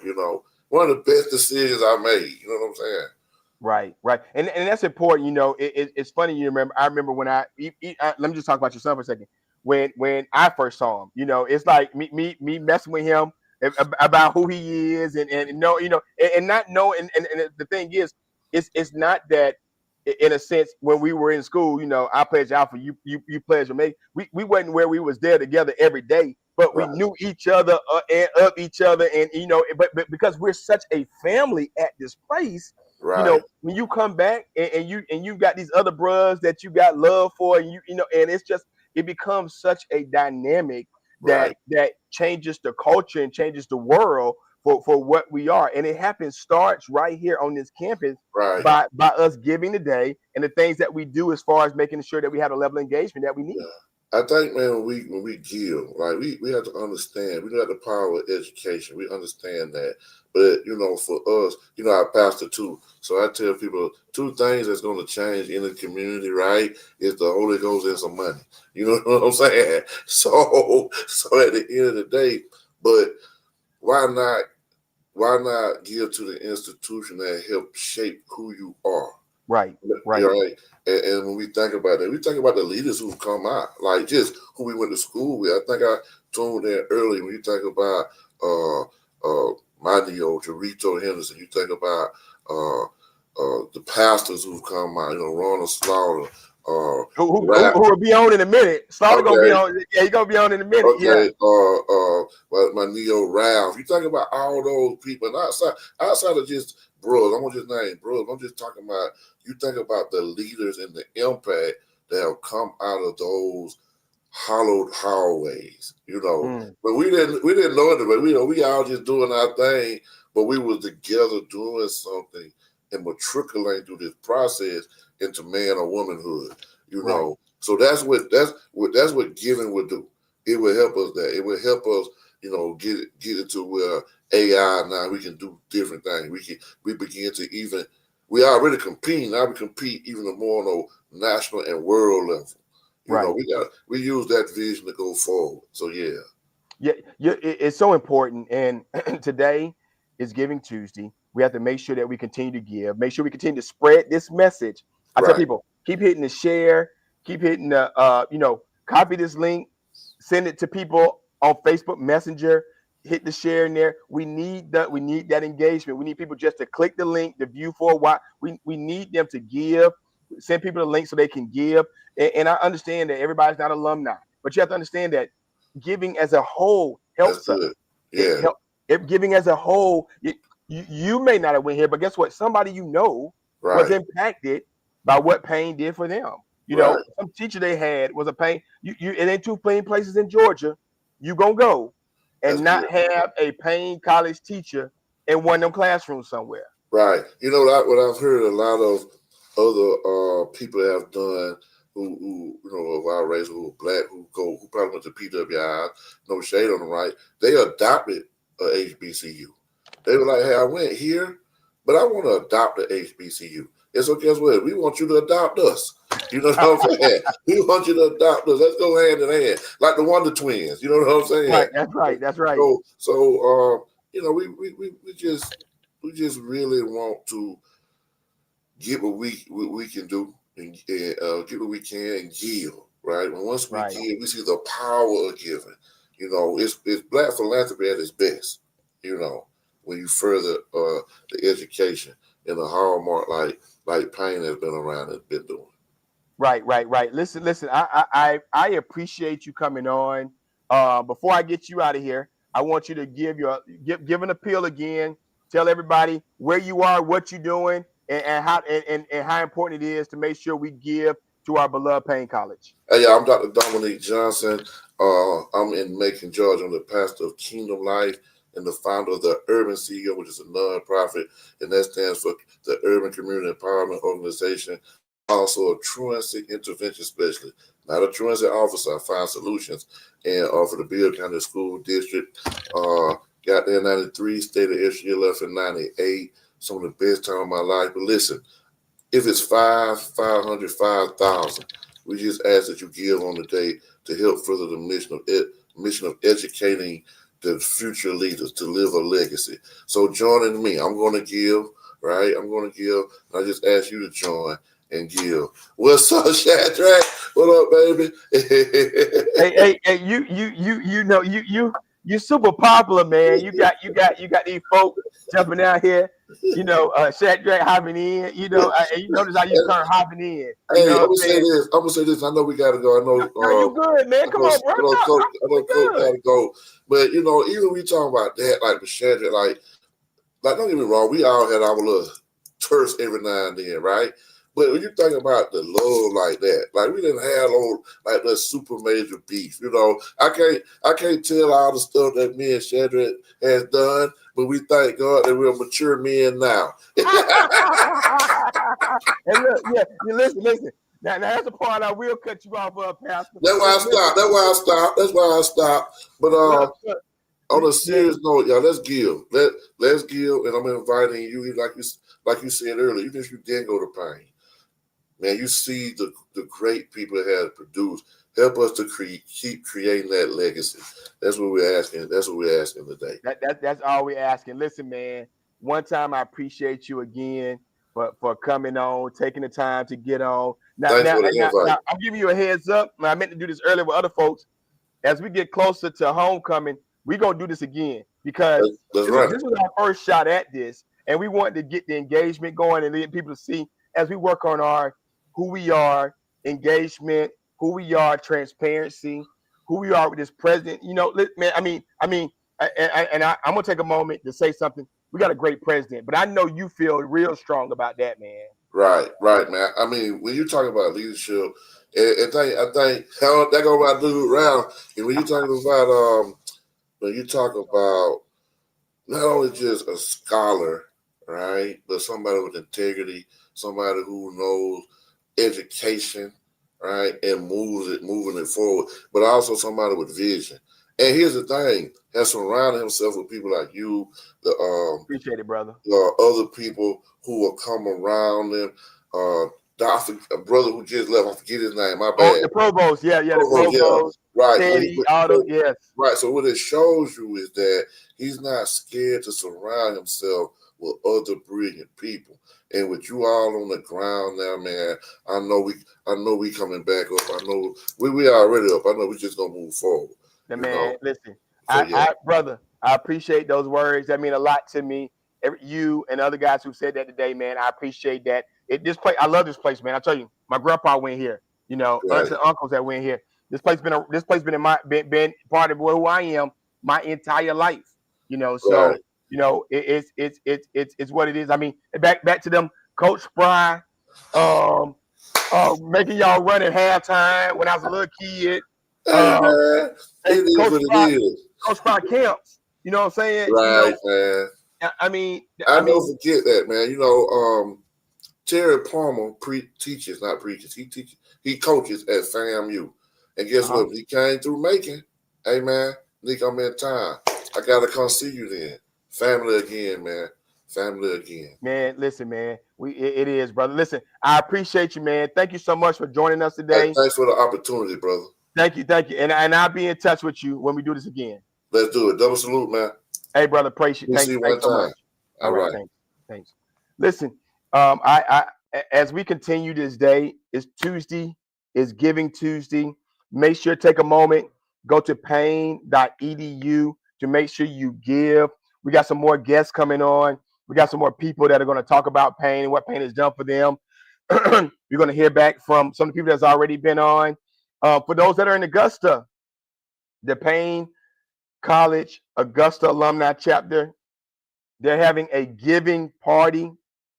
It kicks off at 3 o'clock. Go online, look it up, figure out how you can get here. Go and give. Come online and give. Plant that seed. Share this link. Make sure we keep this going. It's Giving Tuesday. We've been excited about giving all month, and I'm excited about what all we got planned for today and for the future of Paine College. Here's a video. We're gonna talk about it a little bit more. Greetings, everyone. This is Dr. McCorn from Paine College, and I want to thank you all for your support of Paine. This has been an amazing year as we come toward the end of 2025. And I want to take a moment to introduce you to a member of our new leadership team at Paine College, Mr. Teddy McDaniel. Welcome to Paine. He is our Vice President of Institutional Advancement. Welcome, Teddy. Thank you, President McCorn, and hello, Paine College family. I'm delighted to be on board and looking forward to supporting you as we raise money in the brand of Paine College. So we're here to announce our season of giving starting November 1st for 30 days. And I want to hear from you all, hopefully receive the number of gifts. My contact is tmcdaniel@paine.edu. So let me hear from you. And I look forward to working and meeting all of you all very soon. There it is, y'all. You get to hear from the man that's going to be leading the helm to raise all of this money and all these resources for the vision of Paine College. You'll hear more about our new transformation campaign, but now's the opportunity for you to join us on the front end. We'll hear more about the Day of Giving, but I certainly want to thank those who have supported us. Recently, we got a major gift from Good Shepherd Baptist Church. My friend Clarence Moore, thank you for your support of Paine College.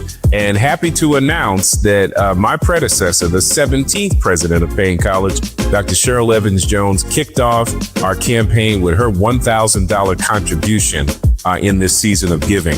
So we hope that you will match and or exceed that as you support us. But anything that you can give will be of a great help to us as we reach our goal towards transformation here at Paine College. I look forward to seeing you in the future. God bless you.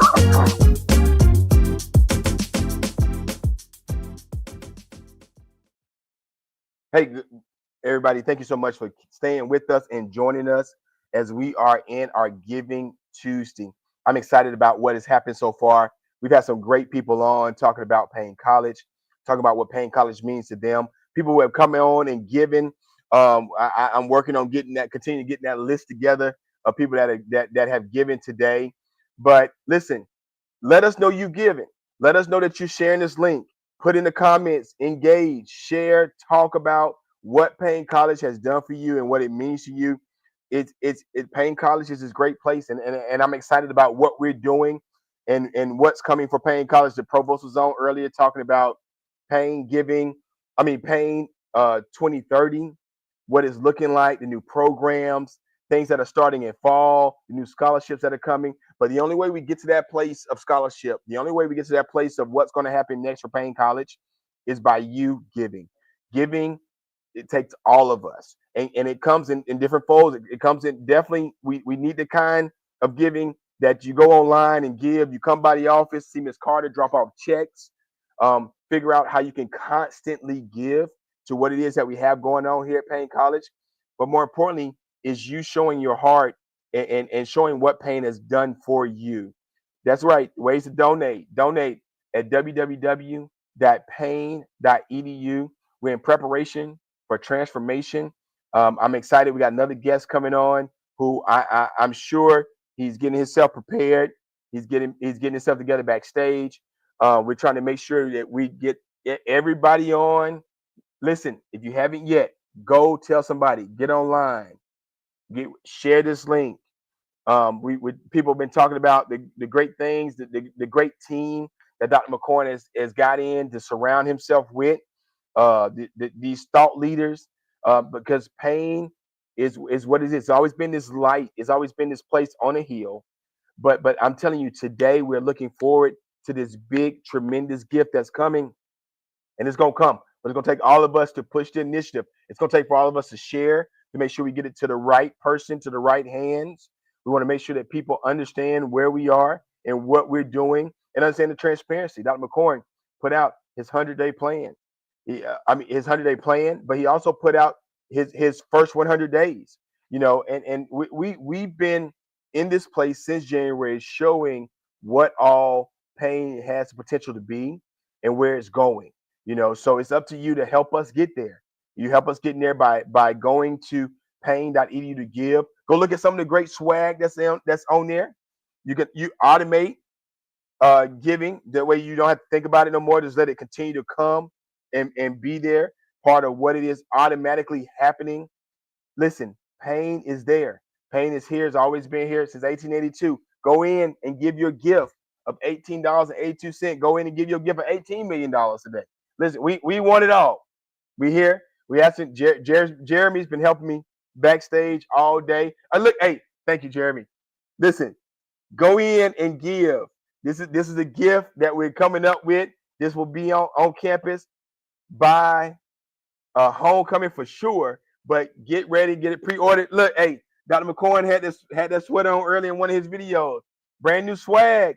Listen, it goes with the theme of what we got going on here at Paine College. We are destined to get back to greatness, but we need your help, and that comes through today, through Giving Tuesday. Dr. McCorn will be back on probably within the next hour or so to kind of wrap us up as we get ready to get out of here later on this afternoon for Giving Tuesday. Giving Tuesday is so important. I appreciate Dr. Johnson again for coming on. His son is here. Listen, Paine is a place of legacy, and we don't take that for granted. We understand that it takes a lot, takes a village, takes all of us to get things going and what's happening. And I'm excited about where Paine is going and what Paine has coming up. Listen, as we prepare for our next guest to come in, let's make sure we get some things going and people understand where we're going and what's happening at Paine College.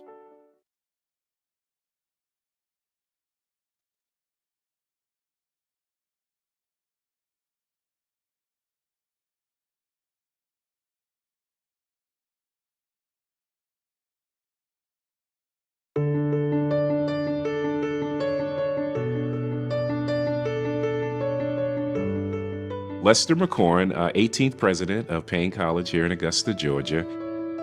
The transformation plan that was already in motion was what really attracted me to Augusta and to Paine College. And so I saw nothing but potential. A lot of challenges. We're still working through those challenges, but the potential and the possibilities here are enormous. The transformation plan, which preceded me, is a 10-year plan to lead toward total comprehensive transformation of the institution, of its programs, obviously the academic offerings for our students. So STEM program obviously is going to be big. Cybersecurity, nursing and health programs are going to be really key. And then the other big one is the physical transformation of our campus. We are working now on a total renovation of all of our residence halls. My goal for the master plan is to add a new performing arts center, and I would like to advance our athletics program. We are working hard to keep our end of the promise. We're becoming much more public facing. EAB has given us the technical expertise in education that we need desperately, and we probably could not afford absent this partnership. We're rebuilding the trust that in many ways has been broken down through the years, and helping to tell a new story, write a new narrative about who we are as a credible institution, and EAB is helping us to write that story. I'm thankful for the experience. Paine College has been an excellent addition to my everyday life. They show you how to develop your voice. They show you how to ask those questions that can help you lead to your success. And that's what they did for me. I'm excited for Paine. And it's a little bit bittersweet because when I come back to visit as an alumna, Paine won't be the Paine that I know it as. You know, it'll be much better, you know. I'm proud, man. I'm really proud of, Paine College, because it made me feel like a place where I can grow and prosper. Everybody in Augusta is rooting for Paine College. So we're grateful for our partners who are helping us think about how to do this. Bank of America has helped us do that. Obviously, Augusta National Golf Club has helped us. EAB has provided invaluable consultation. The United Negro College Fund, which has been a great partner. And there are more partners that we are trying to bring to the table. So I'm excited. I believe that we're writing one of the best turnaround stories in higher ed right here in Augusta, Georgia.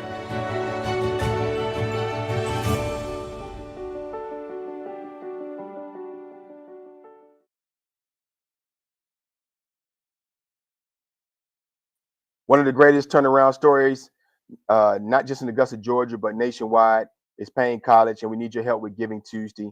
Listen, I'm excited about the next person that's coming on to talk.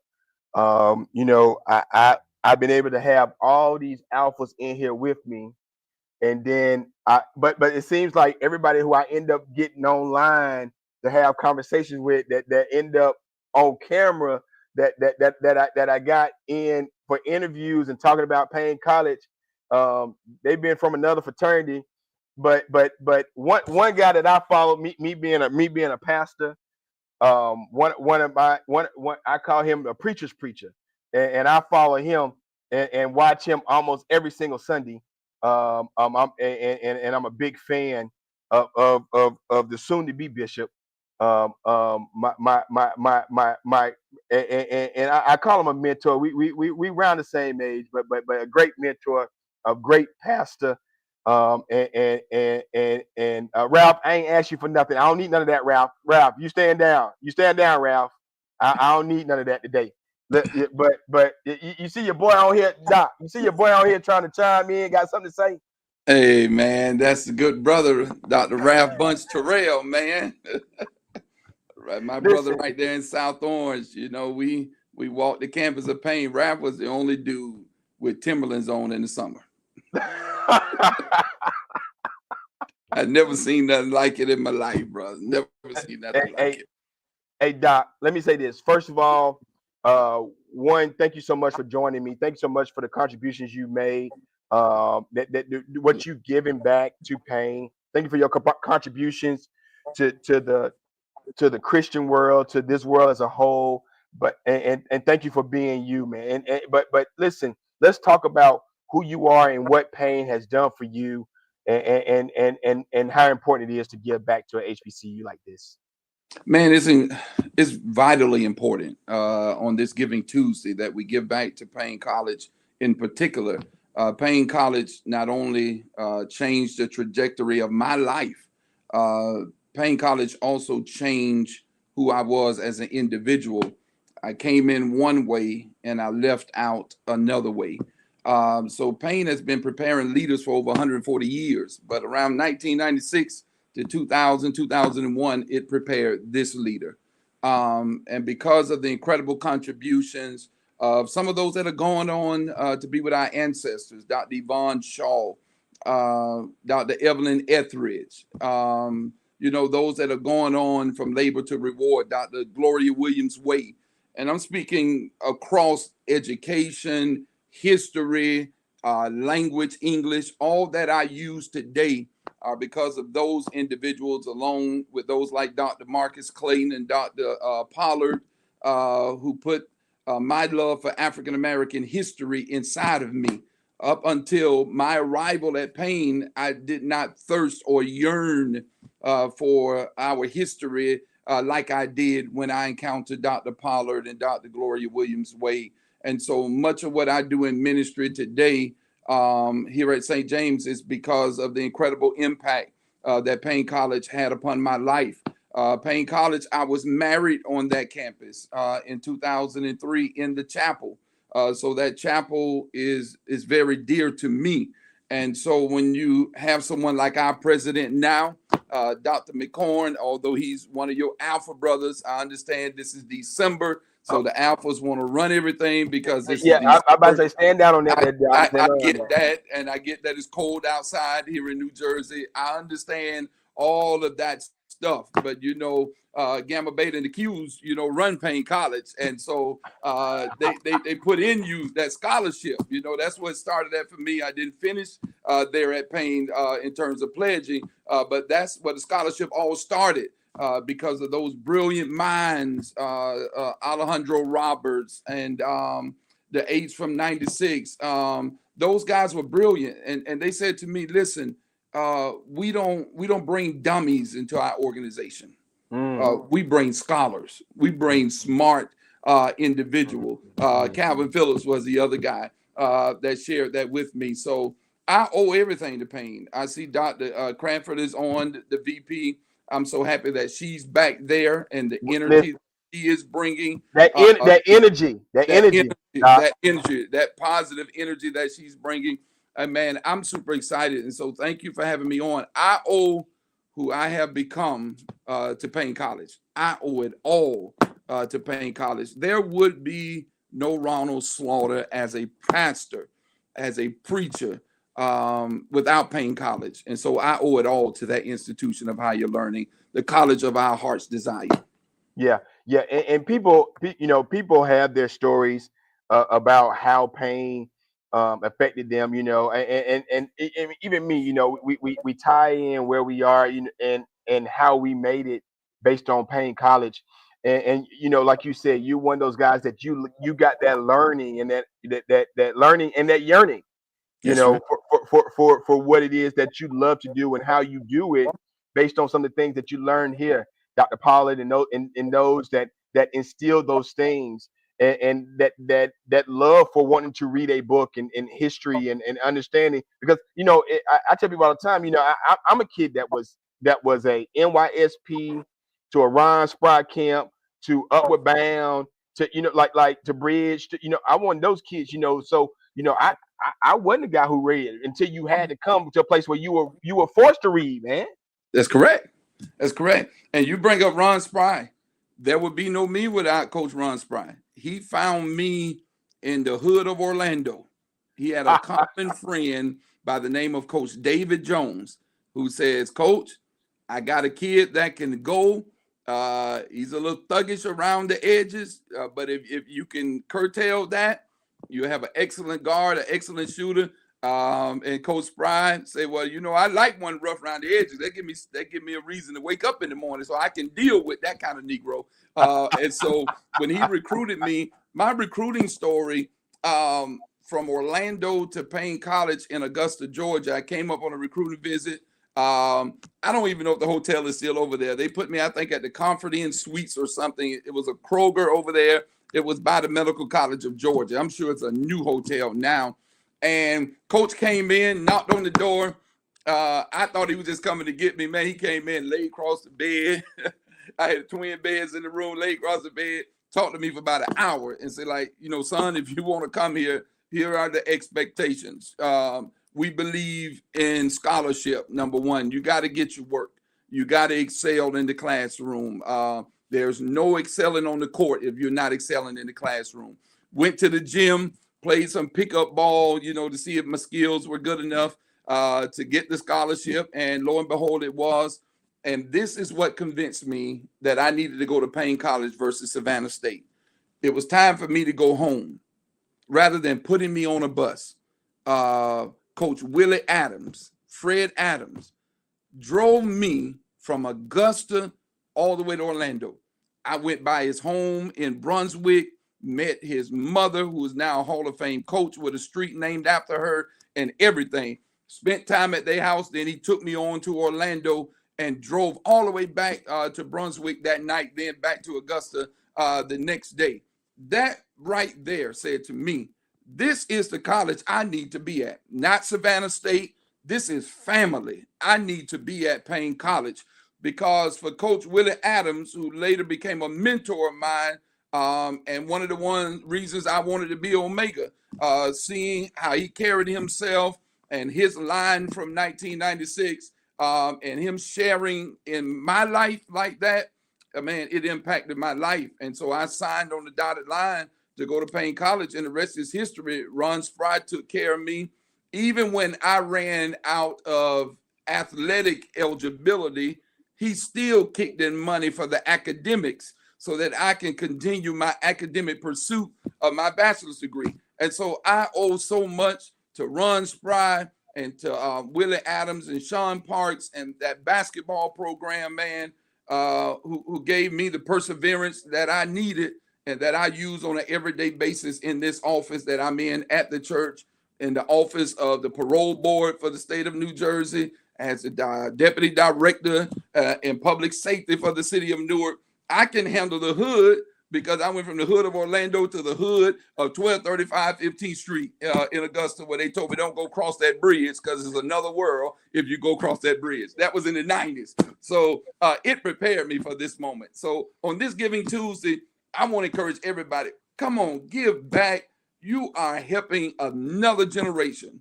What I become, they can become even greater if you contribute, if you give back in a way that can help them pursue their dreams and their goals wherever they want to go. I'm telling you, they can get there from Paine College, wherever they want to go. Ivy League, graduate school, they can get there from 1235 15th Street. I got there from there. So I know they can get there as well. Man, that's a powerful story. And people need to understand that, that like you say, we said that comment, you go anywhere from here. And that's truly the case. What the lessons you learn here are valuable, are invaluable. And you can't it's not just a place. Paine College is where it is for a reason. It's placed here so that it can be forever placed in our hearts. And it's up to us now to make sure we continue to give, to make sure we continue to show people how to give, to make sure we continue to get people on board to be a part of what it is we're doing. And it's so important that we do that. And before I get you, listen, let me first thank you again for being here. Before I get you out of here, I need that last appeal, telling people about how important it is for us to do what we're doing today. It's vitally important. Listen to that. I mean, you look at the news, you hear the world that we're living in, you hear the erosion of the Department of Education, the capping of parent loans and student loans. You hear how all of that is being capped.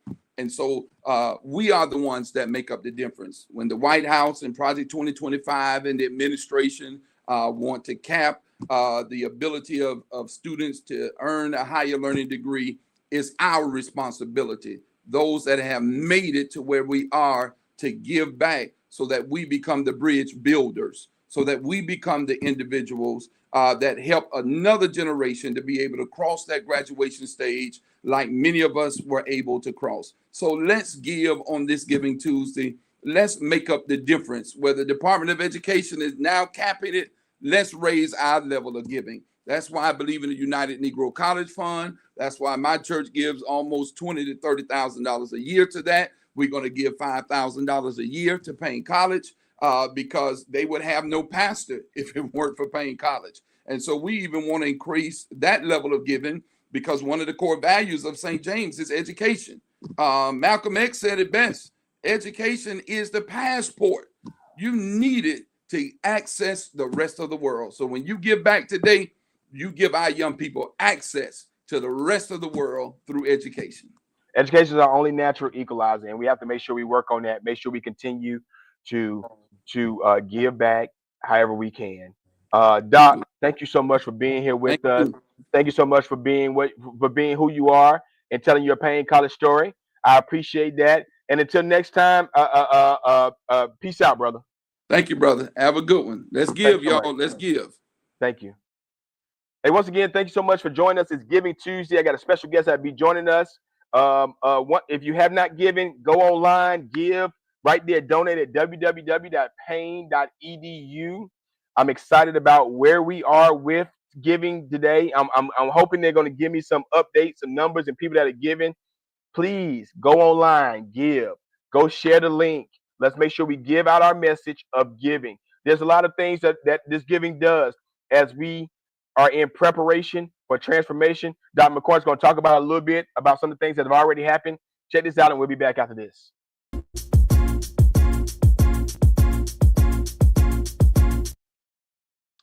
Greetings, everyone. This is Dr. McCorn, president of Paine College, and I want to thank you now for your support of Paine College in our season of giving.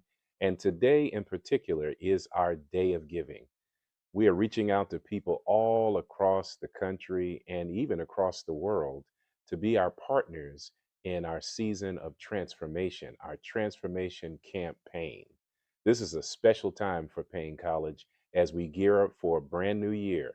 2025 has been a good year. We've had some challenges, but we've also had some great successes. In fact, recently, Paine has been chosen for 2 special grant awards. The first one is with the Reinvestment Fund. We were chosen to be a cohort in the HBCU Brilliance Initiative. This is an opportunity for us to improve our operations, to expand and improve our physical plant, and also to make a larger impact in the community surrounding Paine College. There was a select number of HBCUs that were chosen, and I'm happy to report that Paine is one of those institutions. So you will have an opportunity on the ground floor to join us in this transformation with our partners who are believing and investing in Paine College. Secondly, we have also received a grant from the United Negro College Fund to support our enrollment efforts. A $100,000 grant was given to 8 HBCUs who will be committed to transforming their enrollment processes and work to improve our enrollment retention. We're so grateful for the trust that has been placed in us by the UNCF, and we believe that this is just the beginning of our transformation. I'm also happy to report that we are about to begin our chapel restoration project. This is really exciting because those of you who are alumni of Paine and current students of Paine, you know how special a place the Gilbert Lambeth Chapel has been for generations.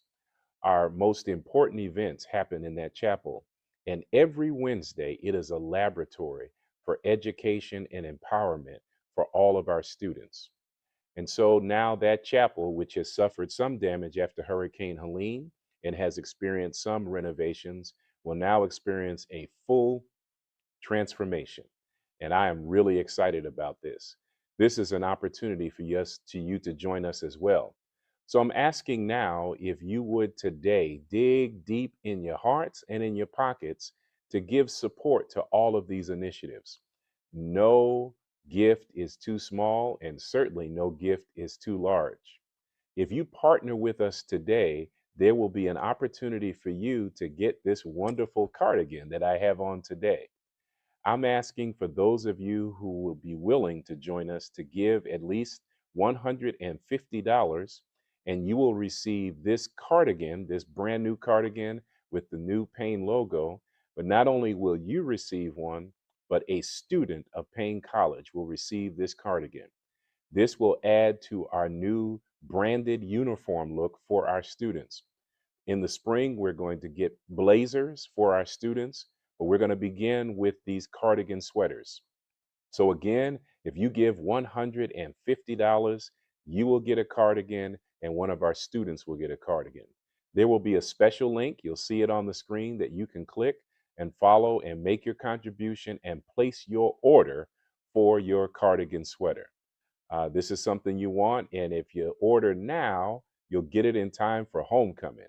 And don't you want to look good on the yard in February for our homecoming? And while I'm talking about homecoming, I want to also encourage you to get ready to purchase your tickets for our mass ball.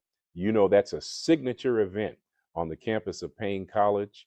We're going to move it off campus this year because the crowd has gotten too big for the Hill complex.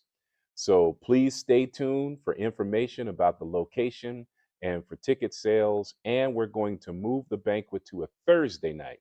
So please mark your calendars for Thursday, February 5th, 2026 for our mass ball. We'll also be giving you information about our special featured artists who will be performing that night and some of our special guests who will be with us. Again, mark your calendars, Thursday, February 5th, 2026.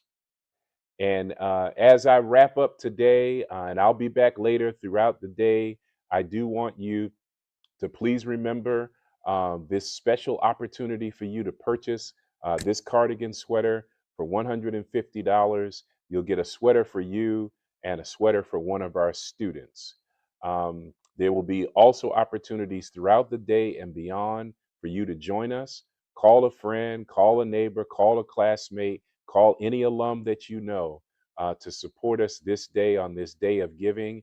And soon we'll give you our goal and our numbers as we get toward the end of the day so that we will all know the impact that we're making on Paine College. We are Paine College. We are in our preparation of transformation where we are producing scholars, servant leaders, and social change agents for the world. Thank you for your support. God bless you. PC, one time.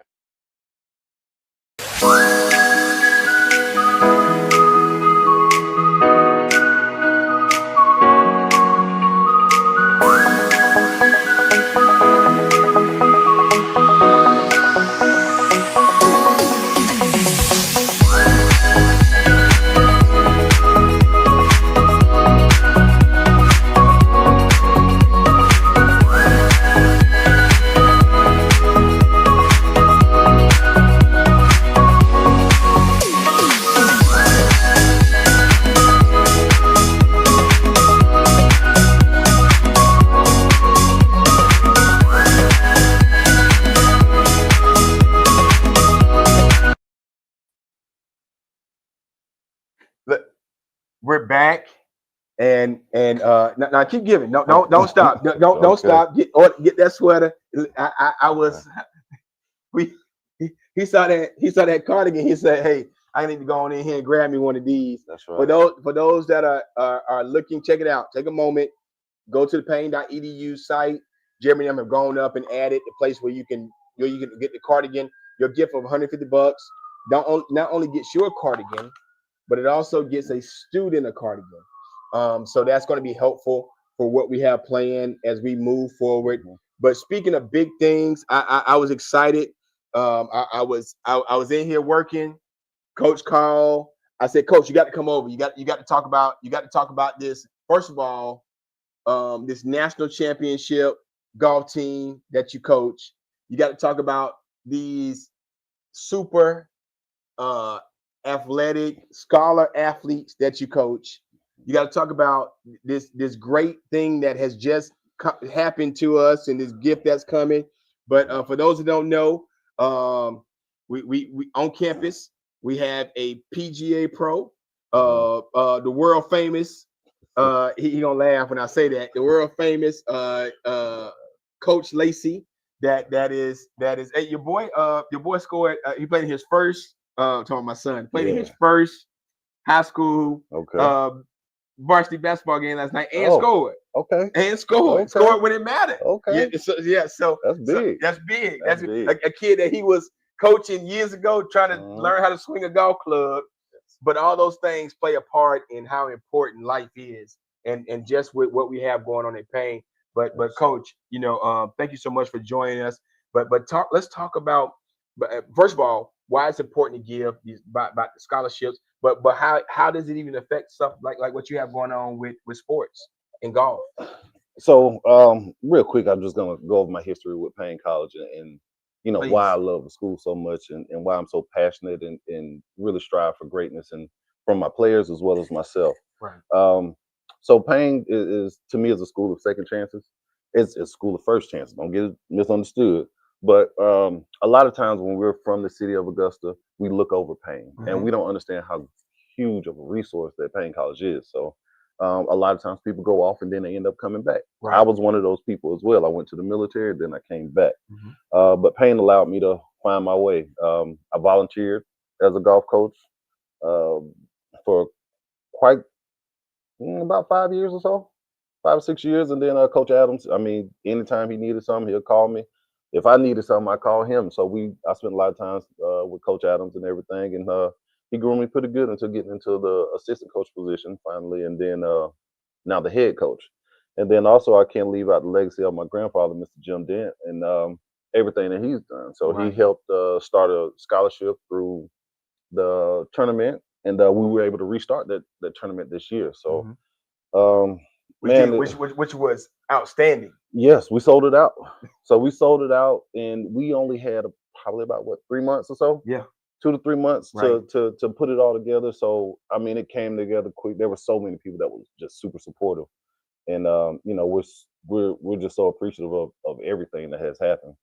Um, and just to kind of recap off that, um, you know, we were able to secure a donation from Golf Zone, which Golf Zone makes the best golf simulators, and it's a simulator. It has movable plates. It has all of the different varieties of grasses. You have I'm sorry, your different lies, not grasses.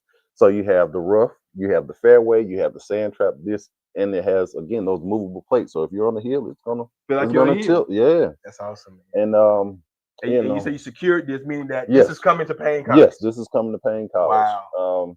And again, it's an $80,000 gift. You know, that's nothing to take lightly. And they saw something in us, so they chose to give to us. Right.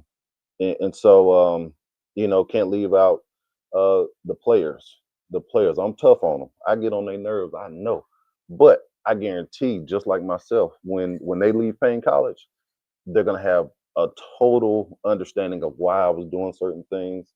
They're going to appreciate why I was tough on them. And, you know, and I think we all who were students at Paine, we all had those experiences Right. where, Right. you know, it was like, man, I can't stand this joker. But that same experience, you start to realize the gift and the lesson that people are giving you. Right. So, Right. You don't see it at first sometimes, but you end up getting it later absolutely, absolutely. on. So, you know, again, while y'all out here shopping, throw a little something to Paine College. No gift is too small. We're doing some great things in the community. One of the things that we did with the golf team is we did a food giveaway. So we participated back here with the Tubman Learning Center, Mhm. and as they partnered with the Golden Harvest Food Bank, and we helped some families, 247 families to be exact, uh, have a decent meal for Thanksgiving. Right. So we're giving as well. We're giving our I gave as well. I bought me a cardigan, so get you one. Uh, but we're also giving our time, and we know time is the one thing that we can never get back. So, Right. you know, as students and as coaches, we're giving our time to the community. We spend time. We just finished up a Nike camp at Wedges and Woods, where we have low cost clinics. It lasted for 5 weeks. But again, we had one of the players come on and we use that as an internship. So that way the player can get valuable life experience on coaching and he can take that and pursue whatever he wants to do in coaching. But now he has that experience. He made a couple dollars and, you know, again, that gift of time. So, And it's so important that when we talk about giving, you know, Tuesday is such a focused day, and it is a focused day on giving. Make sure you give back. Make sure you pay money to Paine, give money to Paine. And one thing about here, there's great transparency. Y'all have always done a great job showing what you're doing with what you get and what you receive. The president is doing a great job of that, you know. But it's also important to talk about the resources, you know, and how important it is to have that giving of resources, people that you introduce to, and people that can come in and change change your whole program. Absolutely. I mean, we try to leverage any relationship that we can to help the program. I mean, there's with golf is such a wide variety of people that you run into. You know, you can't discount anybody. Anybody they might look like they ain't got a dollar in their pocket. They might have 2 or 3 million that they want to give away. Right. I haven't found that person yet, but we're working on it. We're working on it. So if you're out there watching, contact us. We'll come find you. Yes, but I mean, it's just so much that we've gotten by just being honest and being real about what Paine College is, where we're at, and where we're looking to go to, and we're going to continue that. You know, I have to give a credit to my players. My players do great. The team average right now is about a 3.2 as a team. We talked about young players are just. I mean, you're talking about some of the true scholar athletes, man. Absolutely. That's awesome. And you know, again, giving them all the credit because I don't have to get on to them about their grades. They choose to do that. They strive for that excellence. So that's them. You know, so I can only take credit for recruiting and spending time with them. But that's them. Can you take a little credit for the national championship team you just had? A little. Again, that's their. You know, I was just there. I was there for the ride. I coached. I helped motivate them and keep them focused. But absolutely, again, giving credit to the players. You know, they're the ones who executed. They're the ones who practiced. They're the ones who participated in that. So I was just simply there to keep them going and keep them motivated. But how big is that for an institution like ours? Man, it's huge. It's huge. You know, because again, we're looked over a lot of times when it comes to Paine College, right? And we're building a program that's going to be unlike anything else. So, you know, we have some support from places that, you know, all across the world. You know, again, Golf Zone just gave us a $80,000 gift of a simulator that I definitely couldn't afford with my budget. Right. So, you know, those are a lot of things. We got the upcoming. If anybody would like to join the upcoming golf committee for the next tournament, please send me an email, give me a phone call. My email is lacyaf@paine.edu, and my phone number is 706-619-0353. And I want to make sure I say this. If you contact me, I can definitely make sure I get Lacey's information to you if you need information.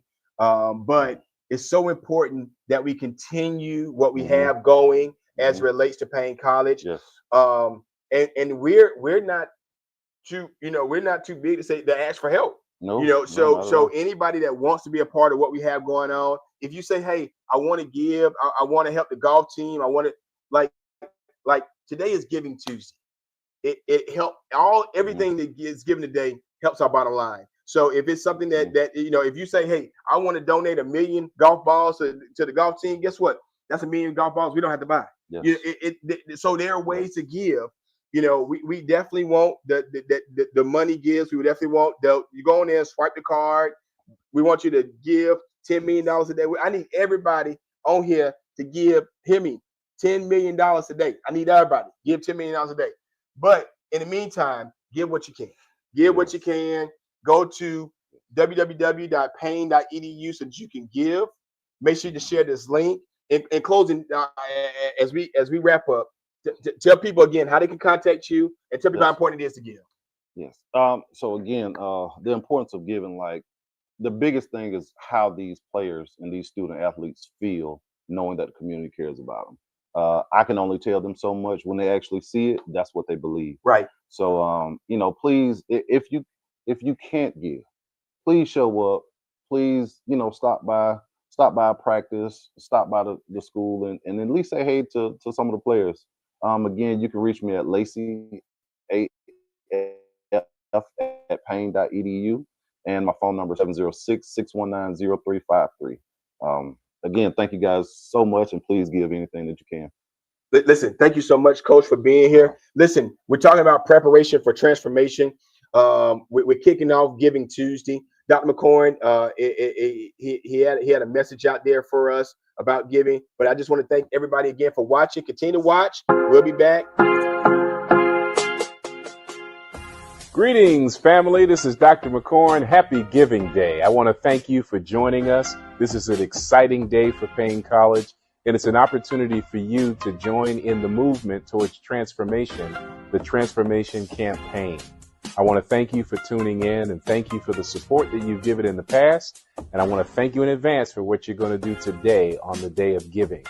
Today, you'll hear a lot of good news about Paine College. You'll hear from our students. You'll hear from our alumni. You'll hear from our friends about why it's a good thing to invest in Paine College. You'll hear about the progress that we've made and some of the challenges that we're facing. But we believe that our best days ahead of us as we close out 2025 strong. But we need your help. We need your support. So share the link with all of your friends, Facebook, Instagram, the webpage, paine.edu, and make sure you click and give and encourage your friends to do the same. Be with us all day long. You'll be able to check in with us at different points and get a lot of good information about Transformation Campaign. Thanks again for your support. God bless you.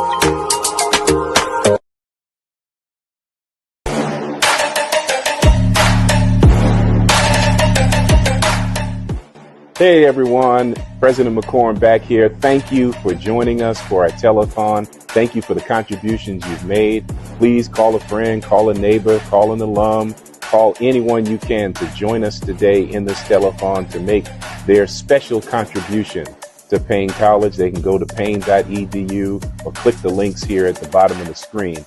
I also want to give you these updates. As I talked about it earlier, we were chosen by the Reinvestment Fund in the HBCU Brilliance Initiative to be a part of a special cohort. There are only a few HBCUs that were chosen, and they were chosen to help us to re-engage our work in the community, to improve our operations, and to improve our performance of our students, scholarship, and retention. So this is really exciting. It's a seed grant right now that could turn into about $1 million in the future. So you can help to optimize that gift by giving more. This is an opportunity in this telethon to be a force multiplier for the impact that Paine College is making in Augusta and beyond. So make sure you click the screen. Again, call a friend. Also, don't forget to get this cardigan. You can give $150 and get a cardigan for you and a cardigan for a deserving student at Paine College. Thank you for your support. PC one time.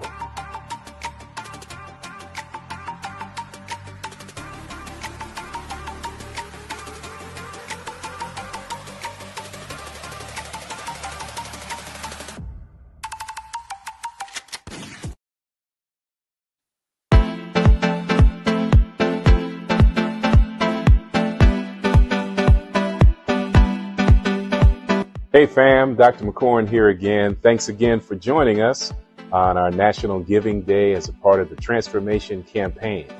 I want to keep you updated on the great things that are happening at Paine. And one thing that you will be interested in is the restoration of the historic Gilbert Lambeth Chapel.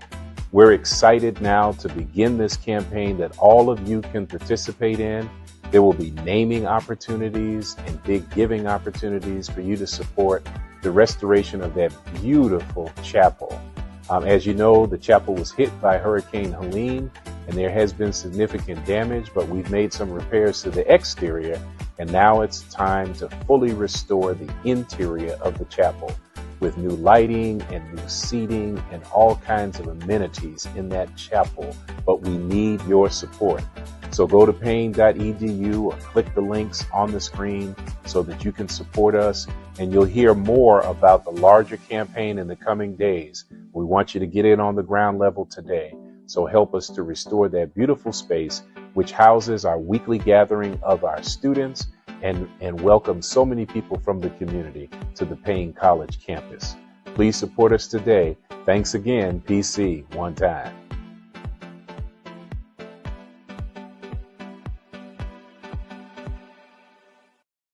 Hey, listen, we're back. Yep, I'm gonna make sure you can hear us. We are in the 2 o'clock hour. We've been going strong for giving for all day, but actually since November the 1st. That's right. And we've had some great gifts come in. Matter of fact, I'm gonna get Miss Carter in a minute. But you know, Teddy, one of the things I want to make sure people know is outside of Giving Day, one that we need people to give. Sure. But what are ways they can give and how can they contact you? Well, they can contact me at tmcdaniel@paine.edu. Come on in, Miss Carter. Come on. Listen, it's so important. We need your gifts today, and we thank you for those that have already given. Please continue to donate and share this link with everyone. But outside of today, there are options for you to give monthly, make it automatic, so that we get your ongoing gifts. We still take checks at the school, but we want to make it easy for you. And multiple ways, if you have access to our Givelify account, that works directly. We have a number of items that we're dealing with right now financially. And there are opportunities. You heard earlier from Dr. Tillman and the 3 new schools that have been announced. I mean, we're on to the future, to what we think will be Paine University. Paine University is on the way. It's on the way. Get ready. It's on the way. We've got some exciting events for you all in the coming months. Homecoming is a couple of months away. You'll be hearing more announcements about the mass ball and other things that are happening on campus. It's the season of giving, right? Holidays are around the corner. And let's not forget these students, right? You heard university scholarships. There will be 6 going forward that will have, excuse me, naming rights, presidential scholarships, and we're just going to build a pipeline. And so give today, keep giving, share. I can be reached again at tmcdaniel@paine.edu. And now we're going to have Miss Helene Carter come over here and tell us some more. Yeah. Miss Carter, I'm going to get you out that seat and get you over here on this one while Jeremy keeps that up. Jeremy, put it back up there. Let everybody know about homecoming week. Save the date. I'm going to put Miss Carter in the hot seat in a minute. Make sure you save the date for homecoming. The president talked about that earlier in reference to the day that we have for the mass ball, and he talked about that earlier. So, Miss Carter, are you gonna join us over here in this? Of course. Come over this side over here, Miss Carter. Of course. Jeremy has been giving her a hard time all day. Let's make sure she don't triple my cord I got down here, Teddy. And we're gonna get Miss Carter in to the hot seat. Okay. All right, We good? come on. Thank you, Teddy. You're welcome. So listen, everybody, people have been asking and people have been wondering, where is the world famous Helene Carter today? They say what now? Jeremy. Jeremy, don't you start. Don't start, Jeremy. We got to keep her focused. We got to stay focused. We are excited. Miss Carter has been working so hard in reference to getting this day set up for Giving Tuesday, and trying to get this set up online. But Miss Carter, look, when have you ever seen Paine College live for 5 hours? And it's been given the whole 5 hours. You know, people been giving this whole. Have people been giving this whole time, Miss Carter? I have never seen this before in my entire life since I've been at Paine College. So I know we're giving out a lot of accolades, but I want to thank you. Oh, thank you, Ms. For Carter. setting this up, and you and Jeremy Ownby, my colleagues. I mean, you all are just so fantastic. Jeremy is the man. Listen, I give Jeremy an idea. Jeremy's like, well, we'll figure it out. And guess what we did? We figured it out. We figured it out. Yeah. So here we are. Yes. It's giving time. But Ms. Carter, let's talk about something. Let's talk about first of all, how giving has impacted Paine, especially this year. But let's talk about some of these people who have given. And I know you got too long of a list to name everybody, but I know you're gonna do everything you can to name everybody.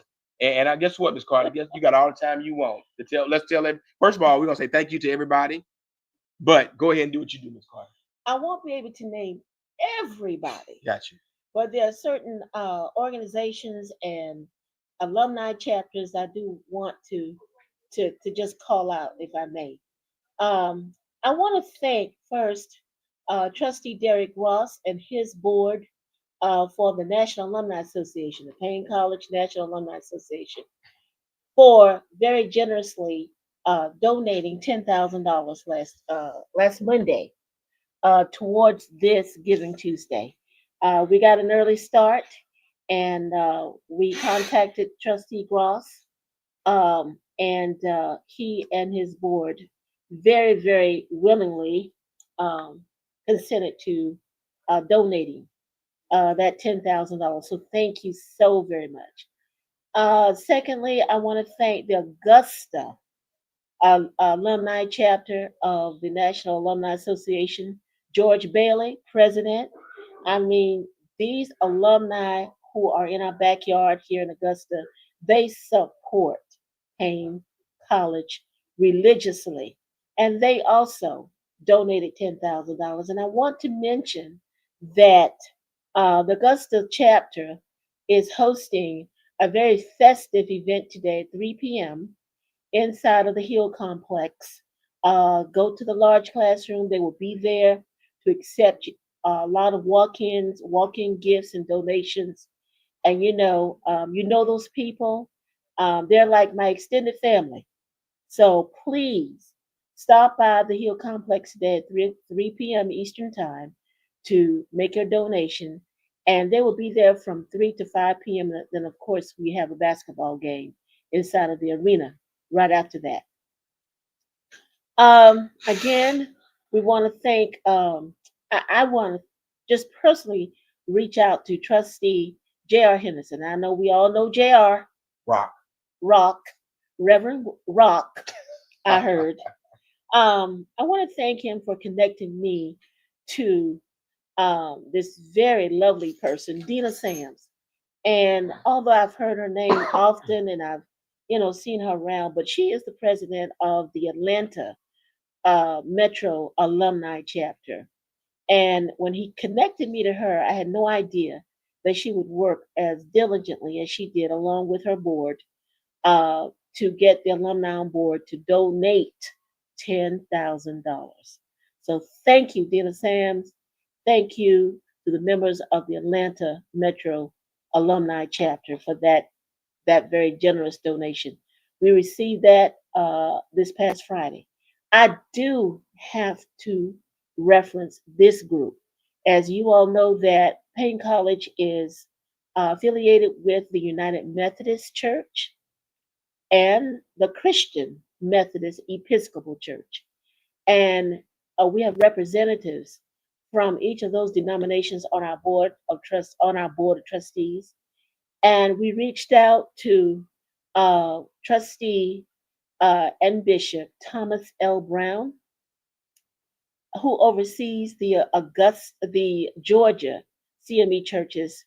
And we also reached out to other members of the Christian Methodist Episcopal Church and requested a donation. And let me tell you, they came in very, very strong. They donated $170,500.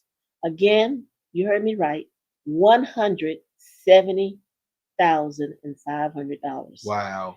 So we are forever grateful to them.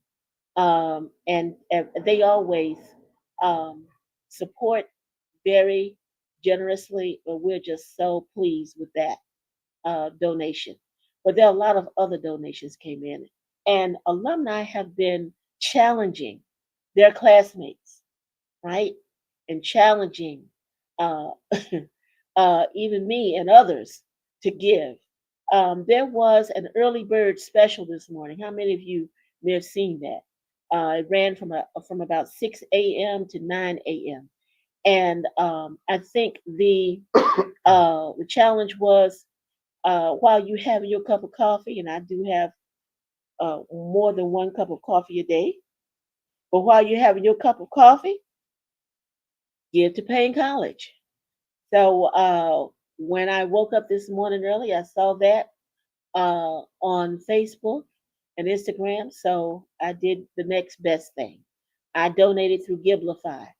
And that's what many of you have been doing, donating through Giblify, PayPal, Cash App. We have a lot of Cash App gifts, Mike. I've never seen this many that come through in the last, I would say, 72 hours. But today, What's our cash app? I'm gonna get Jeremy to throw up our cash app. our Maybe that'd be Cash helpful App too. is Growing Pain. Got you. Growing, GROWING, PAINE. Growing Pain.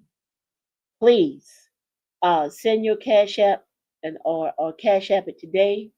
And we're running this Giving Tuesday um, a campaign through for 24 more hours, or well, through tomorrow morning. So don't wait now. Give now, okay? And give as much as you can. There's no gift is too small. Obviously, no gift is too large, but no gift is too small. And speaking of large gifts, Mackenzie Scott, where are you, sister? You know, we're here in Augusta, Georgia.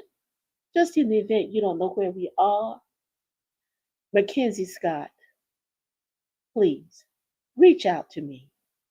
Reach out to me. Reach out to anybody at Paine College. Let us know that you see us and that you know that we're here. We are here, Mackenzie. And thank you for supporting our sister institutions. Thank you for supporting our colleges and universities.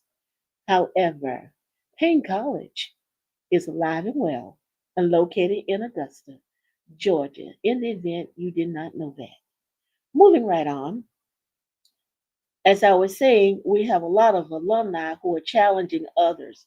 For example, I'm sure a lot of you know that Alatoria Cranford is now back at Payne College with the family, and she launched the $18.82 campaign a few days ago, and many of you have been giving to that. Now, that may sound like a very small amount of money, but she challenged everyone to get on board with the $18.82 campaign, and and give at least three times.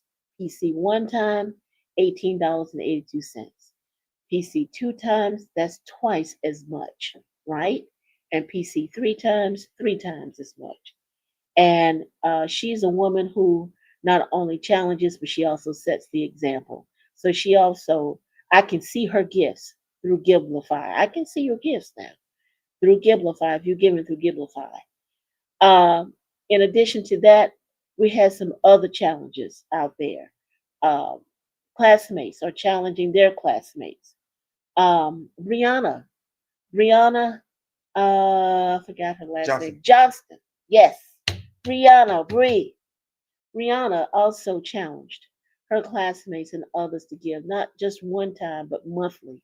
And I know that you all know that Brianna and her colleagues and classmates, Chuck Rome and others, they develop or uh, the Dreamers, Crazy Dreamers Scholarship. And that is going well. I mean, they put their energy and their manpower to use, and they've donated several of those $500 scholarships to our students. And we are forever grateful to you. I think there's an application out there now, and we're inviting students to apply for the Crazy Dreamer Scholarship. And so thank you, Brianna. And there are others of you who've given just a minute ago. Alexis Tubman. Alexis told me not to say anything, but I'm going to tell it. Alexis Tubman also made her donation. She walked into the president's office and wrote her check and said hello to everybody, and now she's gone. But I just want you all to know that Alexis stopped by, and I was so glad to see her. She used to work in the Office of Advancement. Um, many others have given, and I have a sheet, several sheets of just names of people who've given. At some point in time, Jeremy and I are going to work together to scroll those names either on Facebook or we will scroll them on our website.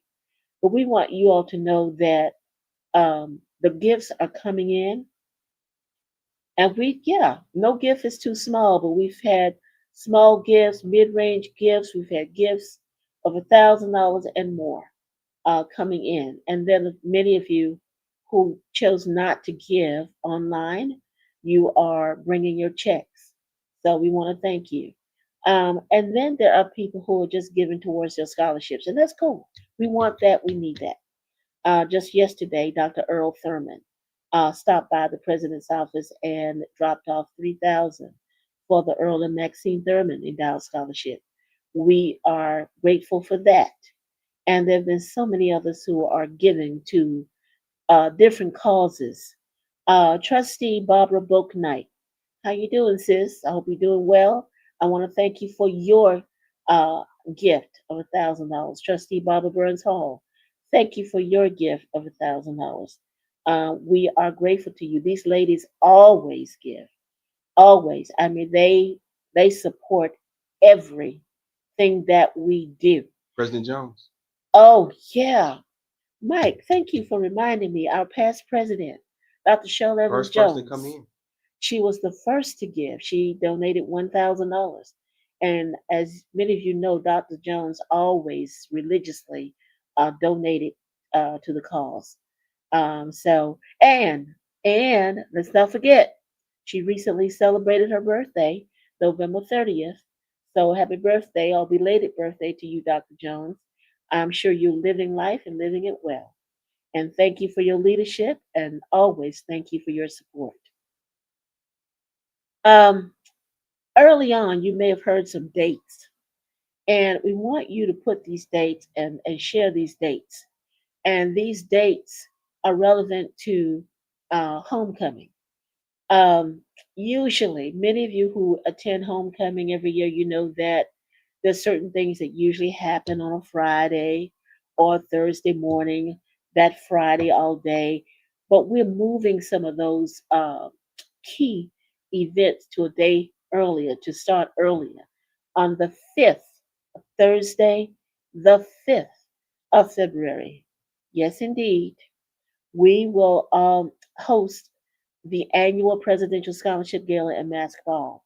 And we're hoping to host that off campus. I won't name the space just yet. We are just in the middle of signing the contract, but it will be off campus, black tie. And we can promise you a very good experience, entertainment, local entertainment, and entertainment from other parts of the country, entertainers that we are actually interviewing now and trying to come to some sort of agreement with them because we want you to have a very good experience. Those ticket prices are going up, and up. No longer will we offer the $150 ticket. Tickets will be at $200 this year in 2026, but it's all for a good cause.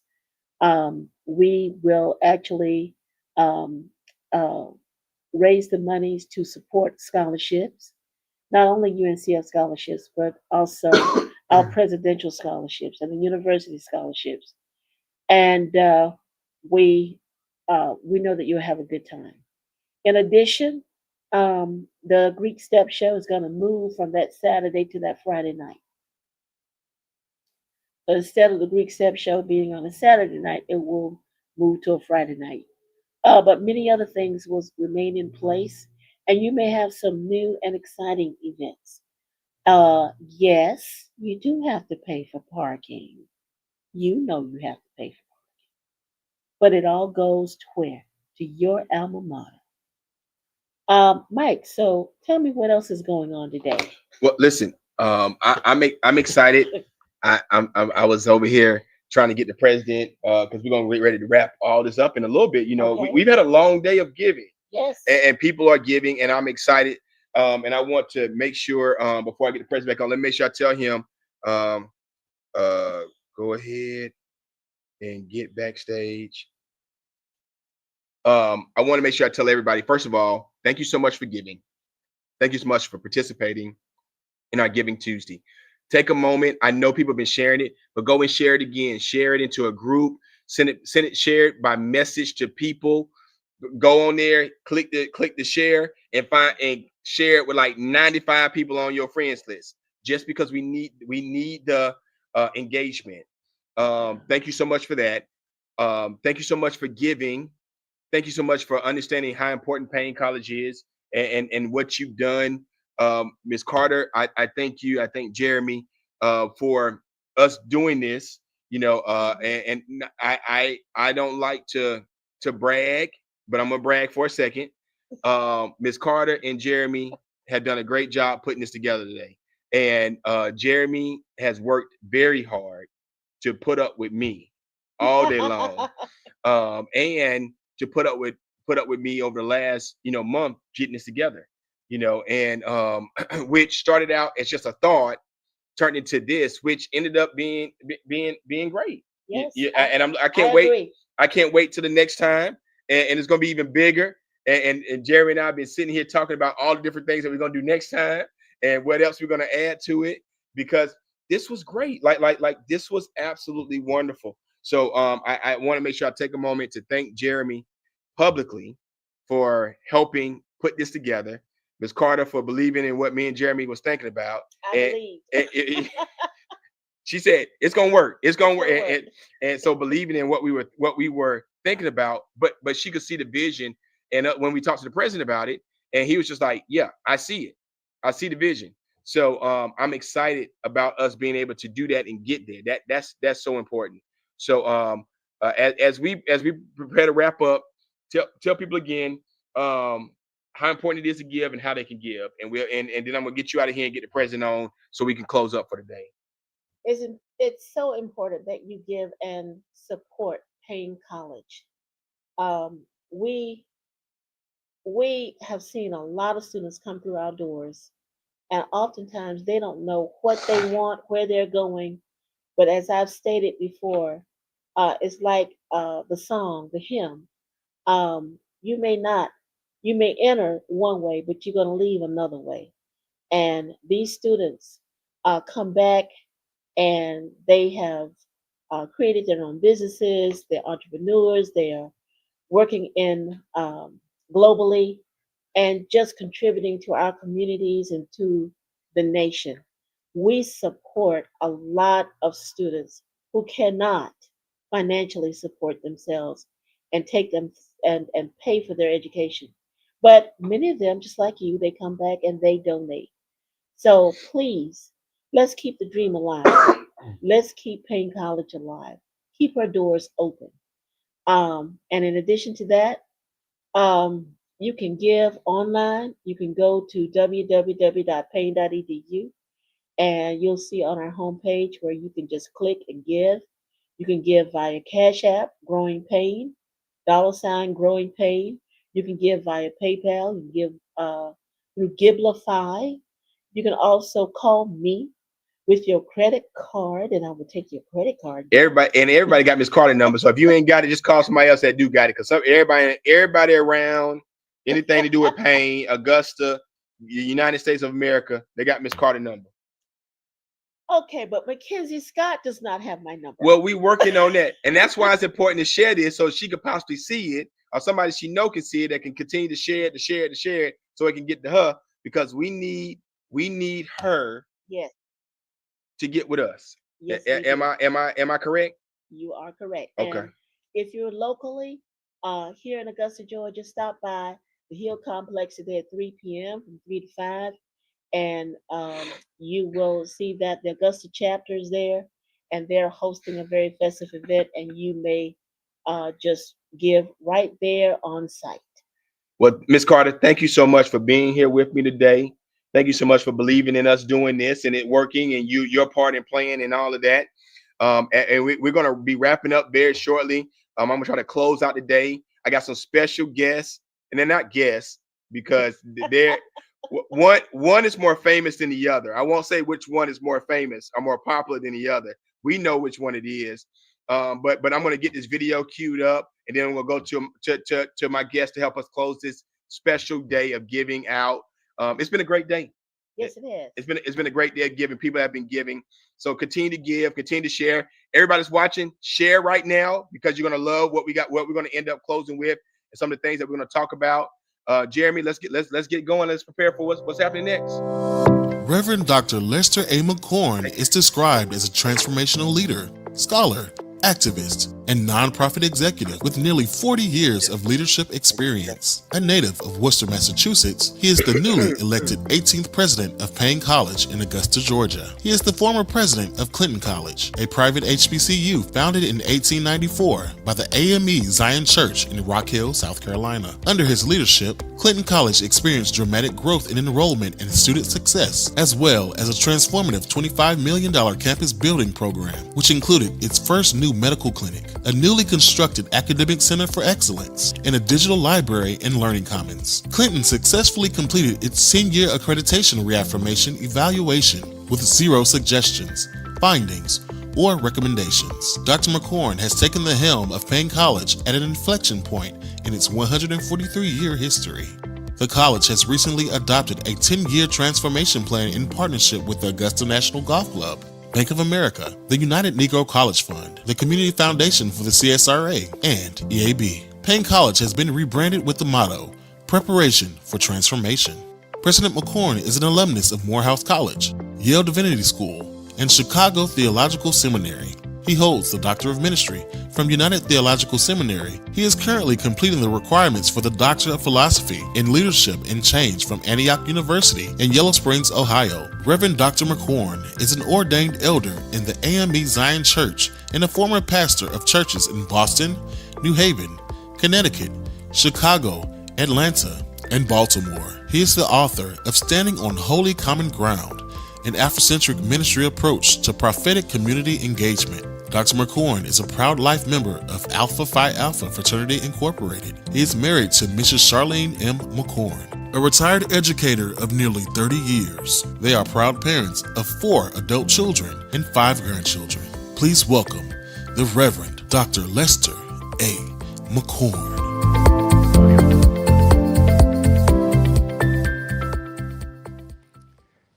What's up, Mike? Dr. McCorn and Lady McCorn. Let me say this. Where you at? Where you at? Turn your volume on. You're muted. Am I up now? Can't hear you. Hold on. My microphone might have finally died. My microphone.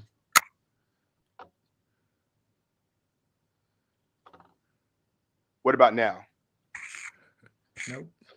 No? He said, what about now? No. We just heard you with Carter. What happened? I'm trying to figure it out. Hold on one second. Still nothing? Nah, there it is. You had to go out and come back. Go out and come back. So there should have been a I'm working on the Lady McCorn video that's the one we need. That adds you, which is probably more appropriate, at Paine College. Because we the superstar around campus. And thank you. You pointed it out. Dr. McCorn. But listen. I know that y'all are in the middle of this mission trip. But just to give you an update, and I know you've been watching all day because I've been seeing you comment. You've been texting me, texting others. But to give you an update, it has been a wonderful day of giving. And wonderful. And I'm excited about that. That means a lot to me. Paine College. I'm excited. Yes, sir. Like it's Giving Tuesday. Are you excited? And talk about how important that is.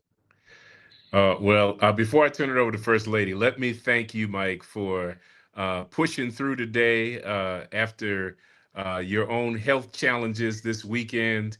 And Yeah. you know, I know you had to struggle with your voice, and we made you talk all day long. All So day long. My throat, so I'm go. like, Yeah, so go get another medicine ball and go get into bed. But thank you. The part that I caught today, you know, I caught the first couple of hours, and man, it was just amazing to hear the testimonies of the alumni of Payne College, and that's really what it's all about. It is the value proposition of a Payne education is the students that we produce, the alumni, and to just hear story after story after story of people whose lives were transformed because they walked on the campus of the College of Our Heart's Desire on 15th Street in Augusta, Georgia. And that's what we've got. That's the legacy we have to continue to uphold and to strengthen and to really make sure that this transformation plan comes to fruition. So thank you everybody who tuned in today. I know the alumni are having a great party to wrap up this day, but let me thank you from the bottom of my heart for the sacrifices and the just amazing contributions that you have made. I know many of you have called friends and shared the link and got them on. So thank you. I can't wait to see what the totals are going to be like for the day, but I know that there'll be a much greater impact that we can't measure in dollars and cents because of the love that was shared today. I will tell you, Mike, we've had a great time in South Africa. We flew into Cape Town and spent time there, and we visited an amazing school here in Cape Town. And to see what folks are doing with young people who it kind of reminds you of the Paine story, right? Young people who wouldn't have a chance or an opportunity unless somebody really cared about them and gave them the love, care, and attention that they need. And I said to the principal of the school that I want to develop a partnership with them and see if we might be able to get some of those students to come to Augusta. You know, we've also met some other good people here. We had great worship while we were here. I had the great honor and privilege of speaking at a church right outside of Cape Town, and that was just a good experience. And I think there's some good partnerships that'll come out of that. And now on the second leg of the trip, we came into Johannesburg, and now we're out in Sun City. So I'm not even going to sugarcoat it. This is the icing on the cake for us because we're enjoying Sun City. We went on a safari today, which was just amazing. So we're having a great time. But let me I want to turn it over now to the real star who y'all really wanted to hear from anyhow. But what are you saying? You froze there for a minute. Again. I see Henry Ingram on there. Hey, Mr. Ingram, my friend. Okay, go ahead, Yeah, Charlie. Just say whatever you want to. Just say whatever you want to say. Talk about what Payne College has meant to you and whatever. Yeah. Yeah. Hello, my Payne College family. We bring you greetings from South Africa. This has been an amazing trip and journey for us to come back to the motherland where everything originated for us as African American people and now Africans in America.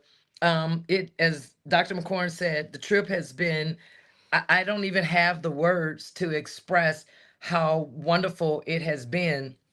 And so we want to just, let you all know that even though we're here across the waters, the Atlantic, you're still in our hearts, you're on our minds. We talk everywhere we go about Payne College, and you can see I'm always repping when I post my pictures, which are to come, because people are like, I'm loving your pictures, and then I haven't posted in a while, but I have on my Payne sweatshirt almost every day, and because you're in our hearts, and so we want people to know. So when they ask what does the P stand for, then we tell them Payne College, and then we just go into our spiel about how wonderful it is and the students at Payne College, and hi D, and what it's like to have the students on campus, and just the love that we have for Augusta, for the city, and the amazing things that are happening. So thank you all so much again for giving. Thank you for believing in Payne. Thank you for continuing to believe. It's not that you just started believing, but continuing to believe and to support Paine College. We love you, and we're just excited about the transformation that is already happening and what's going to continue to happen. So the best is yet to come. Right. And I, I want to We still can't bring. hear you, Mike. Uh-oh. Am I out again? I know your voice has gotten weak, but has it gotten that bad? How about now? Nah. I got to figure What this are you out. doing? right at the end of the day, now you're losing your. At the end of the day, is it still? Yeah, still sound. There's some okay. sound. Okay, there we go. So I listen. I think it's. You know what I think it is? I think my microphones are finally dying from being Oh. on all day long, Oh yeah. and back and forth with people and that kind of thing. And I'm not gonna hold you guys long because I just wanted to make sure that we the first thing this morning we started with you, and we want to make sure we end the day with you. We're about to go over across the street and party with the alumni chapter. No, I'm not there. No, you can't I was party just about to without say, me. you know how the Augusta You alumni cannot chapter party gets without me. down. You can't party without me. Listen, the Augusta alumni chapter gets down. They Oh, but Mike, I have to tell you this one thing though. You know I love to dance. There have been so many things that have happened, but I got to dance in South Africa with some children here. So I will be posting those videos, but I was so excited because they, called me out of the crowd and stuff. And so then that was one of my dreams is like when I go, I want to be able to dance. And I danced in South Africa. I've been seeing some videos. I've been seeing something, but I can't wait to see all of this that's going on.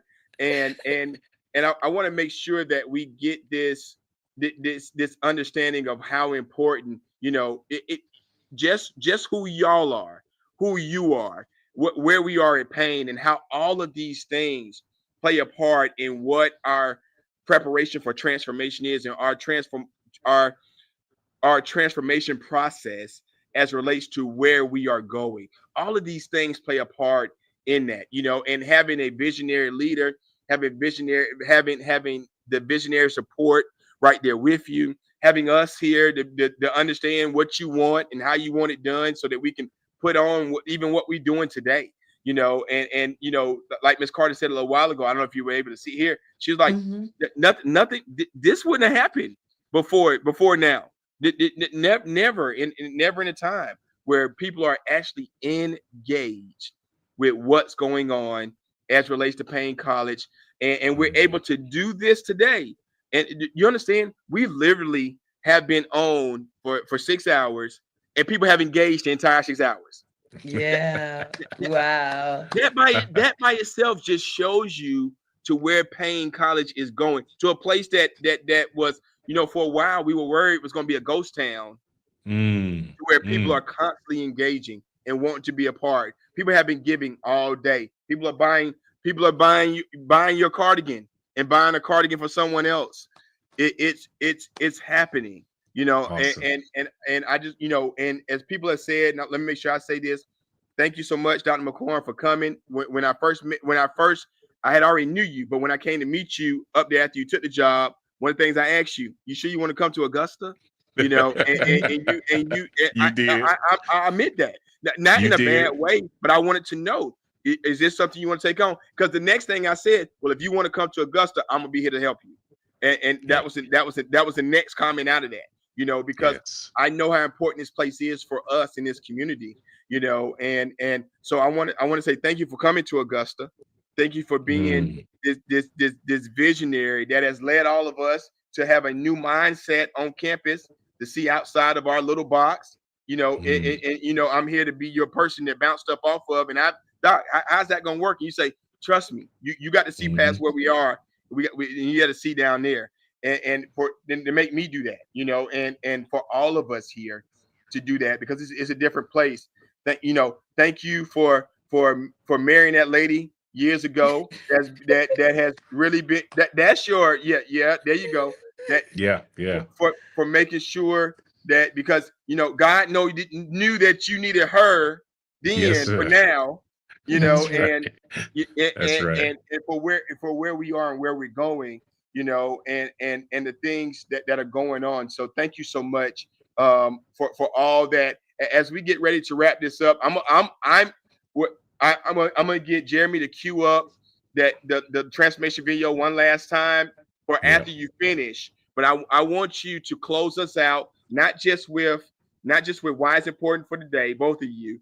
But why Giving Tuesdays is important, why is giving to our HBCU important. Close us out with prayer, and then we're gonna go to our transformation video and be done for the day, Doc. But thank you so much for allowing me to do this today.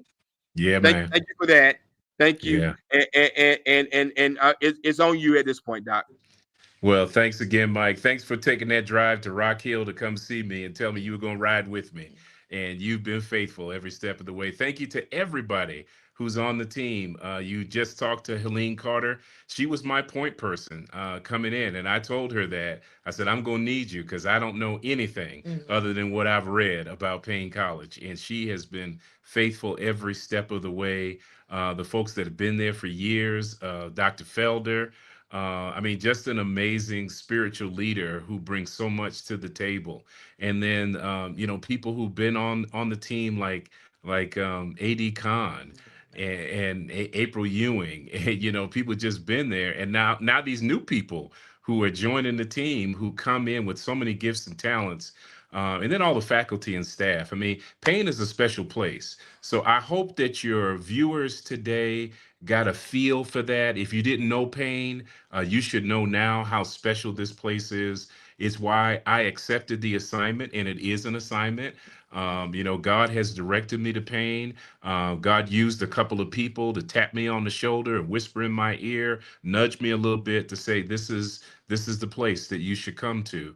And we're just getting started. So I can't wait. We're wrapping up 1 year. I can't believe it. It's yeah, it's December been 1st, it's yesterday yeah. was a year. Yeah, it's a year. I came in December of last year. I didn't really start officially, but I came to Augusta and hung out as I was beginning the transition, and now here it is. Just about a year later, and God has been faithful. And so it is important for you all to invest. I can't say it enough that our institution, when I say our, I'm talking about African Americans, and the story of Africans in America is a story that we couldn't tell in 6 hours, right? But the role of HBCUs are just indispensable. You don't have the progress and the successes and achievements in this country by African Americans without HBCUs. And even people who didn't go to HBCUs, their way was paved and made by people who went to HBCUs. And our some of our greatest, well, most of our greatest leaders. And then when you talk about Paine specifically, and I heard, I think it was J.R. Henderson that was talking earlier about public schools in Augusta, that, it was known that, most of the teachers in Richmond County were educated at Paine College. And when you connect that to today, right? We need education as much as we need anything. I know folks are talking about technology and AI and STEM and all these other things, but at the end of the day, the bottom line is education. And that's how we have made it as a people. That's how our society is going to advance. I don't care what they tell you. I don't care how much they try to take away from public education and higher education. Education is the key. It is the great equalizer, and it is the great force multiplier. And in the city of Augusta, there's still a grave disparity between the haves and the have-nots. And the way to bridge that gap is through education, through institutions like Paine College. Paine College has a special role to play that no one else can play. I don't care what they say, and I'm not disparaging any of the other institutions of higher education in the CSRA, but there's only one Paine College, and there are things that only Paine College can do. And you all should know that by now, but if you don't, you will learn soon. And it's why you need to invest. You need to sacrifice because that's what our ancestors did for us. And I know our society has become very self-centered, but we've got to return to investing in those who are coming behind us. So we've got to invest in education. So, beloved, please spread the word. Even if they couldn't join today, I think Mike will be able to, because it's on Facebook, you probably can go back and watch it later. So, friends, if you're watching now and you missed most of it, go back and watch it again and then repost it on your Facebook page, all your social media. Let people see this, let them hear the testimonies, let them know and understand how important Paine College is to Augusta, to the nation, and to higher education. The final thing that I'll say, which I'm really excited about, I'm a vision person. And that's what drives and motivates me is the vision. And even though it's not altogether completely crystal clear, there is a vision evolving that is very exciting at Payne College. We've already had the Board of Trustees approve 18 new degrees, bachelor's degrees and master's degrees. We're looking at establishing, well, first of all, we're going to renovate several of the buildings. We've got a $5 million grant from the National Park Service. So those residence halls that you all have been talking about, they're going to have a major makeover. Peters Campus Center is getting a makeover, Mary Helm, and we're also queuing up to totally renovate the historic, beautiful Gilbert Lambeth Memorial Chapel. That's a big deal. That is the heart and hearth of our campus. It's our sort of the front door to the community. Many folks who have ever stepped on that campus, that might be the only building they came into. It's such a special place and it deserves to be restored and repaired. So get ready for that. But we need your help to do that, right? We need you to call your friends and your neighbors, call the people at your job. Some of you work at businesses that have matching programs where you give an amount and they will match that amount. Please check at those businesses that you work at, whether it's in Augusta, the CSRA, or maybe somewhere else where you work, and ask them to double your gift. This is the season of giving. So it should be on your hearts and your minds to do something special, to make a difference, to make an impact in the world. I'm going to pause with that. First Lady, anything you want to say before we close out? Just again, thank you so much. And as we're talking about education is important, I think the other thing at Payne College that's so important is the relationships that we're building, relationships with each other, how the students are connecting, and how our students are beginning to post on social media because they're excited about what's happening at Payne College. So when we get the students excited, the alumni excited, the city of Augusta excited, there's nothing but good things that are going to happen. And those students are building those relationships. When you said not going to an HBCU, I did not graduate from an HBCU. I graduated from Valdosta State College and had a great educational experience there. But being married to someone who is a product of an HBCU, two of our sons are products of HBCUs. I had teachers who were products. So I'm still very much impacted by the results of what HBCU can produce. So please, please, please continue to give, continue to sow those seeds, continue to uplift and keep us in prayer. Keep President McCorn and myself in prayer, but also our students.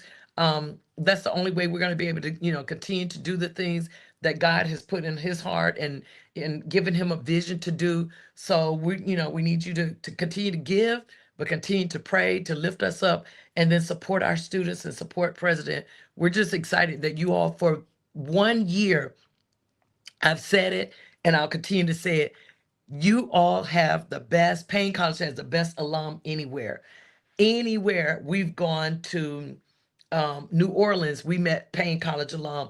I was at Disneyland, y'all, Disneyland in Anaheim, California, and I was wearing Payne College gear because I'm always gonna do it, clock it. And then this lady walks up to me and she was like, "Oh my God, Payne College Augusta. I went to Payne College in 2001." So we're everywhere. And again, we're very proud. We proudly wear our Payne College paraphernalia because we want the world to know that wonderful things are happening in Augusta. So we're ready. We need you all to get ready because we're on the move and ain't no stopping us now. All right. All right. All right. Let's pray. I'm going to close this out. Oh God, we thank you, we praise you, we glorify, we magnify your name for your goodness, your grace, and your mercy that you have bestowed upon the college of our heart's desire, Paine College. We believe and trust now that you will and can do exceedingly abundantly above all we could ever ask, think, or imagine. So, God, these seeds that we are sowing now, we know that they seem small, but they are just like mustard seeds, and they are about to move many mountains. We thank you, God, for miracles that are going to be performed on the campus on 15th Street, the miracle on 15th Street. God, we thank you for the students that are coming and for the funds that are coming and the resources that are coming and the new programs and partnerships and relationships that are coming to Paine College because the faithful have prayed and believed. God, your word is true, that if we trust in the Lord with all our heart and lean not on our own understanding, and in all our ways acknowledge you, you will direct our paths. And we thank you for directing the paths of Paine College. God, we don't know what the future holds, but we do know who holds the future. And we're excited, God, that we're in the hollow of your unchanging hand. So continue to bless everything and everybody connected to Paine College. We thank you for those donors right now whose hearts have been moved. For those that don't even know that they're about to be moved, God, I thank you for them even now. We thank you. We thank you for high wealth individuals, but we thank you just have a little bit, like the widow's mite, that are sowing a seed into a good work. It was said today, God, that Paine College is fertile soil. And God, we believe it. And we're going to be faithful in tilling that soil and cultivating that soil and cultivating the hearts and minds of the students who you send to us. And we thank you in advance for the abundance that is about to come. Now, God bless every person who has viewed this today, whether they have given or not. Move on their hearts, that you would be able to show them what you can do with just a little bit of faith. God, we claim this victory today in the mighty, matchless, marvelous name of Jesus. And for his sake we pray. Amen. Amen. All right, Mike, back to you. Jamar Clockett, I see you, First Lady.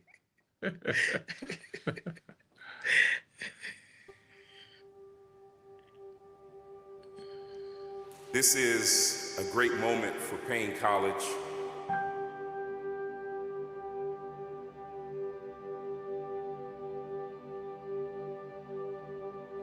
To this fine-looking, soon-to-be graduating class, I want you to know that we're gonna make it.